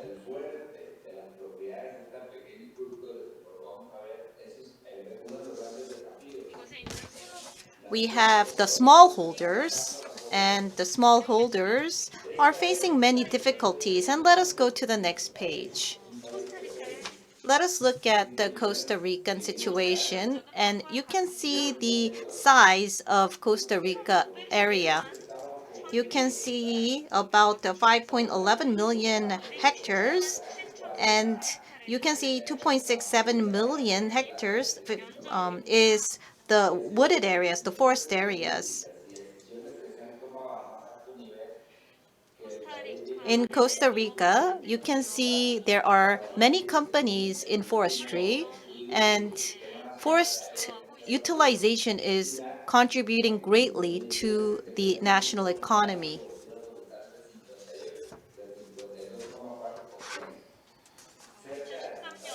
As of 2013, you can see 58% took up the forested areas, and you can see currently the percentage has gone down a bit. So let us move on to the next page.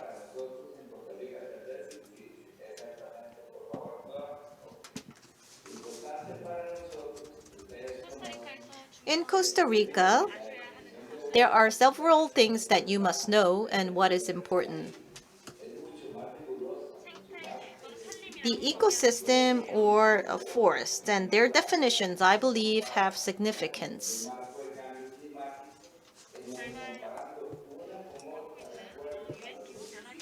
Looking at the UN Climate Change Convention, when we look at the definition of forests, it actually has a bit of a different definition compared to what is defined in the Costa Rican Act in forests. And according to Article 75 of our Forestry Act, you can see according to UN convention, it is 52% the amount of the forest. So you can see actually the definition will change the area of forests. Next page, you can see the different types of land titlement or tenure in Costa Rica, and you can see the legal backing is in the Costa Rican law, and you can see about 93,000 farms are in Costa Rica, and among them we have smallholders or small farms. 1 to 20 hectares is about 78% of the total, so it takes up a great percentage of the total farms. And you can see that in Costa Rica, we have smallholders that take up most of the forestry.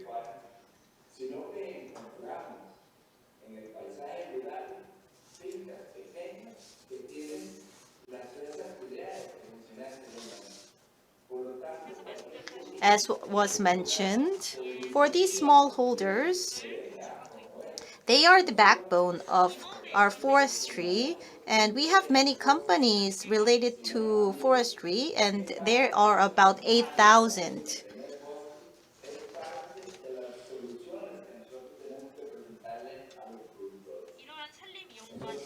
Regarding the forestry utilization and the paper making industry, we need to protect them and we need to support them.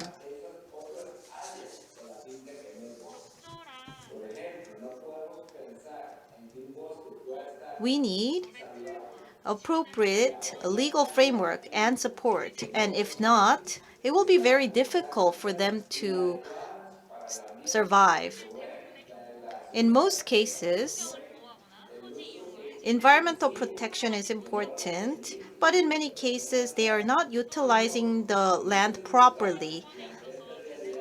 Also, in forest restoration, we are also seeing that many are left to be desired. We need to think about how to restore this, and we need to think about how to support this. If not, then it will lead to economic crisis, and it will lead to many economic difficulties. This also can lead to many difficulties, including deforestation. Well, if we go to the next page, can you hear me well?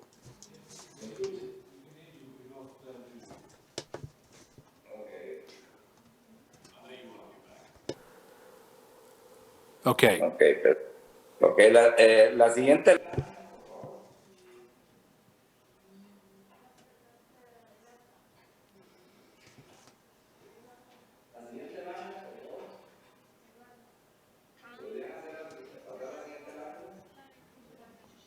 Would you go to the next page?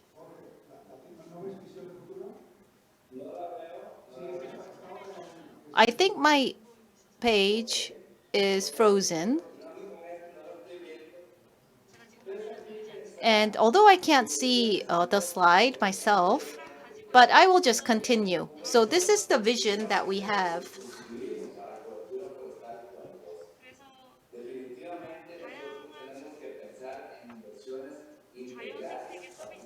There are many nature ecosystem services that need to be resumed, and we need to upgrade our awareness of forest environment. And for the forest environmental services, we need to provide legal and social support. So this will be needed. Regarding the environmental services, as was mentioned, we need to have better awareness and recognition of what this is. And in the case of Costa Rica, we have many important economic activities in forestry, including tourism. And most of our visitors are visiting protected areas. So Costa Rica is well known as a green tourism country, and we need to maintain this. And our next vision is to find new ways to attract investment. We also need to revitalize our economy, and this needs to lead to green jobs. Africa, Asia, and Latin American countries need to cooperate with us so that we can have sustainable forest maintenance, because I think we're all facing challenges going forward.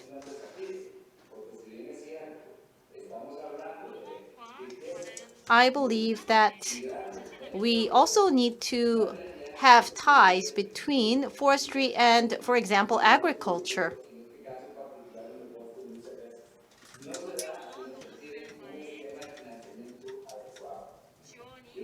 We need to support the smallholders and small-scale farmers as well.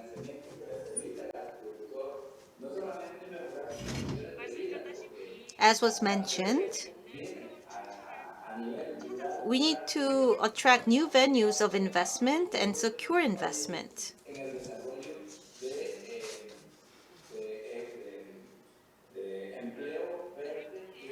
To this end, we will create green jobs and revitalize our economy.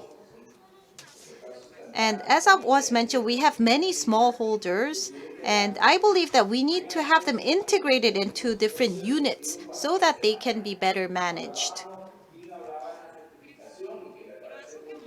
In addition, in managing this type of small forest, we need to review our standards, and we need to have an efficient financial support mechanism, and we need to connect this together.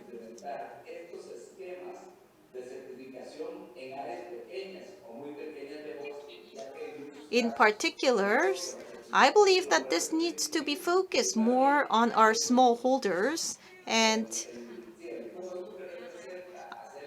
I believe that these investments need to create efficiency. Regarding the accreditation of land title holders and national heritage, or we need to also think about what is needed. In the area of investment in forests,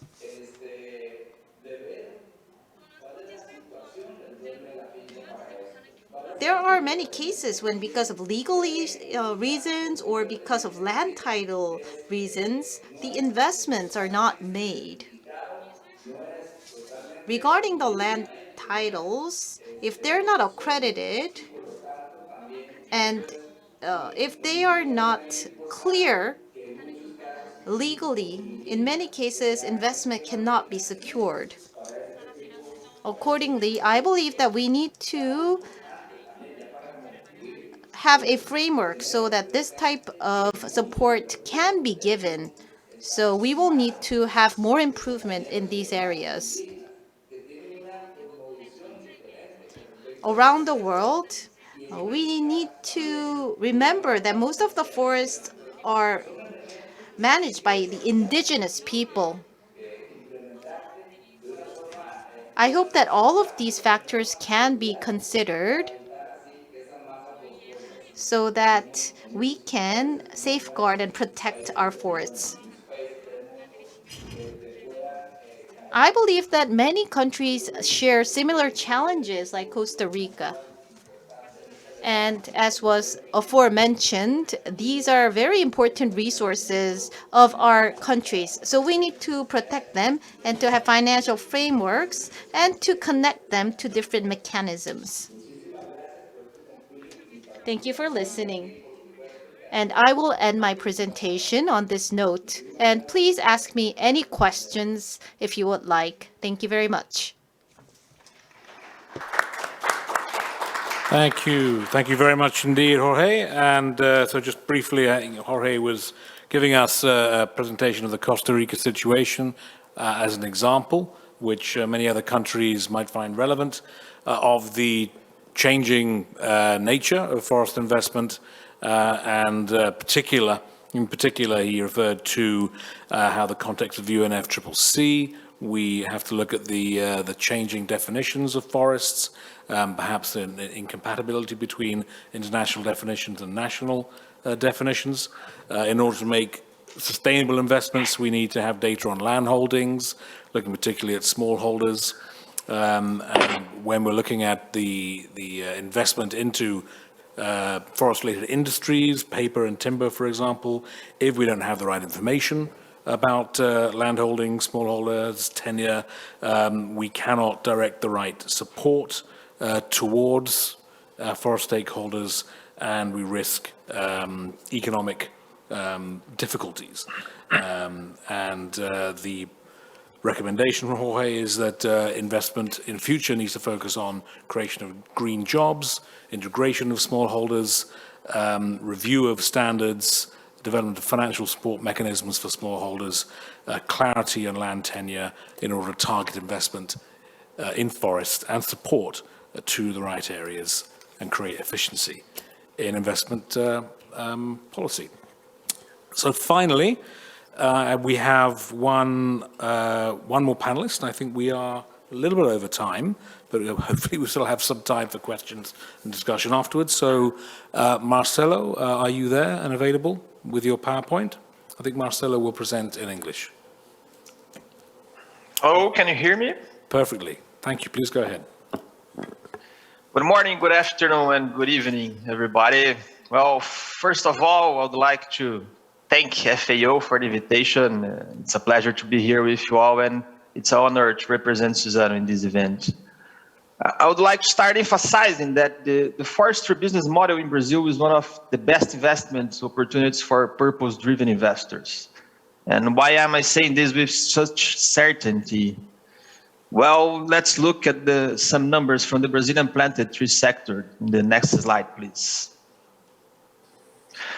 Forest companies have 9.5 million hectares of planted forest, mainly from eucalyptus and pine. And the same companies are responsible for the protection and conservation of 6 million hectares of native vegetation in different Brazilian biomes.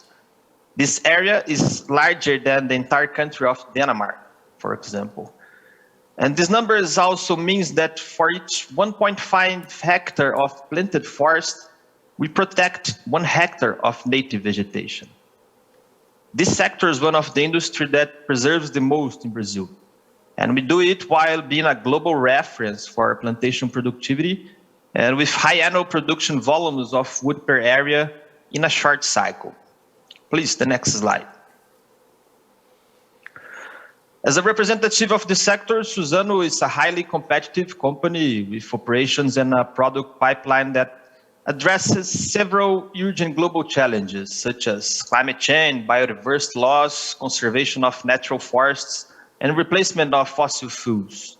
In this slide, we can see the Suzano's value chain and some big numbers. We have 1.5 million hectares of eucalyptus planted forest, and also 960,000 hectares of native ecosystem areas.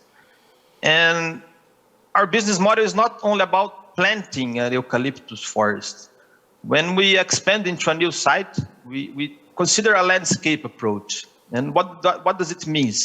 It means that it's not only the planted forest, but also the restoration of the native ecosystem when it's necessary, the social development of neighboring communities, and the biodiversity conservation and improvement through our monitoring and management programs. And these elements are not a part of the business, but an integral part of it. In summary, our way of doing things connects in an inseparable way social development, proper environmental management, climate change mitigation, and of course, business competitiveness. And this is intrinsic to who we are as a company and not something randomly done. And since Suzano is constantly looking for ways of going the extra mile, in 2020, we established 14 high-level commitments to renew life. And some of them use it as targets in financial operations, bonds and loans, for example. And 3 of these commitments I would like to highlight here with you all.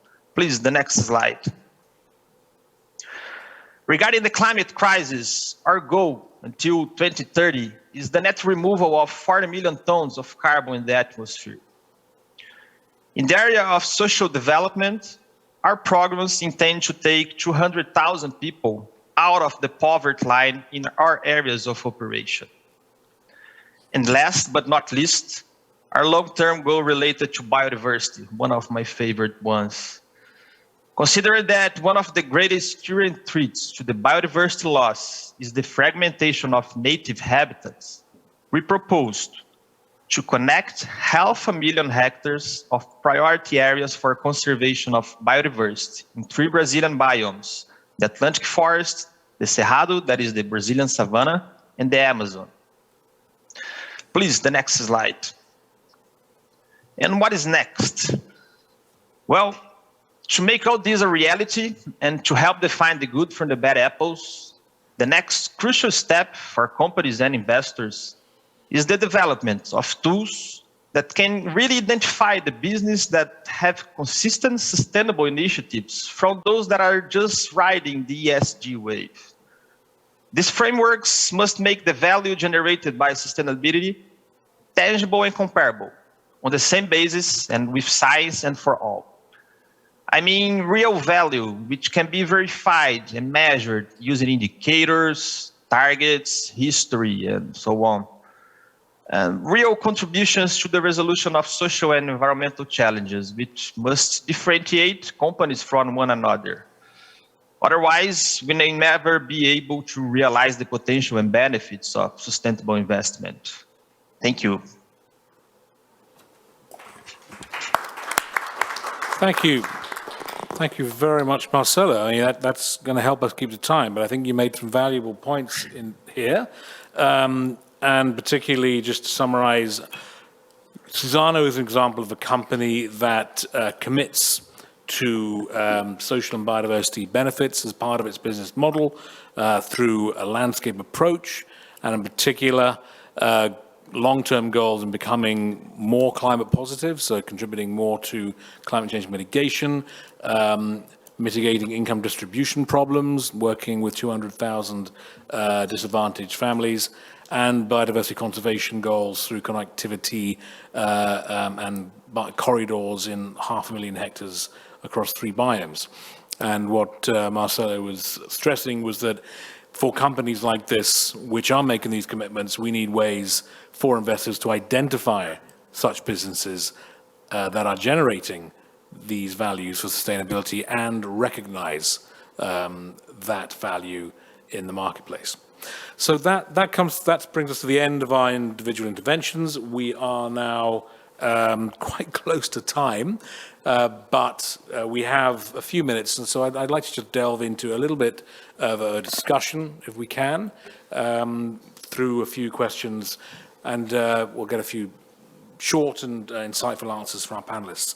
So first of all, can I ask you, Susie, how has the climate crisis affected the information needs of investors in forest-based industries in terms of the type of information they need, the sources they trust, and the standards of due diligence they require?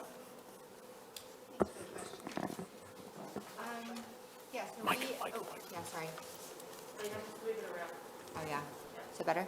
Okay. Yeah, that's it. Yeah, so we as an investor, we've seen that our due diligence requirements they've grown much more stringent and much more complex. There are a lot more data requirements now than ever before, and that's primarily because we want to mobilize investments towards commercial investors, and they are extremely concerned about reputational risks. They want to achieve impact.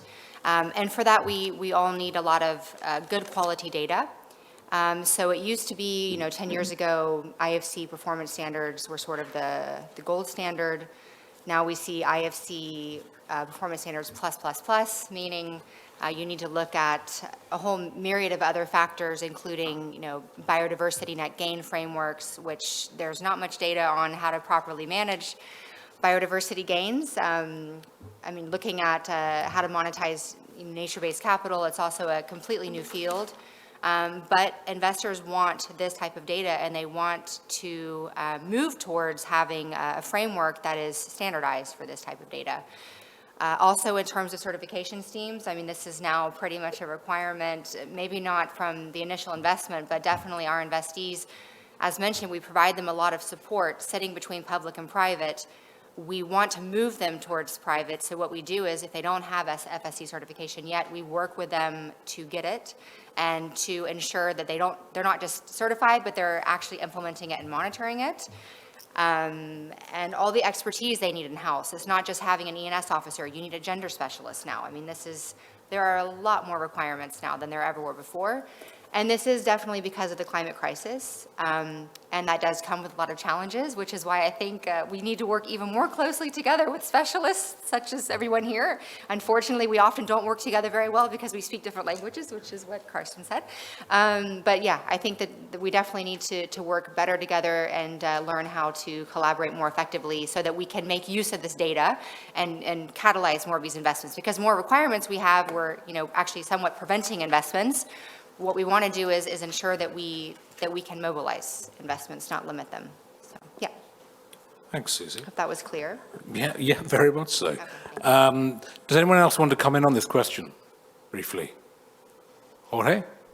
Was that a finger I saw?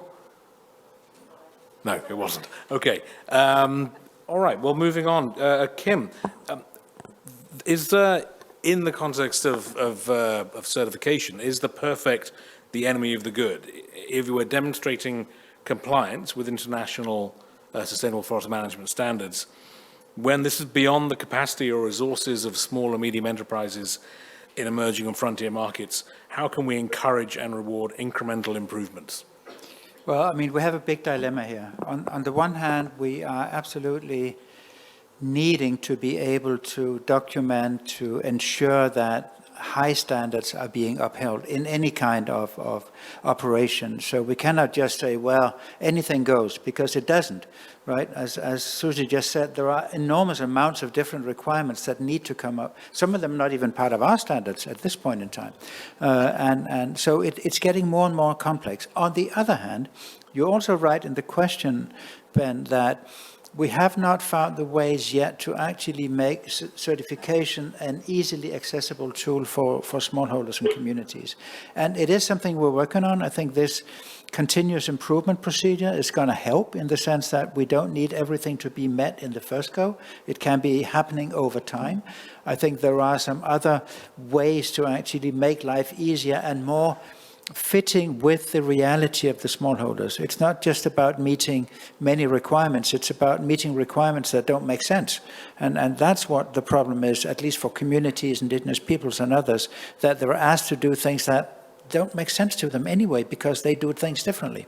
And that's one thing that we need to accommodate to. So on the one hand, absolutely yes, we need to simplify. On the other hand, we need to make sure that the basis is still so that we can document actual performance. Thanks, Kim. Maybe Eduardo, the same question for you.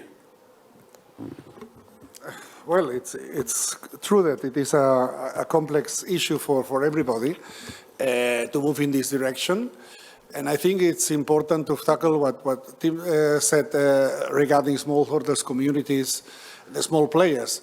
And in fact, there is a risk that we, in certain way, we have seen it, and you have been working in Red Plus long time.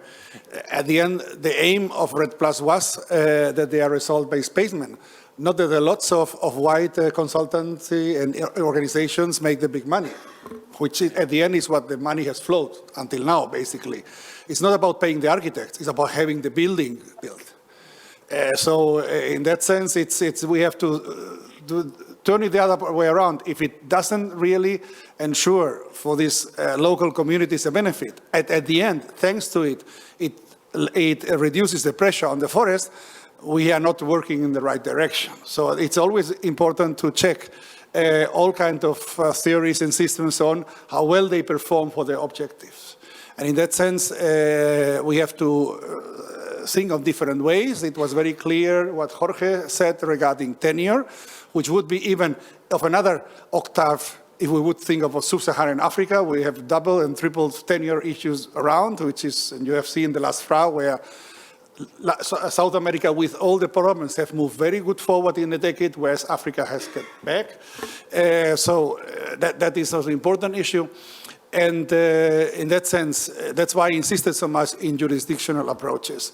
The auditors, they have to be skilled, and I want not to criticize their cost, but it has really no sense. We are not measuring the quality of a single pen. We measure eventually in a big company every 100,000. We will measure, of course, an Airbus or Boeing, because there we fly and it is really risky. So we have to consider real smallholders as a pen, not as the system. And in that sense, do many, and I think it's also a very interesting issue by focusing on jurisdictional approaches. Many of the challenges of sustainability cannot be measured on 1 hectare or 2 or 5 hectares. They can be measured at the jurisdictional scale of a mountain massif, of a province, of a district, or whatever. And creating also a joint endeavor of all the players for sustainability will bring things much more further. Issues of forest fires, of pest fight, of accessibility cannot be solved on a very small scale. It's like a small forest owner at the end, or manager, is like if you live in an apartment, you're also co-owning the common elements. And constructing this common structure, I think, will bring us further in the substance, and will also put these costs of the auditors into a reasonable level. And we have also to think, regardless that we all want to have high level, it is an incremental issue. These forests didn't look in 1970 like they look now. They were all small trees, and they have moved forward. So it's always that we never go back, except the issue is out of control, like climate change or whatever, or a big catastrophe, and that we always move forward. This is, I think, the basic issue in certification and in all this process as well of defining. And it's very important, like Susie said, that we have to fine-tune and come more together constituencies that traditionally have not worked together and understand each other. I think also it's very interesting what a colleague from Susano just commented. This model that even if under climate change is much more easy to understand offset afforestation from scratch, that 1990 we are no forest. Yes, but in certain way to avoid that we just see the land just as an opportunity to offset afforestation. That we get into say, yes, but if you wish this, you have to maintain at least a similar area of natural forest that is degraded, and you have to do some operations that are by far not as costly as afforestation. I think construction of that kind of thing will help not only to offset, but also to have this in this case, the community, but also, of course, the environmental indicators and performance of the area. Thank you, Eduardo. Just very quickly, last words to our friends online. Marcelo and then Jorge, quickly, do you think a global market in forest-related ecosystem services is a realistic aim in the next decade? Marcelo? It's a good question, Ben. Yeah. I think it's quite challenging and complex, but I think we can accomplish it or something at least close to it. Because, for example, looking to the present, standing native forest with all the services that it provides to the society still has no assigned monetary value. And I think the most tangible resource that we currently have now is carbon, which is crucial to face the climate change and through a regulated market. And I think we should, or we could replicate that we are doing with carbon for other ecosystem service. For example, pollination. Here in Brazil, I was reading a study of the Brazilian Agricultural Research Agency, and 76% of the plant used to food production in Brazil depends on the ecosystem service of bees or the other insects or other animals. And water. It's obvious that water, people and business depend on the availability of clean water. And so these elements, water, biodiversity, pollination, they are not independent of each other. In ecology, everything is intrinsically connected. So if we don't have access to clean water, we don't have biodiversity, we will not have life, or we will not have business. So yeah, I think the future is to increase this kind of regenerative business. And I can see two ways for this question. One, of course, is in the question to create a market, and who protect and conserve the ecosystem is remunerated for that. And I think it's not a market that you would compensate some damage because any other area, because it doesn't make sense for this kind of ecosystem service, but in a way that you pay because you are receiving benefits from that conservation. That makes sense. And I think there are some successful experience. My colleague Jorge knows more than me about it in Costa Rica, and also in Brazil we have some experience that could be replicated and scaled. And the other way that I can see is the value of these ecosystem services coming to the business decision-making process and helping with science, methods, everybody to take better decisions. And I think this is a journey. We need a learning process to achieve that. And there are some efforts ongoing, but I do really believe that this is possible to achieve in this decade. Thank you very much, Marcelo. We are, I believe, just gone over time.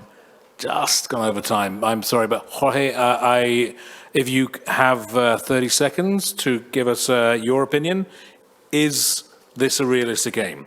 A global market in forest-related ecosystem services in the next decade? Very quickly.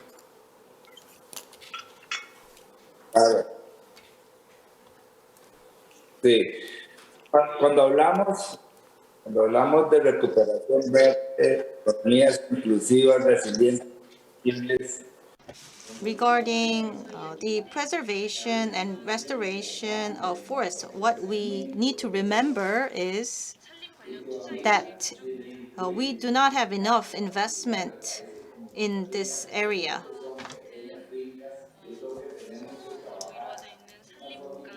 there are countries like Costa Rica, which is comprised of many smallholders. And when we have production and production input, and when we do not have financial regulations or support for them, then this can lead to challenges. In addition, we need to have sustainable management of these forests. And for the mill industry or paper industry to be productive, I believe that these smallholders need to be supported, and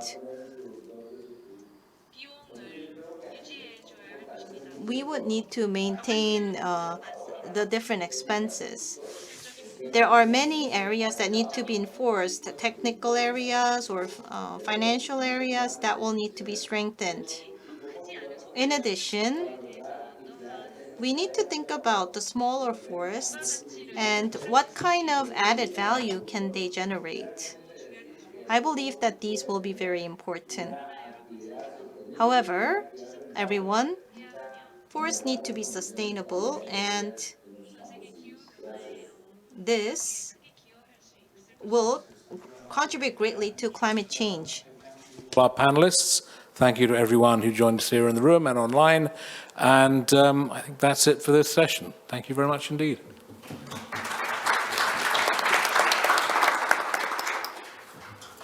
Thank you, Ben, and thank you, panelists. That was really informative. Thank you. Really enjoyed it. Okay, now we have our next session, which is called Screening In, Advancing People-Centred, Pro-Nature, Profitable and Inclusive Forest Projects, Lessons Learned from the New Generation's Plantations. We have an interesting setup for this one. We have Candice Taylor coming to the front, who's going to hold the fort up there, fly the flag. But we have several people online for this session, including the moderator. So is it possible to bring up Luis? Can we see him online? Be nice to see his face. Good morning, Lyndall. Oh, hello. Morning, We can everyone. hear you. We can't see you yet. I hope you'll see me. I hope we can And see you good soon. morning to the audience from a distant Brazil. Ah, there you go. You're here. Very early. You're with us. There you go. Okay, And great. apologies for not being able to be there at the Congress, but thank you for making it possible to join online.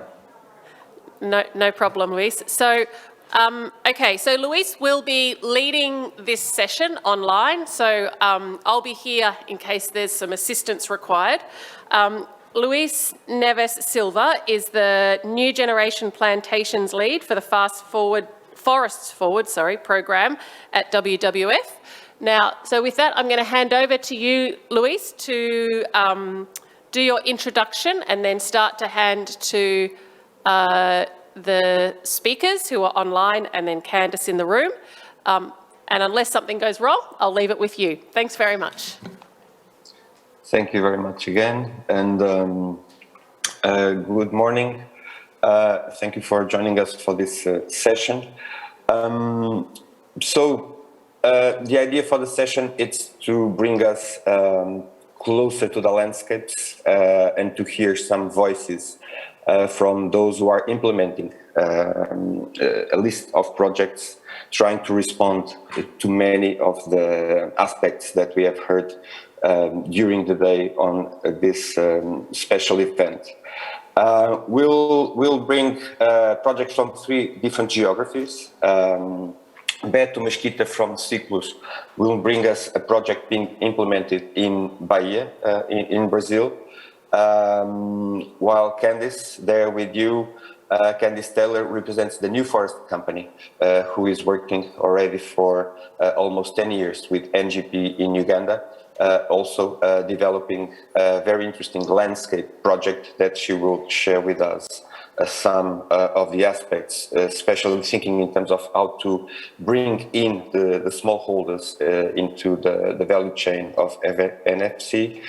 And Nguyen Vu from WWF Vietnam will talk us through a cooperative project in the central Annamites landscape, where they are adding value through for certification to the plantations and developing a landscape approach in the region. In the end, Shauna Matkovic will take us a little bit through the narrative and the model that we are following on the New Generation Plantations Initiative led by WWF, and how we see adding value in terms of linking this with investors and trying to bring the multiple values that these projects are developing into the pipeline of these investors. And so, without further delay, I will start inviting the speakers who are really those who we want to hear. And let's start by Beto Mesquita from Ciclus, and to tell us about the project they are developing in southern Bahia with the indigenous Pataxó people, restoring and connecting natural forest fragments. Beto, are you with us? Yes, I'm here. Thank you, Luis. Can you hear me? Good morning. Yes, we can hear you. Good morning, good evening, good afternoon. It depends which part of the world you are. Thanks a lot for this opportunity. Thanks for this invitation to share some our challenges and our experiences here. Let me share. I think that I am available to share my screens. Okay, it is working. Yes, it is. Okay, thank you. So we'll just, in a nutshell, share with you some lessons and our experience with the project called Shapes of Nature. We are working with Pataxó people. Pataxó is indigenous people living in the southern Bahia, in the Atlantic Forest region, Atlantic Forest biome. Atlantic Forest is one of the hot spots in the world for biodiversity, but a hot spot means that it's a very special place in terms of we can find there a high biodiversity, a high endemism level, but also a high deforested level. All the hot spots lost more than 70% of the original coverage. So it is a very dangerous ecosystems. And then we are working with different approaches to protect the remnants and also to restore, to reestablish ecological connections among those remnants.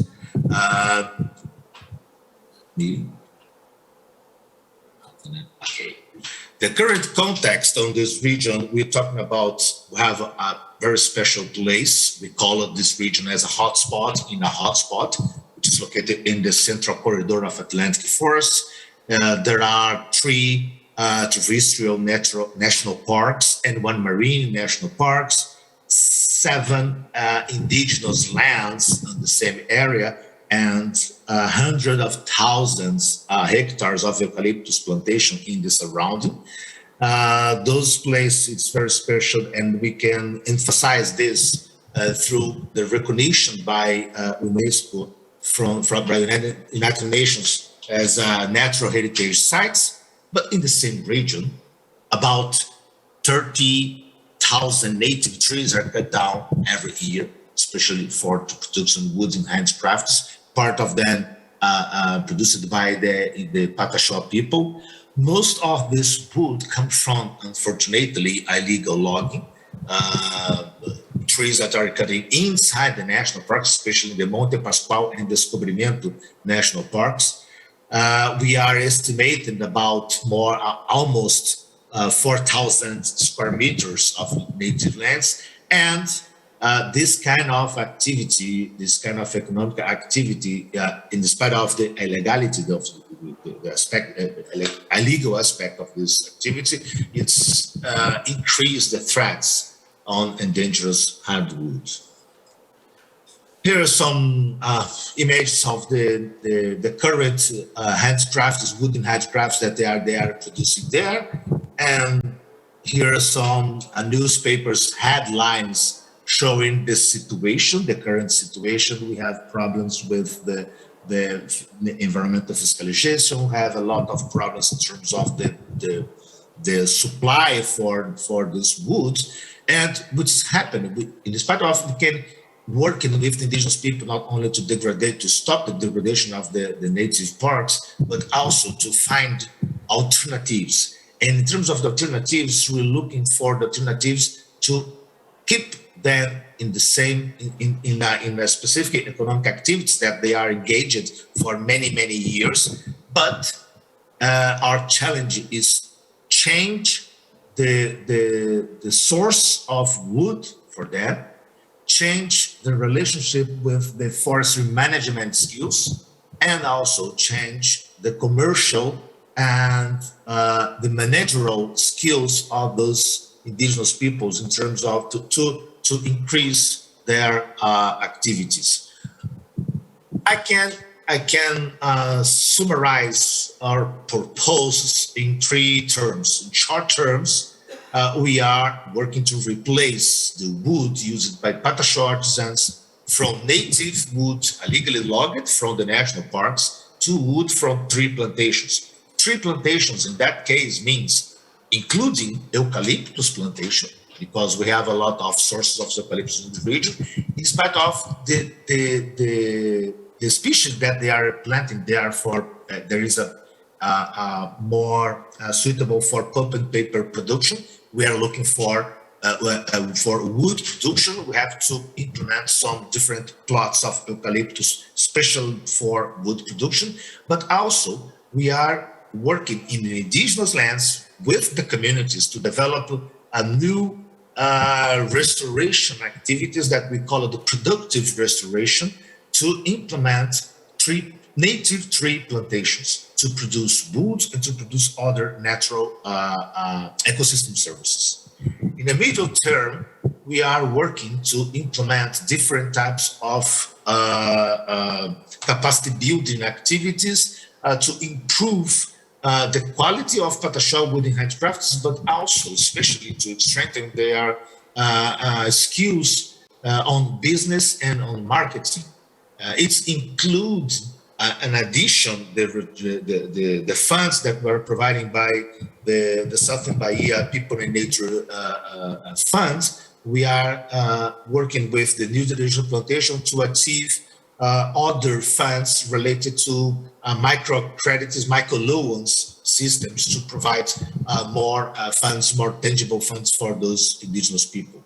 And in the long term, for sure, promote the self-supply of wood, because the Pataxó people have lands, they have open areas in the past for agriculture, they have areas suitable for forest production on this region. So in a very short history here, we're looking to transform a reality. We're looking for establish different connections and different relationships of the landscape, including NGOs, community people, indigenous people, and also the marketing. We're achieving some specific niches of markets in the high, we call it high design markets on this region. So this is a project developed by Cyclus, which is a NGO established in 2018 in this region, in partnership with Arboretum. Arboretum is a government project implemented by the Public Attorney and the Brazilian Service of Forestry. Bever Rio, it's another NGO based on Rio de Janeiro State, working for to develop market solutions for environmental assets, and it's supported by FASB, which is the Southern Bahia People and Nature Funds, and New Generation Plantation. So, Luis, it's just a very summarized, and then we can open to a question. Thank you for sticking to the time, and we'll certainly come back to you with questions during the Q&A session. But thank you for the excellent resume. With that, let's move to Uganda and to hear from Candice the work that New Forest Company is developing there. Candice, over to you. Thanks, Lewis, and hello everyone. Can you hear me? Yes. Yes. Thank you, ladies and gentlemen, for joining us today. Could you put my slides up, please? So my name is Candice Taylor. I've been with the New Forest Company for about 4 years. The NFC has existed in East Africa since about 2004. We manage around 30,000 hectares of land in Uganda and Tanzania. Of that, 1/3 is reserved for conservation purposes, and we are FSC certified in both territories. We've spent a lot of time building a shared value business model, which emphasizes growing our relationship with our neighbors to ensure we have a social license to operate. That means we have to date over 6,000 hectares of mapped, verified outgrower plots who not only received seedlings from us, but significant silviculture trainings, fire trainings, and they have been brought into our strategic timber supply chain. Next slide, please. Now, our challenge is that due to poverty in East Africa and high population growth rates, many of our smallholder tree farmers don't manage to get their trees to grow to maturity. By 6 or 7 years, they've cut them already for $10, for a fraction of the value of that tree, were it to sit in the ground until it reaches maturity. Why do they cut their trees? Primarily because they need school fees, they need to pay for medical costs, it's day-to-day cash. So we've worked with alternative livelihoods, developing apiculture, microfinance projects, and other livelihoods projects, but it's still not making the impact that we wanted. So 2 years ago, we decided that we needed to take a landscape approach, which is very key to the NGP principles, and part of that means working with our neighbors to turn them into landscape stewards. And that means we all need to benefit from the land that we're managing.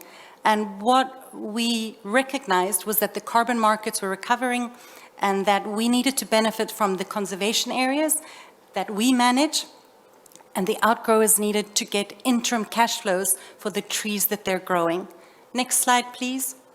So together with NGP and following their principles, we developed a more mature tree grower support program that enables us to track and create all the data and all of that due diligence you've been hearing about in order to qualify for a carbon project with VCS.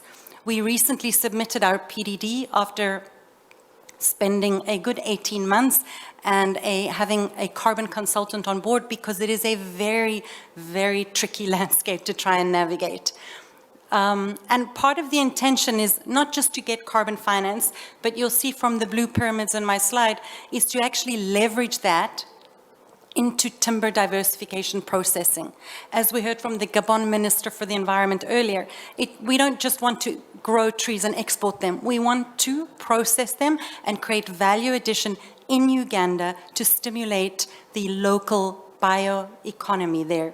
Next slide, please.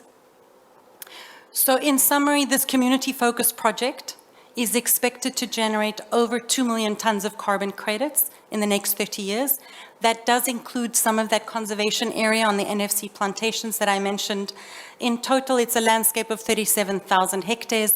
And one of the key safeguards that we put in place was the strengthening of 18 tree grower associations, including an NGO, including WWF in Uganda and other independent observers, into a carbon steering group. So together they will make the decisions on the price once our 3-month audit process for the afforestation credits is completed. Next. We're very grateful to the Dutch Fund for funding some of this project. And I just want to mention that although there is a lot of ESG due diligence required to get some of this funding, having FSC certification, being a member of WWF NGP, that certainly sped up the process for us. But I would encourage, if there's any lessons from this conference, climate change is real. And by raising the bar of FSC, raising the bar of due diligence, we're only going to make it more difficult for companies and communities to benefit. So please, would all parties keep that in mind. Next slide. Some of the positive benefits When we designed the project, it was important that it would have a landscape approach, so households with a focus on women and youth, stimulating the rural economy, protecting riparian zones, significant commitments to afforestation, being net planters, changing the culture around cutting trees, around being landscape stewards, and for us as a company also having a more secure timber supply that makes us more attractive also for investment. Next slide. Thank you very much for your time. I'll hand you back to Luis. Thank you very much, Candice. Excellent presentation, to the point, and also with a clear message in terms of we need to develop these complex projects addressing the multiple values on the landscape, but let's also keep in mind that by raising the bar, we might excluding those that we want to benefit more. And with this, I'll invite Vu to take us through the FOSDA project in the Central Annamites landscapes. Vu, over to you. Thank you, Luis. I would like to share my screen.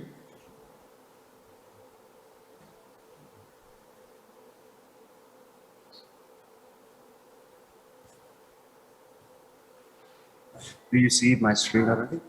Yes. Okay, thank you. Okay, I would like to invite you to visit one smallholder group FSC certified for plantation in Central Annamite of Vietnam, one place in River Mekong. This is about the sustainable value chain of an FSC certified smallholder forest. Thus, we have support them from 2016.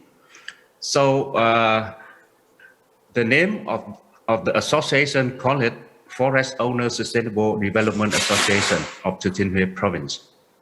Short name is FOSDA. So they come from the individual smallholder gathering to become a group and supported by the WWF Vietnam to achieve the FSC certified for their plantation. So after 5 years, they become a full legal association with more than 1,000 members and with more than 6,000 hectares of FSC certified. They come from the individual smallholder, but now they become more and more professional, operate with the full legal association, and they are on the progress of the setting up the Union of Sustainable Forest Cooperative. So cooperatives, what does this mean? This is come from the FSC certified smallholder group, and they transform to the association, and with the capacity building and unit improvement, they transform to the cooperative. So what we see the highest impact from their development progress is, at the beginning, they are receiving our support. Our is mean WWF Vietnam, but now they become our partner who can provide the advisory service to replicate the best practice of the program to another province and expanding the sustainable supply chain. So this is their supply chain. FSC smallholder of the acacia plantation. So they form, and now they have several sustainable forestry cooperatives under the coordination of the FOSTA, the umbrella association. So they supply the FSC sawwood to the local processing company. That this company also supply the raw material, the semi-product to the final processing company for furniture to export, like IKEA supplier. In the other hand, they also supply the chipwood as the FSC chipwood to another supply chain. So this is what we call it the sustainable supply chain of FOSTA. So what is the role of the NGP in these pictures? So NGP come to smallholder in Central Annamite and in Vietnam to create a platform for sharing and learning and catching up the opportunity for improving their business to become more bankable. So based on that, we continue to support them to incubate their business plan to become let's say, more responsible to the conservation, more landscape approach orientation, and finally can achieve the bankable project development target. So from 2019 until now, so NGP support the smallholder in Central Anamai landscape of Vietnam in several aspects. So it's not only focused on the acacia plantation timber, but currently there's also support more on the small and medium enterprise in the aspect of non-timber forest products and also agroforestry products like ginseng, like rattan, and coffee under the buffer zone near the nature forest. So we see that NGP is played a very important role. Thus, we would like to continue to cooperate with them to develop more opportunity for the smallholder in the Central Anamai landscape to assess to the bankable project funding or investment from BFCD, for example, or Landscape Resilience Fund.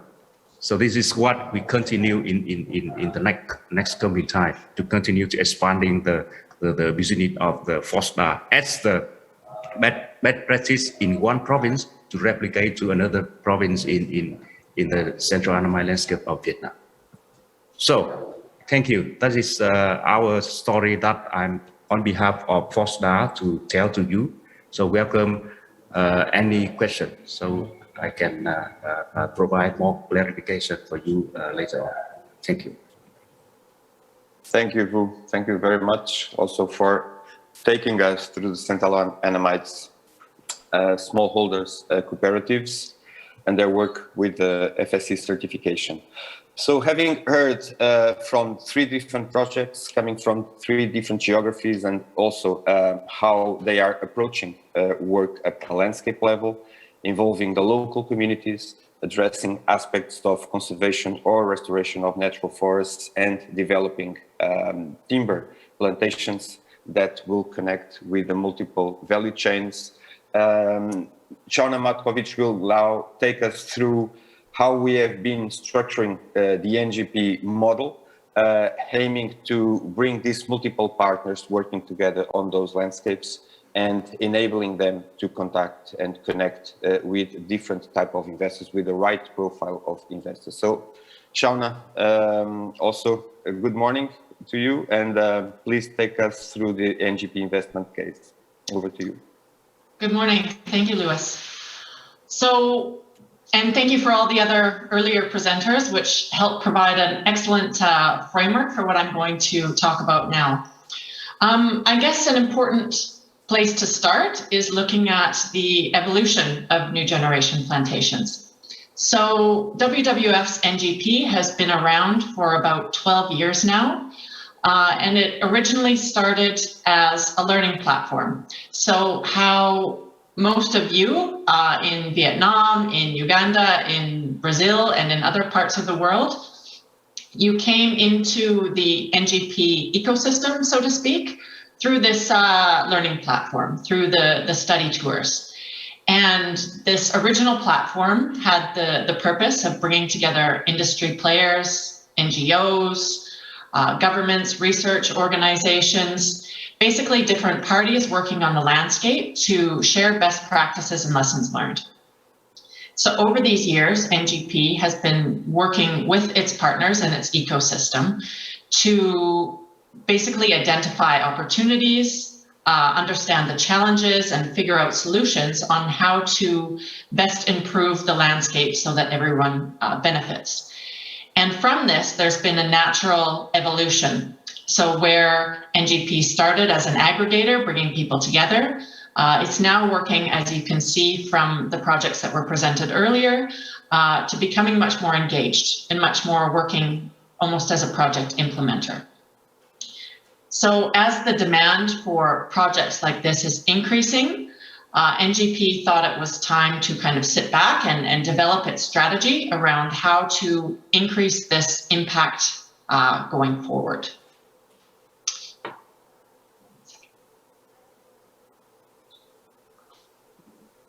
So with that, a starting point was to identify the unique value proposition of NGP as it moves into project implementation.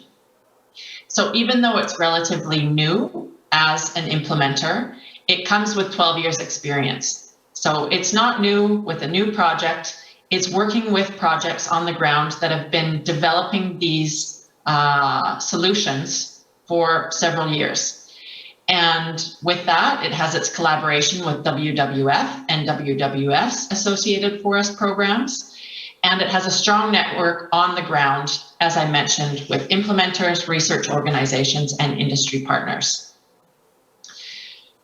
So then moving forward, the question to figure out where NGP is best suited in the forest landscape finance approach, it was important to identify the investment gap. So realizing there are different parties operating in the space, servicing different challenges and capitalizing on different opportunities, we wanted to look at where's the opportunity for NGP. So we wanted to identify this gap of where NGP could fill it. So over the past 12 years of working in forest landscapes, NGP has been actively involved in both the commercial side and the NGO side of restoration and conservation activities. It has seen the commercial strengths of the efficiency, scale, and long-term self-sustainability or commercial viability of these businesses, but it's also seen the limitations with respect to a lack of resources that are able to address the environmental and social needs of the landscape outside of their operational focus. On the philanthropic side, it's seen the strength. May I ask you, yes. Do you see there on what you are describing, NGP having developed different approaches when the conditions on the landscapes, they were different in terms of how the communities, they were structured and how we have... Exactly. Yeah. So through doing this exploration exercise and what you've seen already today in the earlier presentations, there are two different approaches that NGP is working with its principles. So again, just going back briefly, the NGP principles are about maintaining ecosystem integrity, protecting and enhancing high conservation values, developing these projects through effective stakeholder involvement, and contributing to economic growth and employment. So though those principles remain the same, there's been different approaches and different landscapes to execute those principles. So what we see, for example, in Candace's example of New Forest Company is what we're calling the community company bridge. And this is a situation where there's kind of mutual benefit and reliance from working together. So where NGP supports communities and the companies to work together to mitigate risk and to leverage opportunities that they wouldn't be able to do alone. On the other side, we have the community to commercial evolution. Can you hear me still? I see my screen is frozen. Yes. Okay. So we have the community to commercial evolution. And this is where we look at projects like Beto introduced in Brazil, where you have a strong group of local stakeholders who are already working on the landscape. And NGP comes in to support these, to professionalize them, to support them with access to markets, and perhaps even later on investment to scale their operations. So there's these two different approaches that NGP is taking. With that, there's also three different activities that NGP is carrying out. So they work with both conservation and restoration of natural ecosystems. They work at sustainable wood production, and they work in agricultural improvement. So NGP doesn't tend to get involved in siloed projects. So where different landscape approaches might have a focus on a particular business model. So for example, only commercial reforestation. NGP tends to look at the whole landscape and see what the landscape needs in its entirety and tries to develop solutions that include all of those three activities. So within each project, you'll probably find a different mix of those activities within each approach. Shauna, we are coming close to the time, but I'll still ask you, will this approach be part of the path in terms of delivering the multiple returns, and while looking into the very important aspects of carbon, biodiversity, and the social aspects in the landscape, but also in terms of looking for the economic activities that might provide the financial returns to investors? Yeah, so as this strategy develops, NGP is really trying to focus its communication and its strategy on delivering these long-term outcomes. So compared to kind of short-term project funding, it's looking for long-term engagement with partners and investors. So where it is not looking for necessarily number of trees planted or number of jobs created, it's really looking for long-term impact creation. So improved biodiversity, improved carbon stocks, improved livelihoods.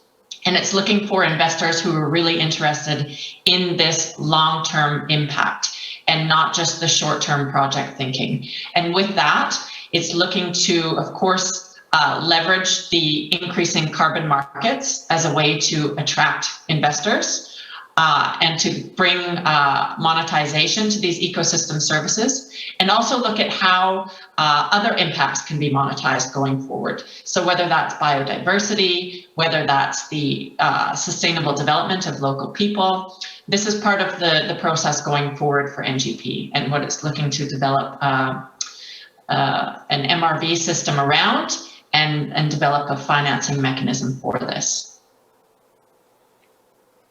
Excellent. Thank you. Thank you for bringing us through the NGP model and how we are working in these different regions with different profiles of projects, but bringing them to the right profile of investors who seek this long-term engagement and projects with multiple returns.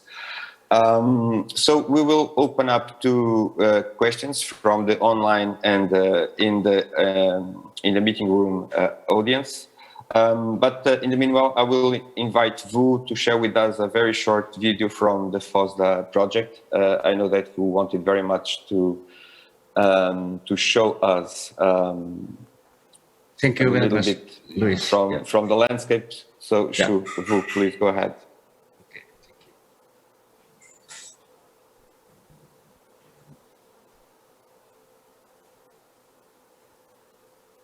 Can you see that?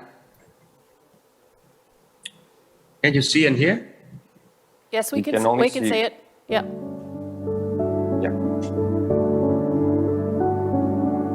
Quản lý rừng bền vững gắn với nâng cao chuỗi giá trị rừng trồng có chứng chỉ quản lý rừng bền vững FSC được xem là một trong những giải pháp thúc đẩy phát triển ngành lâm nghiệp của tỉnh Thừa Thiên Huế, chuyển đổi sang hướng phát triển xanh bền vững, góp phần bảo vệ môi trường và đa dạng sinh học, giảm thiểu các tác động của biến đổi khí hậu. Những kết quả nổi bật và thành công của Thừa Thiên Huế FOSDA sau 5 năm hoạt động trong quá trình phát triển nâng cao giá trị rừng trồng gỗ keo có chứng chỉ FSC từ năm 2016 đến năm 2020, không thể không kể đến vai trò và sự hỗ trợ tích cực của dự án Mây tre keo bền vững thông qua tổ chức WWF Việt Nam. Hội chủ rừng và phát triển rừng bền vững tỉnh Thừa Thiên Huế FOSDA chính thức được thành lập vào cuối năm 2016. Đại diện và bảo vệ quyền lợi của các chủ rừng quy mô nhỏ khi tham gia sản xuất kinh doanh rừng bền vững, đồng thời thúc đẩy, hỗ trợ các hộ chủ rừng tích cực tham gia hoạt động quản lý rừng bền vững theo tiêu chuẩn FSC. Từ con số chỉ có 14 chi hội với 241 thành viên, với diện tích rừng trồng tham gia chứng chỉ quản lý rừng bền vững FSC là 950 ha, thì sau 5 năm hoạt động, đến năm 2021 tăng lên 37 chi hội với hơn 1.110 hội viên. Diện tích rừng trồng được cấp chứng chỉ FSC toàn tỉnh nâng lên trên 6.015 ha. Khối lượng gỗ FSC các loại khai thác 297.576 tấn. Giá trị xuất khẩu đạt 14.231.896 đô la Mỹ. Các hộ tham gia chuỗi giá trị rừng trồng gỗ keo có chứng chỉ FSC đang có đầu ra khá ổn định, được công ty Scansia Pacific, trực tiếp là công ty Minh An và Hoàng Nga bao tiêu sản phẩm mua theo giá thị trường cùng thời điểm và được hỗ trợ thêm từ 15 đến 20% tùy theo cấp tính. Một trong những giá trị quan trọng của rừng trồng theo tiêu chuẩn FSC đó là phục hồi lại hệ sinh thái tự nhiên của khu vực.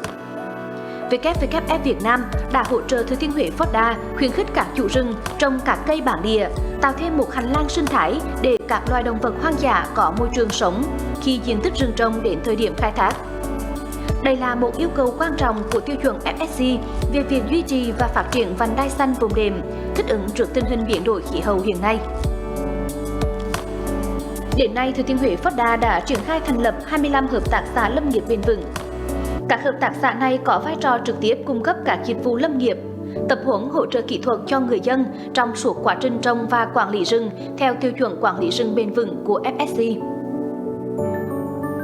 Hoạt động của Thừa Thiên Huế Forda đã thường xuyên nhận được sự quan tâm của các cơ quan quản lý nhà nước từ trung ương đến địa phương và các tổ chức quốc tế. Đặc biệt, chuyến thăm hợp tác xã lâm nghiệp bền vững Hòa Lộc và Thường Nhật vào tháng 8 năm 2019. Phó Thủ tướng Trương Hòa Bình đã đánh giá cao vai trò của Thừa Thiên Huế Forda, giúp các hộ nông dân trồng rừng thành lập được nhiều hợp tác xã lâm nghiệp bền vững. Đây là mô hình rất tốt và hiệu quả để nâng cao giá trị gia tăng của người dân trồng rừng. Chỉ đạo Ủy ban Nhân dân tỉnh Thừa Thiên Huế quan tâm, Bộ Nông nghiệp và Phát triển Nông thôn cần nhân rộng ra toàn quốc. Với sự tín nhiệm cao, năm 2019, WWF Việt Nam đã chọn Thừa Thiên Huế Forda cùng các tổ chức của 5 nước trong khu vực tham gia hội thảo về mô hình chuỗi giá trị liên kết với các doanh nghiệp hợp tác xã về tiêu thụ sản phẩm tại Thái Lan, thu hút sự quan tâm của nhiều nước về mô hình thành lập hợp tác xã lâm nghiệp bền vững của Thừa Thiên Huế Forda. Diễn đàn nhiều bên cùng phát triển tầm nhìn Trung Trường Sơn. Với sự tham gia trực tuyến của các tổ chức nhiều nước như Luxembourg, Phần Lan, Hà Lan, Thụy Điển, Mỹ, Thái Lan, Indonesia, cung cấp nguồn vốn vay ưu đãi cho hợp tác xã lâm nghiệp bền vững và các công ty doanh nghiệp chế biến lâm sản, đồng thời hỗ trợ nâng cao năng lực cho các tổ chức xã hội. Sau 5 năm hoạt động, từ một đơn vị đối tượng hưởng lợi từ WWF Việt Nam, đến nay Thừa Thiên Huế Forda đã ngày càng vững mạnh và khẳng định được uy tín và thương hiệu, chính thức trở thành một đối tác của WWF Việt Nam và tổ chức đơn vị doanh nghiệp khác. Bên cạnh việc duy trì phát triển chuỗi giá trị rừng trồng gỗ keo có chứng chỉ rừng FSC tại địa bàn tỉnh Thừa Thiên Huế, khắc phục được những tồn tại, không còn các lỗi lớn trong quá trình đánh giá chất lượng chứng chỉ rừng của những năm trước đây.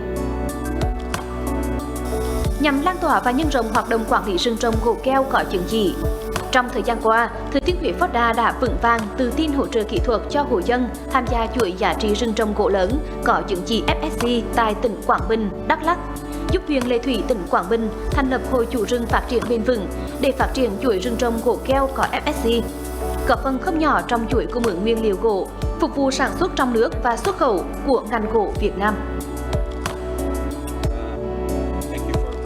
A little bit of the central Annamites here into the session and with much more detail and better understanding of the work in there.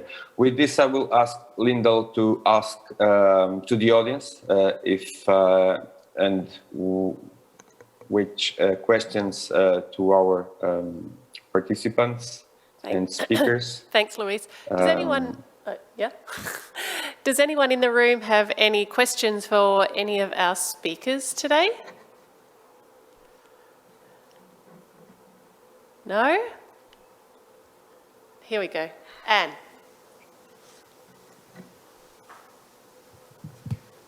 I may volunteer to ask questions, I think. Maybe referring a little bit to the experience of the NFC and also that from Vietnam. Maybe my question to the panelists is that we've seen successful models of smallholder production and value chains from Vietnam and Mexico, for example, but it has not happened in too many countries. And especially the challenge has been that integration of smallholders into the higher value addition production models is still a puzzle.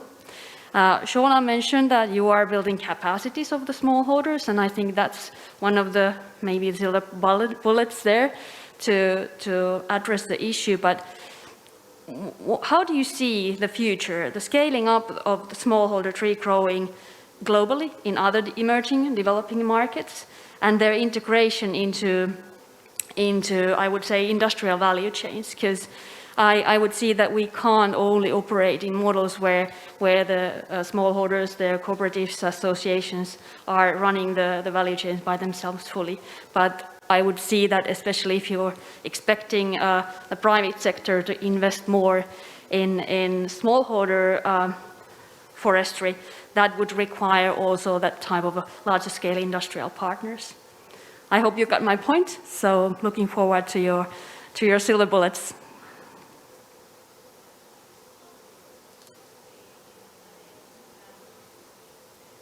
Could you all hear that online? I see Shauna raising the hand. Then Candice and Vu, you can also jump in. Yeah, I will just quickly say from my kind of observations, I think this is part of the reason why NGP is going for this long-term approach. It's a long-term engagement. It also requires the caution of donor dependency. So you need to work together with the company who have this kind of long-term mentality. They're looking for viability. They're looking for self-reliance. Donor dependence doesn't help the communities. It doesn't help them. So it's really a cooperation. Again, the companies, though, don't necessarily have the resources to be financing this learning process and these activities. So there is also a need for funding that can fill this gap to get to this long-term outcomes that are needed. I'll stop there. Thank you. Yeah, I think that's the permanence. It's a key element here. But Candice or Vu, you want to add from your side? Yes. Supplement for the idea from Shauna. I'd like to say something as the example from Forestry case. You know, at the beginning, is the company had been buy-in. At the beginning, when we start to have the smallholder in Vietnam to develop their supply chain. So this company is, we call it an anchor company. We find out them and involve them in the pool at the beginning together with our advisory support to help smallholder get more information from the market. What is their requirement? And finally come up with the business contract between the Forestry and the company.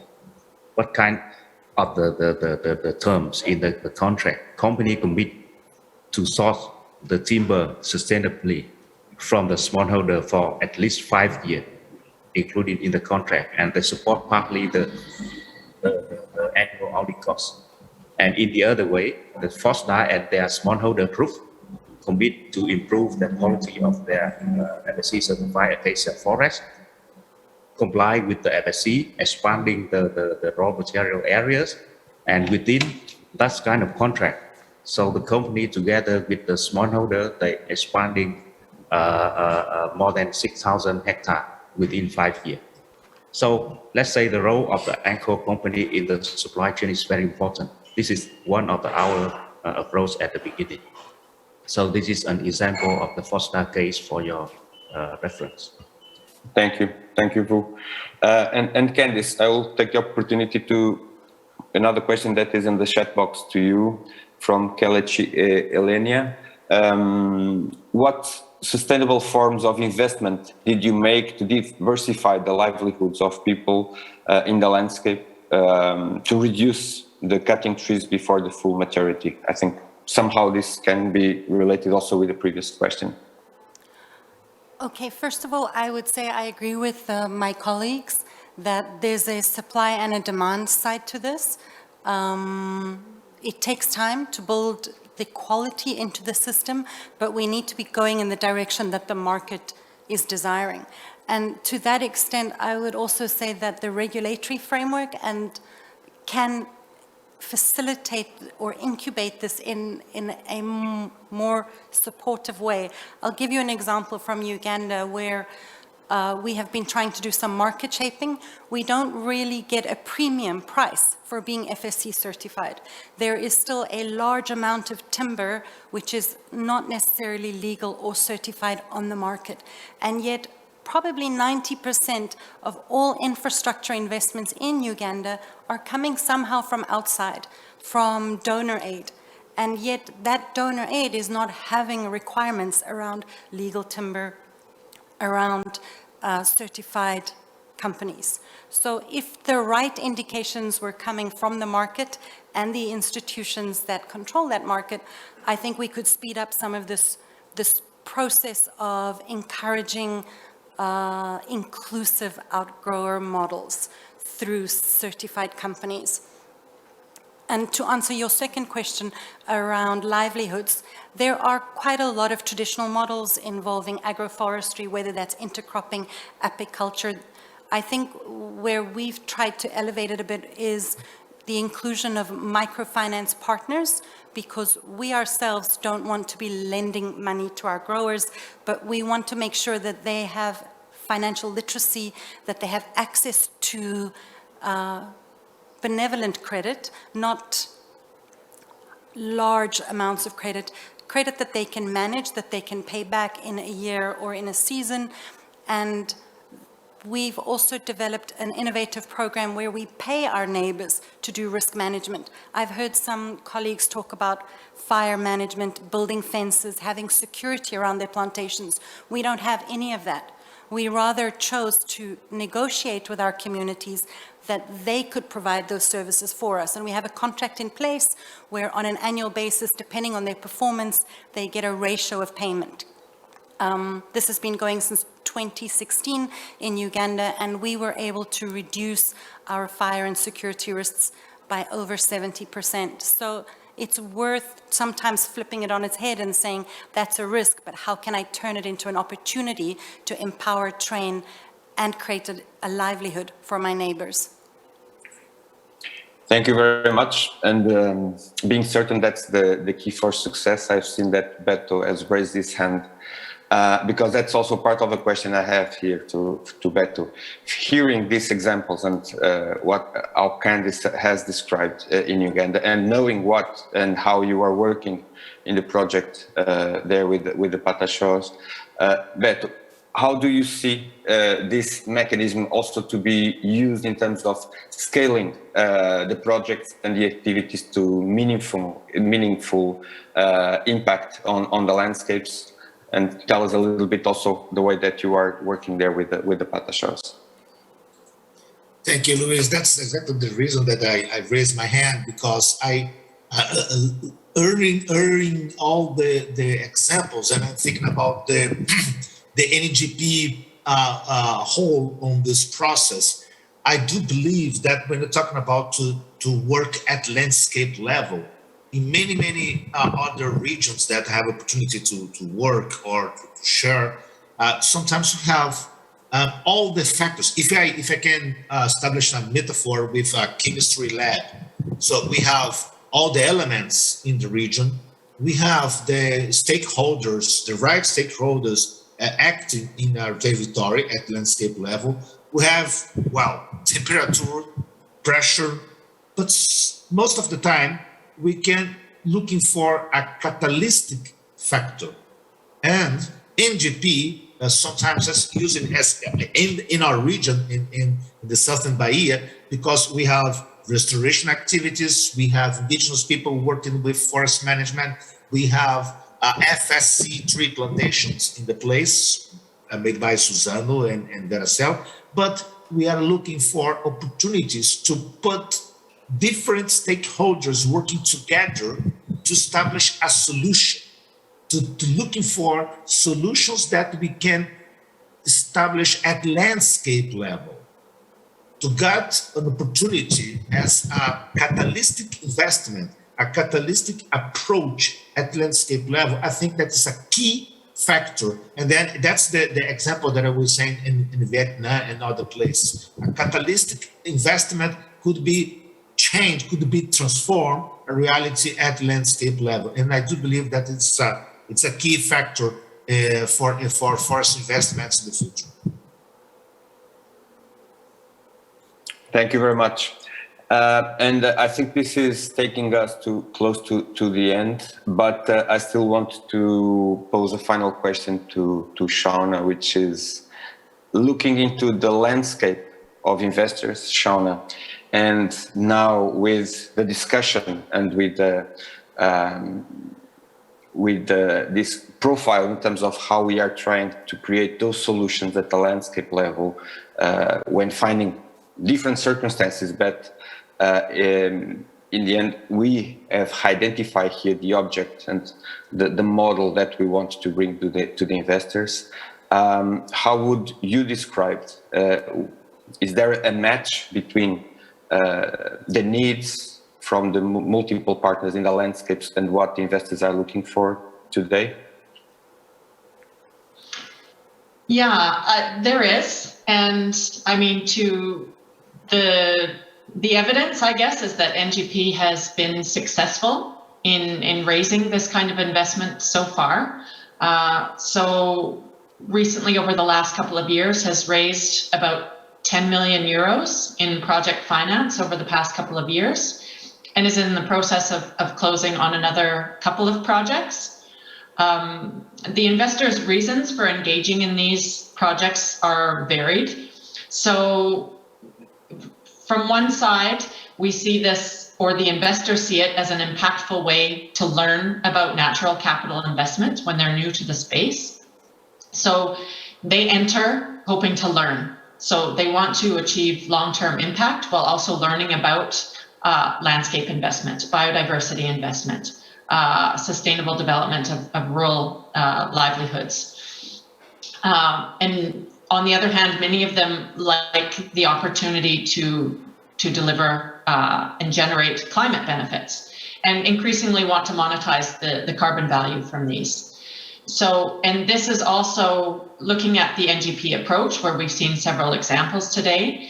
We can see that these projects are of what is being called high quality in the space. So high quality in terms of a number of different values being generated, several co-benefits being generated, and especially given the multi-stakeholder driven approach. So NGP, we can really see that this is at the core of NGP's projects, where it's secondary in many other landscape approaches. So I see more investors coming to this space from the impacts that can be derived, and from the evolution of monetizing ecosystem services and co-benefits that are coming. Thank you. And I think with this from my side, I will hand over to Lyndall to close there in the room. Lyndall, we have heard 3 projects with the landscape scale in different geographies, from South America across Africa into the Southeast Asia. We have heard about how we have been adaptive in terms of the local circumstances from social economic perspectives and the environmental challenges, but with this building complex, but with multiple returns projects at scale, and looking for the right profile of investors which are moving into this space. I hope we have been successful in sharing our lessons, and over to you to close there in the room. Thank you very much to everyone.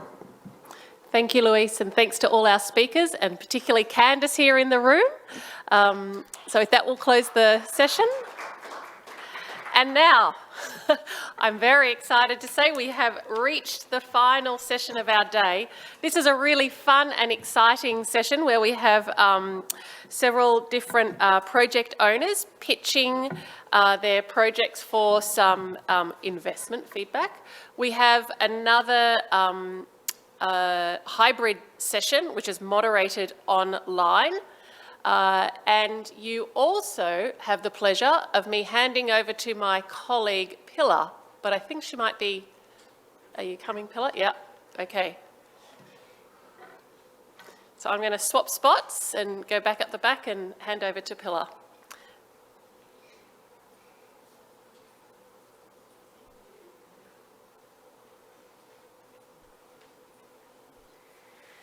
So, thank you very much, Lyndon. Thank you very much, everybody here, for this long day of sessions and presentations.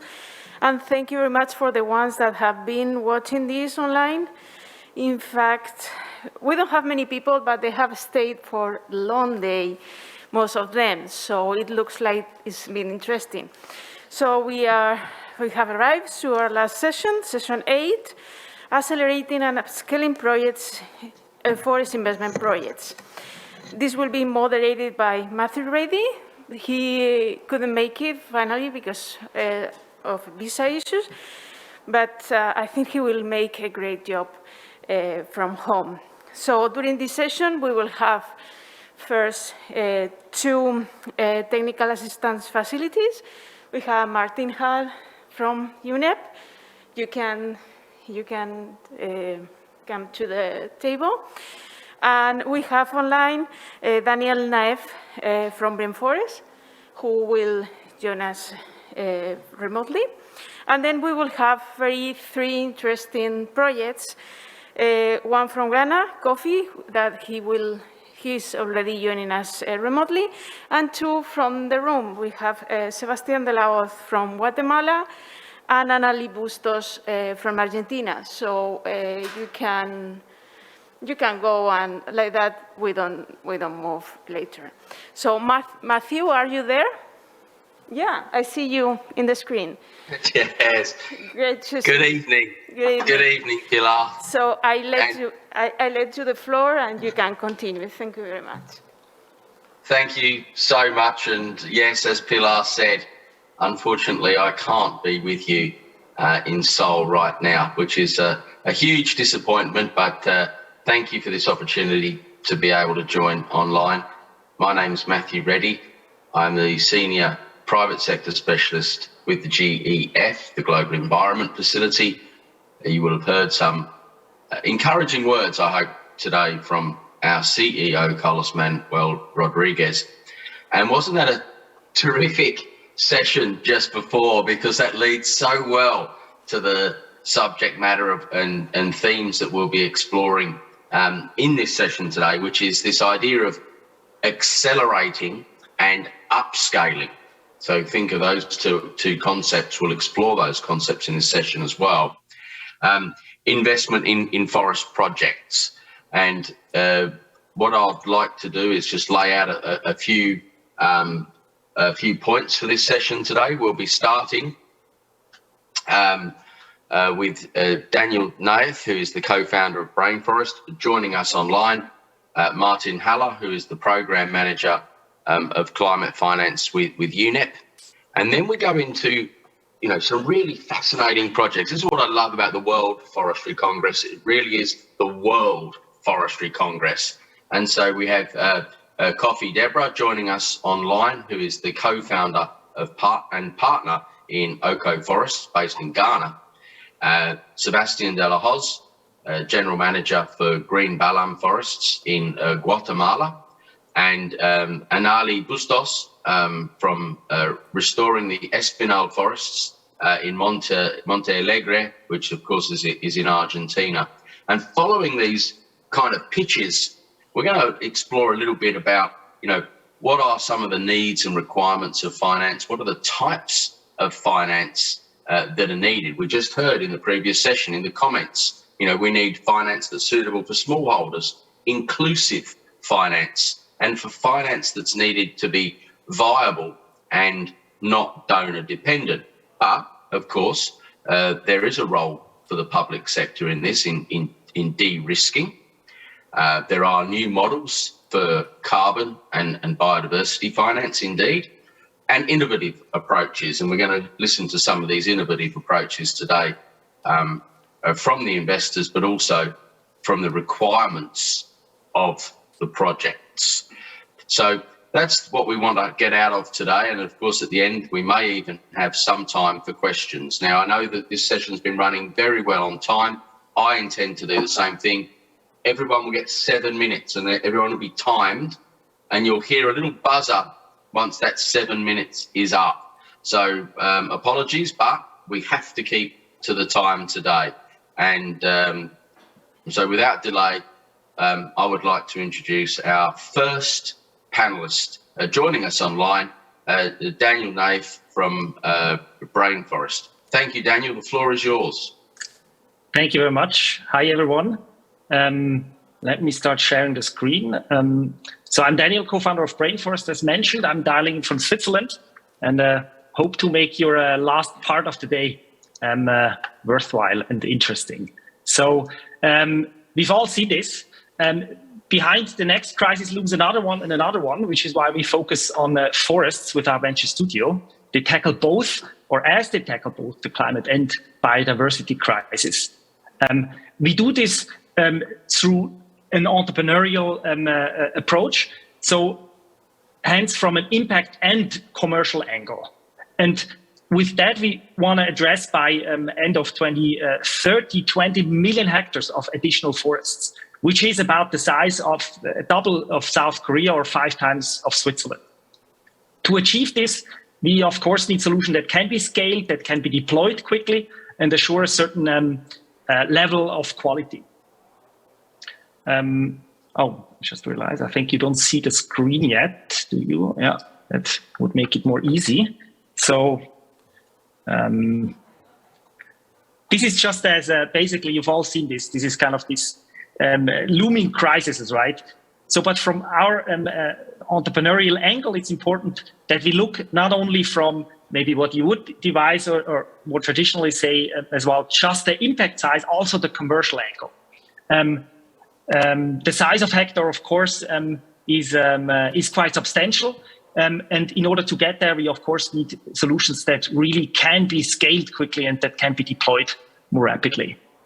Our studio approach, and the studio is very similar to a venture builder or an incubator, is to identify the barriers and bottlenecks that really prevent the buildup of the financing of more biodiverse forests.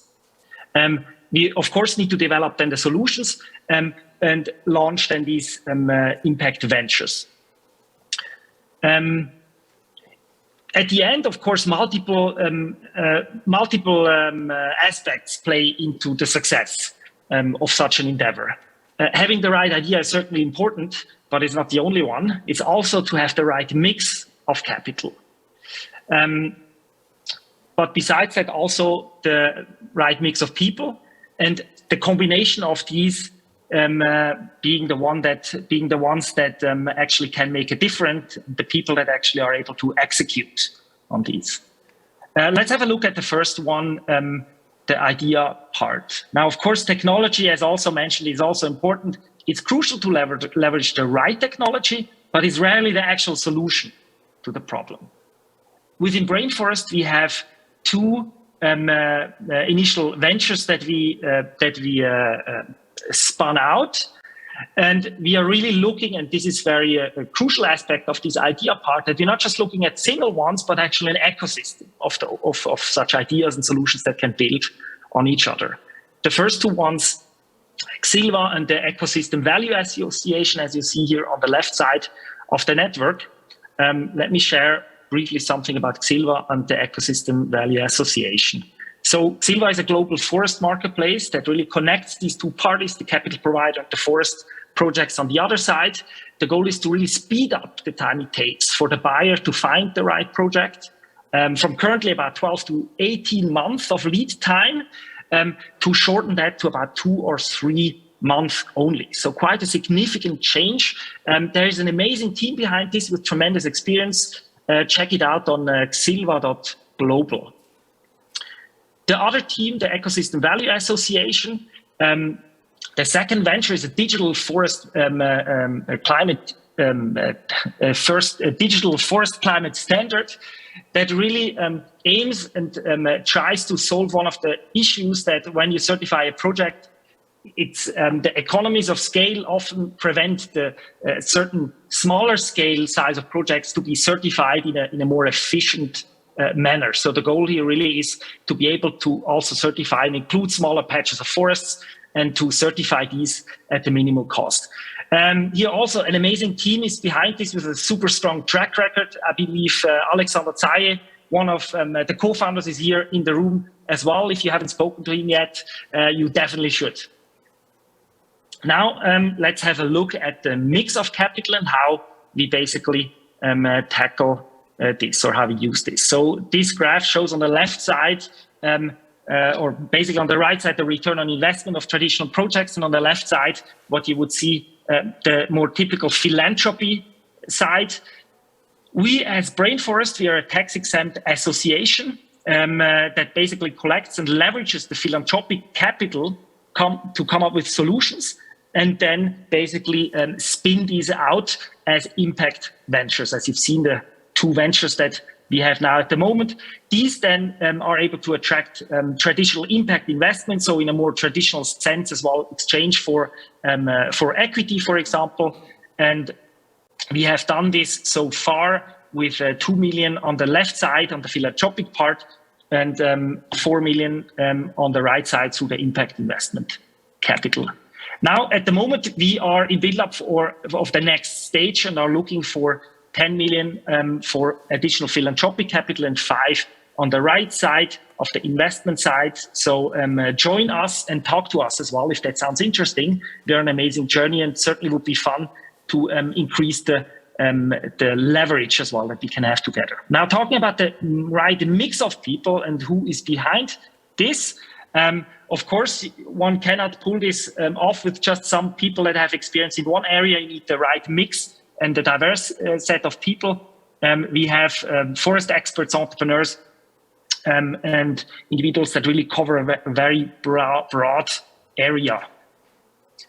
We also have a very strong board in the background with renowned individuals from the NGO side, WWF, for example, but also through investors, business angels, all the way to the side of the science, and through Professor Dr. Jabouri. We have also a very strong partner from the Swiss Federal Institute of Technology. We also have a hands-on advisory board with unicorn entrepreneurs such as Amir Swissa, for example, but also bioeconomy expert, an initiator of Institute Amazonia 4.0, Carlos Nobre, and of course, more individuals. So that was already it. Thank you very much. Get in touch with us through our webpage, brainforest.global, or follow us on Twitter, and make sure to have a chat also with Alexander Zayas. He's from us on site. Thank you very much. Thank you very much, Daniel. You know you're speaking to a Swiss person when you finish exactly on 7 minutes. That was quite perfect. Well done. And a brilliant presentation. And I love the name. I mean, you've got to say Brainforest. It was such a clever name, isn't it? But I think those 2 examples that you demonstrated there, you know, really are on this upscaling, this goal of 20 million hectares. Driving scale for certification, I think, is another way of considering upscaling. And of course, bringing that investment turnaround time from 2 years to 2 months. You know, I'd like to learn a little bit more about that as well. That's fascinating. Thanks very much. Okay, now we're turning back into the room now, and we're going to ask Martin Haller from UNEP to give his perspective. Martin, the floor is yours. Great, thank you very much, and thanks for that. I'll be following up just now, just with a bit of a scene setting, and then a few words about where my perspective comes from on this issue before we turn it over to the projects. I mean, I think in terms of the context, and that's been re-emphasized numerous times today as to where we're at. There's good news in that the importance of forests as a response to environmental crises is recognized. So we're beyond now just the awareness raising phase. I think we were in that for a couple of decades and looking to solutions. And that's good news. Also on the good news, we see, I think daily now, more pledges and commitments coming from financial institutions, from businesses in terms of pledges to investment in nature-based solutions, to net zero commitments. And so there's clearly a lot more interest now from the private sector in this kind of solution. Having said that, we're not quite all the way there yet. I was discussing with Espen Brandy just a few minutes ago and noting that, you know, although there are a lot of investors who presented today, none are purely private investors. None are, you know, from the purely private side. There are no pension funds, no institutional investors, but only the concessional side of things. So we're not quite there yet. Also, we note that although there's interest and growing commitments, on the ground, the action is severely lagging. And what do we mean by that? When we look at what can be invested in this sector, what are the business ventures that are being developed, that are finding the innovative ways to combine profitability with better environmental outcomes, better social outcomes, we see those as lagging behind. There's few, far between, and certainly not at the scale that is needed to attract the kind of investment that is needed for solutions at scale.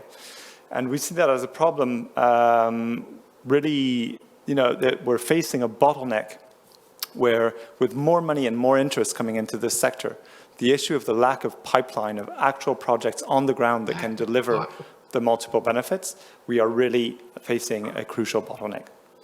So from the issue to part of the solution, with these problems in mind, UNEP and the Frankfurt School of Finance of Management set up the Restoration Seed Capital Facility about a year and a half ago with the aim to accelerate private investment in forest projects.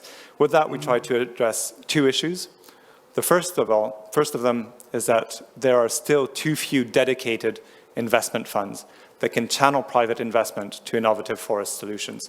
I mean, we do have investors that can invest directly in individual projects if the projects are of certain size, but we've heard about the problem of scale, and one of the ways to respond to that is to have investment funds that can pool together different projects and offer sufficient scale for investors to channel their money to the solutions on the ground.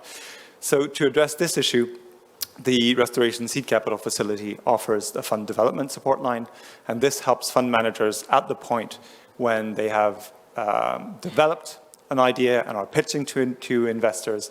And typically they think that this will be a few months, but what we see is that it's more a question of a year and a half to 2 years. And to help them get through that pinch point, the Restoration Seed Capital Facility offers support. The second problem, and the one that concerns us more directly in this session, is that there are too few projects and ventures being developed on the ground. And typically, that means that the fund managers themselves still have to get very active in terms of identifying, screening, and developing projects on the ground. That is a very resource and time-intensive process, and the Restoration Seed Capital's facilities, pipeline and project development support lines offers support to the fund managers to get through that, with the aim, ultimately, to accelerate the deployment of private capital to the projects on the ground. So that's just one of the many initiatives, and we've heard of many further ones today, that are trying to promote greater investment in forest solutions. Because we all realize that ultimately many more ventures and projects are needed to be developed for the sector to scale up, and the more promising of them need to scale up and scale up fast. Now, one of the major challenges I think that we've identified in dealing with this sector is that the expertise in maximizing the environmental and social benefits of forests rarely overlaps with business and finance expertise. So there's a lot of expertise in the forest community, in conservation, in protection, but the people who hold that expertise rarely have the expertise to develop business models, to develop investment pitches, and that is a gulf that needs to be bridged if forests are to fulfill their full potential in delivering the goods, livelihoods, and environmental benefits on which humanity depends. I'll stop there and hand over to the projects of today. Thank you. Thank you very much indeed, Martin, for giving us that context. And I think this whole idea of developing the project pipeline, we're never going to get the scale or the level of investment that we need without viable projects. And it's a delight now to introduce some of these projects. This is an exciting time, and we're going to learn about some diverse projects from around the world. And first of all, we're going to turn to Kofi Deborah, who is the founder of Oko Forest. So Kofi joining us online from Ghana. The floor is yours. Great, thank you, Matthew. And I believe you'll be sharing my slides. So just waiting for them to come up.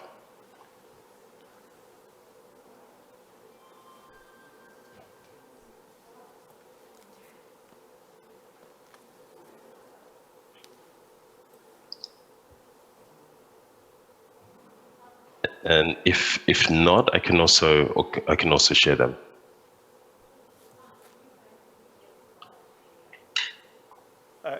Yeah, please go ahead and share the slides. I think that might be Okay, right. Okay, so I don't have maybe I need to be made a host because I don't see a. Okay, here we go. Sorry, I've just seen it. All right.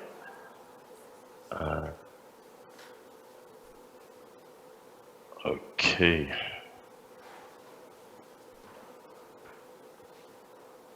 Okay, can you see them? If you can put it onto the presenter mode, please, Coffee, we can see it really well then. Is that better? Perfect, thank you. Okay, awesome, great. Okay, right, here we go. So it's I got 7 minutes, so better get started. Okay, thank you so much for the introduction, Matthew, and I'm really delighted and honored to be presenting today at the 15th World Forestry Congress. So, as you heard, I'm Kofi Deborah, and I'm British Ghanaian, and I founded Oko Forest in 2016. And we create stronger enabling environments where farmers can flourish. And and I know you've been listening to long presentations all day, so I'll keep it short. Excellent presentations, I'm sure. And I'm going to be sharing with you the reality of developing a scalable landscape regeneration project on the ground here in Ghana. And as we know, according to the FAO, there are 874 million hectares of arable land in Africa. And so if we take like a modest figure of 7 tons of carbon sequestered per hectare, it represents 6.1 billion tons potential for carbon sequestration. It's a huge opportunity that we're not meeting. And so, our plan, so we're creating an economic agroforestry buffer zone to protect Kodjai Strict Nature Reserve, and that's in Ghana's forest transition zone. And so essentially what we're doing is that we're creating this economic agroforestry buffer zone to protect the reserve itself and let nature do what it does best, and that's to regenerate. And so essentially we're boosting biodiversity and the incomes of the people who surround the reserve, mitigating their need to encroach and degrade the reserve. And so this project's also listed on the Explorer Land landscape storytelling platform by Open Forests. You can find out more information there. In terms of sort of our impact and roadmap so far, so we've planted 35,000 trees in the buffer zone, and we're planting an additional 50,000 this planting season, and we're almost completing a carbon credit accreditation journey with US partners Carbon Better. And it's essentially to help incentivize the farmers and then also the highly influential traditional customary authority as part of the benefit sharing arrangement. We also own a warehouse where we store and add value to maize, vegetables, and mushrooms to take to market. And we're expanding into additional 1,000 hectares as part of our carbon credit accreditation process.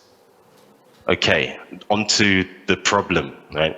So, according to a 2013 World Bank report described the lack of accountability and transparency as a key inhibiting factor in the development of the Ghanaian land registry. Now, in our project, we found that 80% of farmers do not have formal land and tree tenure documents to prove ownership. And so this increases the cost of essential services such as insurance and loans. And and even worse, it locks farmers into 3-month cash crop cycles and away from the longer term, much needed 20+ year tree cycles. And then also in Ghana, the traditional authority is the custodian and broker of the land by law. However, they often do not have detailed land ownership records, especially in rural areas. And so, and this isn't just a problem for Ghana. A USAID report, Why Land Rights Matter, states that 50% of forest communities in emerging markets have insecure tenure, which is often a key driver of deforestation. So this really is a global problem. So onto our solution. So So our solution is to put land and tree tenure data onto a public ledger, creating an enabling environment where landscape regeneration projects can scale. And because it increases transparency, trust, as well as investor confidence in investing in African carbon credit markets. And also key international organizations have repeatedly underlined the need for clear property rights because it improves governance, traceability, and creates an enabling environment where people can thrive.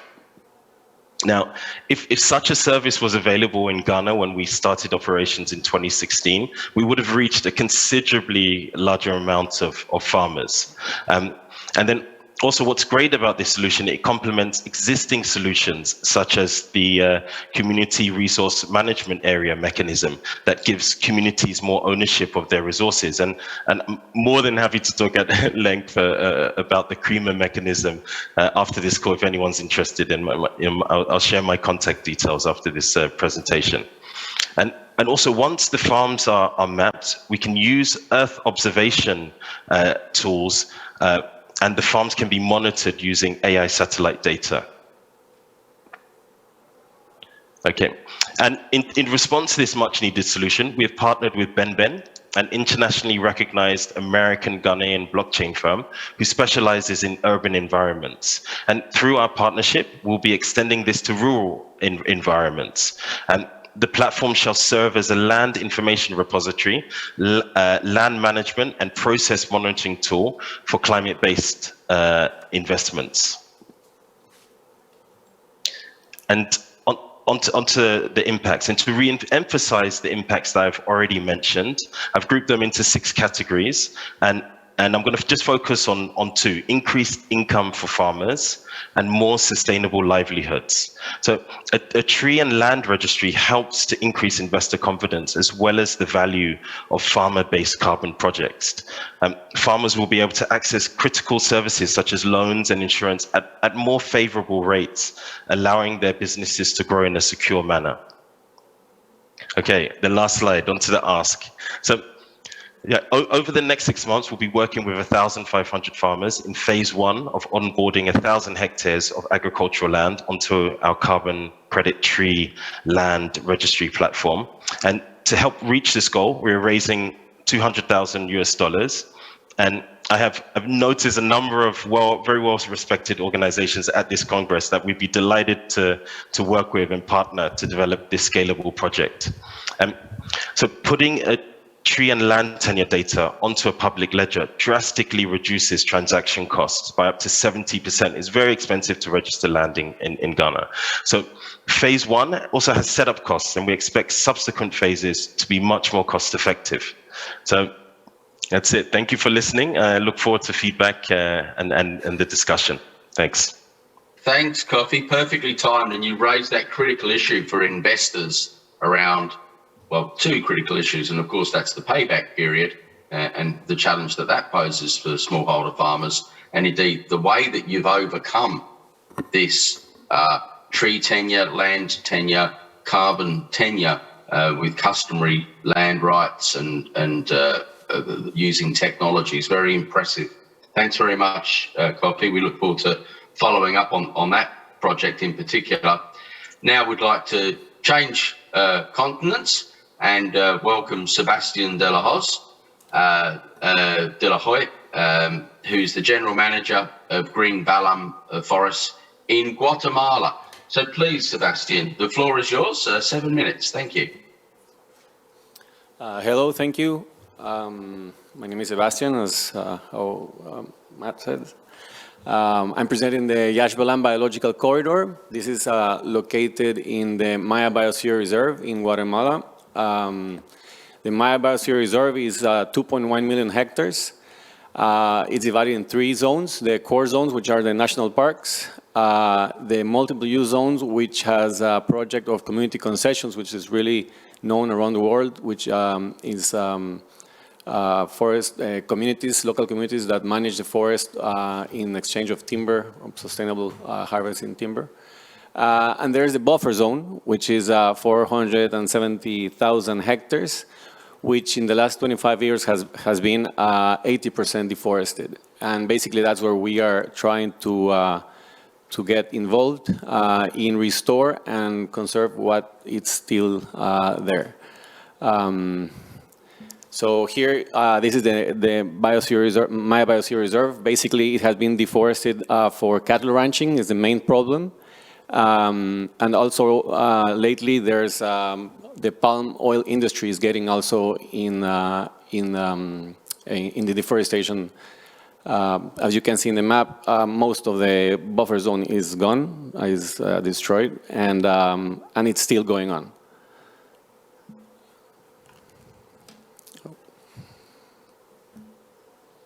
Yeah, it's not moving.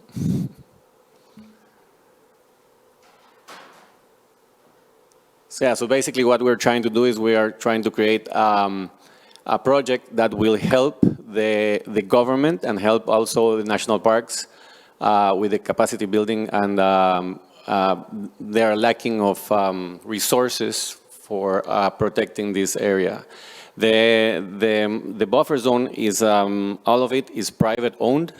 80% has certainty in land tenure. So we are already, well, I manage Green Balam Forests. It's our company which is promoting this biological corridor. We created this company just because we saw the deforestation and the degradation of what was going on. Basically, the deforestation is carried on by the private sector, which is the cattle ranching and large-scale agriculture and sustenance agriculture. So we think that also from the private sector is the best way to recover, to restore or to preserve this, and it will be the fastest way to do it, because when you put money into it, then everybody will be interested in getting involved. So this is one of our projects. It's our pilot project. We started this project in 2020 with 55 hectares, and we tried many techniques for restoration and conservation and sustainable forest management so that we can then practice this in a large scale. This is the Yashbalam Biological Corridor. It's a 15,000 hectare project. We already started buying some land there. We are focusing right now in acquiring the land with, where there's still forests, you know. Yeah, this is the biological corridor. We are planning to do a project. This is for 25 years. Of course, it will go on, but the financial analysis that we made is for 25 years. In this area, 70% is deforested, and it has the opportunity to be restored. So basically, this is how we pretend to create the project. First, we are looking to acquire some land and partner with some landowners from this area. We're going to do some studies. We have already started doing some studies, and yeah, and then basically the four main. We're going to do 3 techniques for restoring the area. We're going to do some conservation, which we already have in one of our properties that we just got with 430 hectares. We're going to do some agroforestry close to the communities, and then timber reforestation also. The main sources of income will be carbon credits and timber, and then we will also have non-timber products and ecotourism activities around, so that then in this mixture of activities, we will try to be more successful financially than cattle or other activities. Yeah, so for the ecological impact, well, the forest landscape restoration, ecological connectivity, ecosystem services, biodiversity, and carbon capture. These are some of the monitoring that we've had in one of our properties, and as you can see, there's like a very, very high biodiversity in this area that is at risk, and there's a lot of endangered species that we are being protected at the moment right now. So, and there, we have also wetlands. This area is connecting 4 protected areas: Tikal National Park, which is very famous, and other 2 protected areas to the north, and to the south we are connecting Cerro Cahui biotope and the biggest lake in the area, which has a fresh water source, and also we have wetlands in this area. For the social impact, we are building strategic local partnerships with government organizations and NGOs that are working around, also with communities. Yeah, and also we already started working with some of the with Rainforest Alliance, WCS. They are helping us to do the monitoring for the wildlife, and we are in discussions with INAP, CONAP, and MAGA, which are the government organizations that control these type of activities. For the economic impact, well, the land acquisition, it's very certain because the land tenure in this area is certain. It's private owned. We will do certification processes also, and basically it's going to be carbon financing, sustainable timber, agroforestry incentive programs from the government, and ecotourism. This is the money or the capital that we expect to mobilize in 25 years. It will be like an investment, like a gross investment of $300 million, and it will have an income, a gross income of around $1 billion, combining carbon timber, the increase in land if the land is purchased, or if it's we get in partnership with our landowners. And also here we still have to put in the ecotourism income and the non-timber products income, which it's a very complex situation to predict, because it's very complex, you know. So it's different. It's like 5 or 6 non-timber products that are very big in the area. So it's everything. Everyone has a different business unit that we have to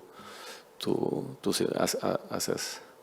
Thank you, Sebastian. Okay. We are a little bit over time. Okay, this is the last one. And this is the seed funding. Okay, quickly then on to the last one. Then. So this is what right now we are looking for, the seed funding, just to finish the project, to the framework of the project. And yeah, that's it. Thank you. Thank you very much indeed, Sebastian, and bringing that Guatemalan buffer landscape with high biodiversity values there. I think that's absolutely fascinating. And this model of using mixed income sources from timber, carbon, non-forest products, as you described, which are a little bit less tangible, but you know, that diversity of income streams, I think, is a very strong element of your project. We're going into some fascinating geographies, and now we're going to turn to the a very interesting region, the Espinal forests in forest biome in Argentina. And to talk us through her project is Anali Bustos, who is running the Monte Alegre project. So Anali, please, the floor is yours. Okay. First of all, thank you for having me in mind for this session. My name is Anali, I'm from Argentina, and I'm an ecologist focused on ecosystem restoration. Today, I want to present for you, how can I, is this? Okay. The situation of the native forest in an area of my country, which is the province in which I was born. This is the central area of Argentina. The name is Córdoba. And as you can see, in 1 century, this area has lost 95% of the forest cover. For me, this number is absolutely shocking. All that remains are the green dots. Those are mountain forests, and there are some forest restoration projects that are being implemented in this area, but not in the white part of the picture. And the question is why? Why this situation appeared? And the answer is simple. The lands in the white part of the photo are low, flat, and very fertile, the perfect package for agriculture. So agriculture has been the main pressure over the native forest, but it also has also been accompanied by other pressures like urbanization, exotic plant species, the fires, natural or intentional fires. So as a conclusion, I would say that we need to reframe our understanding on deforestation, because deforestation is not a problem. Deforestation is a consequence of our economic system today. At this point, many questions appear. So I'm wondering what can we do what are the possible solutions for this? Also, I think also about who are all the people who should be involved in solving this problem. Also, how much it costs, or who can pay for it, or what kind of circular systems can we think or reframe to find solutions. And also, I think about how can we integrate forests into this kind of circular economic schemes. What is the role of the national state in this, and how to create alliances with companies. But also for me, the main thing is how can we combine the owners of the land so that they can quantify and value the services of the forest in these regions, and stop seeing the forest as a loss of arable land. So I'm gonna tell a really short story. After finishing my degree in science, I was contacted by a family. They are farmers, and they have into their property a forest, a native forest of 100 hectares. So this forest was degraded, and they contacted me just to start restoration activities. So I started with this work in 2016, and the task never stopped, although sometimes there were changes on the rhythm of the work, because the family sometimes considered that they didn't have enough resources to afford the restoration activities. And then something really good happened. It was that I applied to the Restoration Stewards program from the Global Landscape Forum. So I won this funding for the project. And this was really nice for the project, because we could fix many aspects of the project.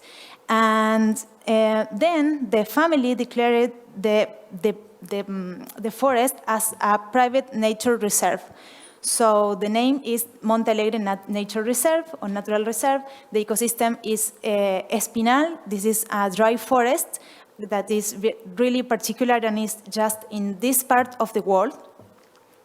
And the most important thing for me is that because of these changes and the impact of the forest project in their life, in the family life, they decided to leave traditional agricultural practice to start the transition to agroecological practices. So after this, the important point is that this project has had a lot of visibility in the region, in my province, and also in the country.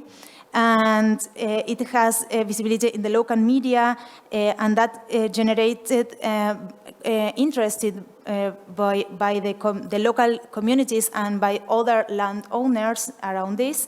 So as I am the coordinator of the project, I'm being contacted by many other landowners who want to replicate the actions of Monte Alegre in their properties. And they are requesting for technical assistance, financial support, because in most of the cases they don't have resources to do these restoration activities.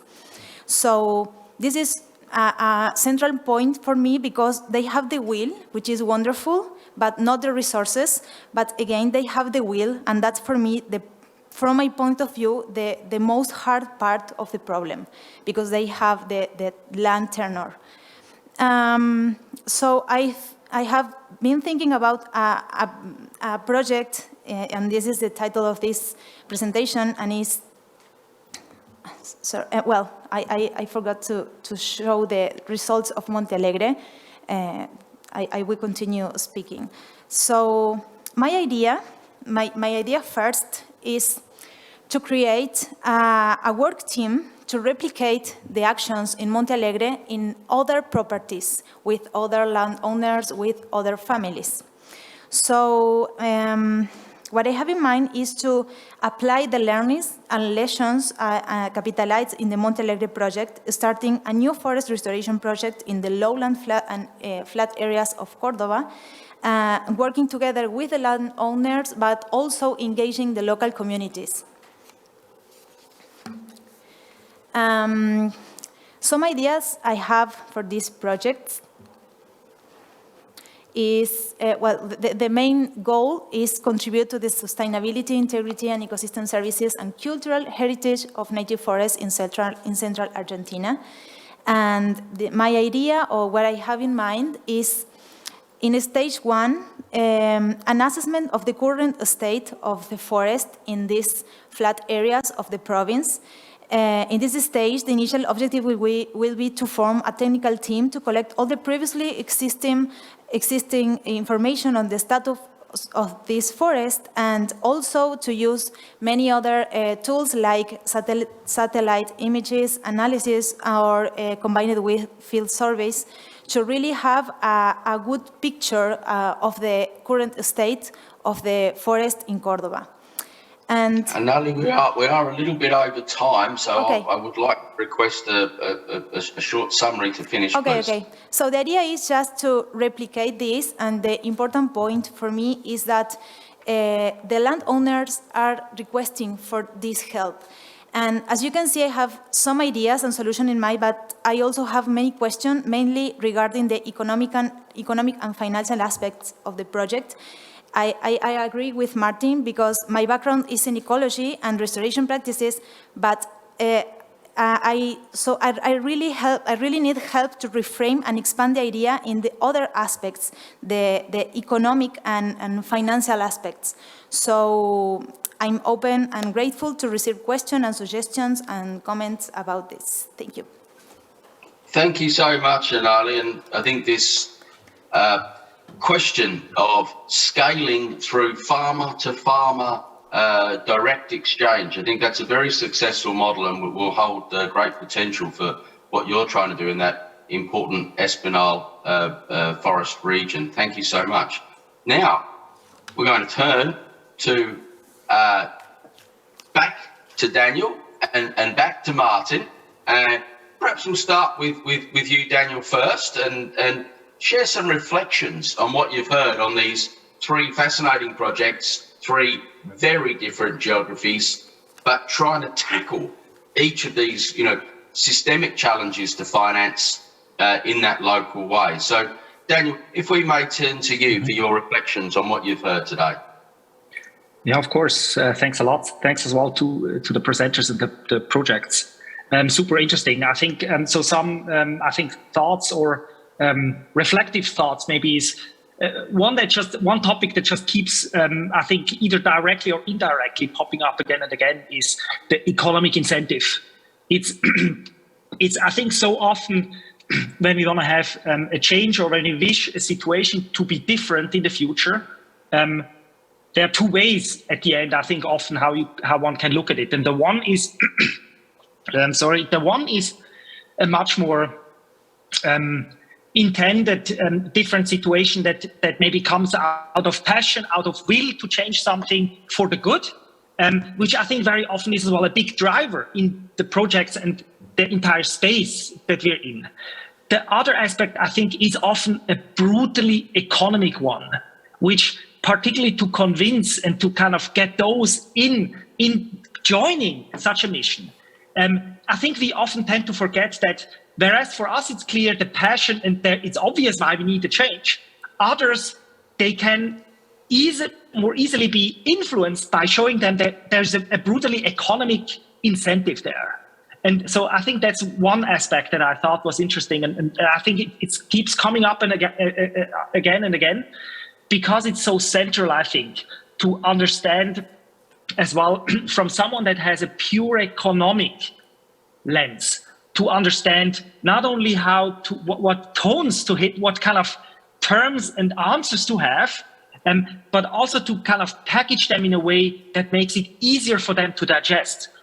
So I think overall, just the economic incentive part, I think, is so crucial, and then the communication on how to bring it across for a person to more quickly understand and grasp the economic aspect of it. So I think that's maybe one of that.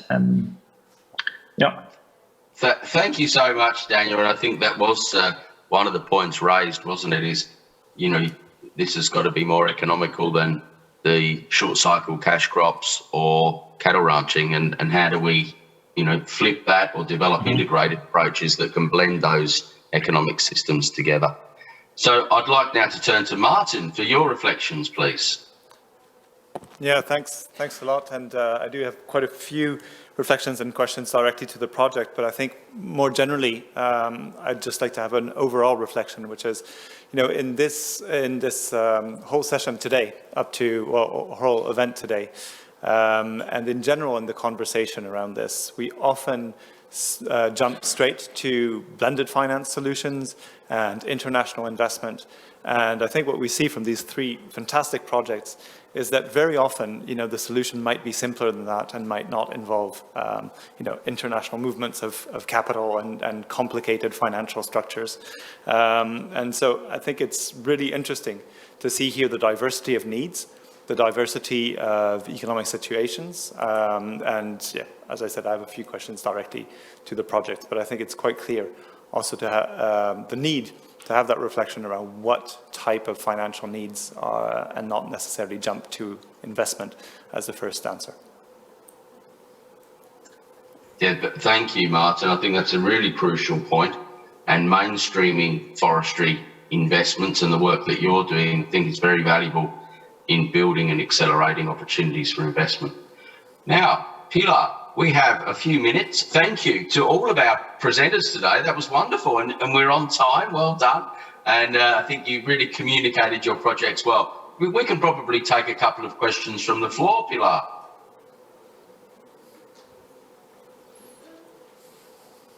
Thank you very much, Matthew. Are there any questions from the audience? Anyone wants to make a question? It's been a long day, I know. Well, there are no Martin, well, of course. If there are no Thank questions you. from the floor, maybe I'll ask some questions to the projects then, if we have a few minutes, just to understand better. And Coffee, you raised this incredibly important issue of land tenure and the security of that. And I just wanted to know, I mean, the solution you outline is fantastic and innovative. I just wanted to know, how is that recognized legally, and also by the customary authorities that you mentioned, because I think that would be a crucial aspect for any investor or somebody looking to secure carbon rights. Yeah, definitely. Yeah, so the traditional customary authorities, they like the idea because it allows them to have better sort of accounting and administration of their land. So a lot of the time, they're due money annually. But it's just very difficult for them to sort of like measure that. And so what would happen is, so the first port of call when you want to buy land in Ghana, you have to go through the traditional authority if it's not already sort of sold to a private individual. But rural land, mostly controlled by the traditional authority. And so once the platform generates the sort of the land tenure document, then that's then verified by the state, by the Lands Commission of Ghana. Yeah. So it is a legal document. Like it functions within the existing system. So we have, we're not reinventing the wheel. We're just sort of like enhancing what is already there. Yeah, thank you. I think that makes a big difference. Yeah. And I think we have time for a final question, if there are any from the floor or people online. Yeah, we have a question. Thank you very much. Anna Arvola again from Finland. Very technical question in terms of the Ghanaian project. One, I would say a bottleneck in many smallholder projects is our capacity to monitor and verify their activities with land. So could you maybe tell a bit more about your experiences of the satellite-based monitoring in your project, the feasibility, cost effectiveness, and so forth? Yeah, in the project, so we haven't started. I'm saying that it would allow sort of those existing technologies to be to be used. I mean, so it's not something that we've done already, but it's just more to outline what could be done if we had such with such a platform. Okay, well, thank you for those questions, and I'd like to take this opportunity now to thank all of our panelists and people joining, especially people joining online from different time zones and the people that are in the audience. So can we have a round of applause, please, for our panelists today and the presentations that we've heard. Thank you. And thank you so much to Pilar, to Ludwig, and to Lyndall for their work in bringing us all together and running this session today. Thank you so much.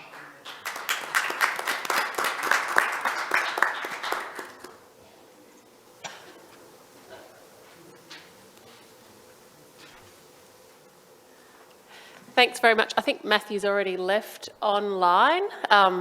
So thank you to our panellists. It's been a long day and we have thinned out, so I'm certainly not going to keep you for very long. But I guess just in summing up for the day, I want to reflect on the incredible breadth of ideas and voices and geographies and backgrounds that we heard from.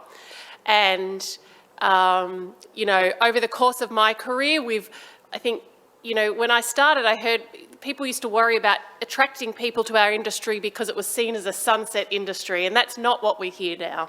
The future is bright. We have so many opportunities and solutions, and we heard so much of that today. And whilst I'm tired, I go away energised and really excited. So, I'm just so pleased about the great diversity and interesting perspectives that we heard today. Thank you so much to the people in the room, particularly those who stayed for the long haul. Thank you. And thank you to our online participants. I've been watching who's there, and there's a few there that also have spent many hours. This will all be posted online, and so you'll be able to pick and choose if there's parts of the day that you didn't see and you'd like to.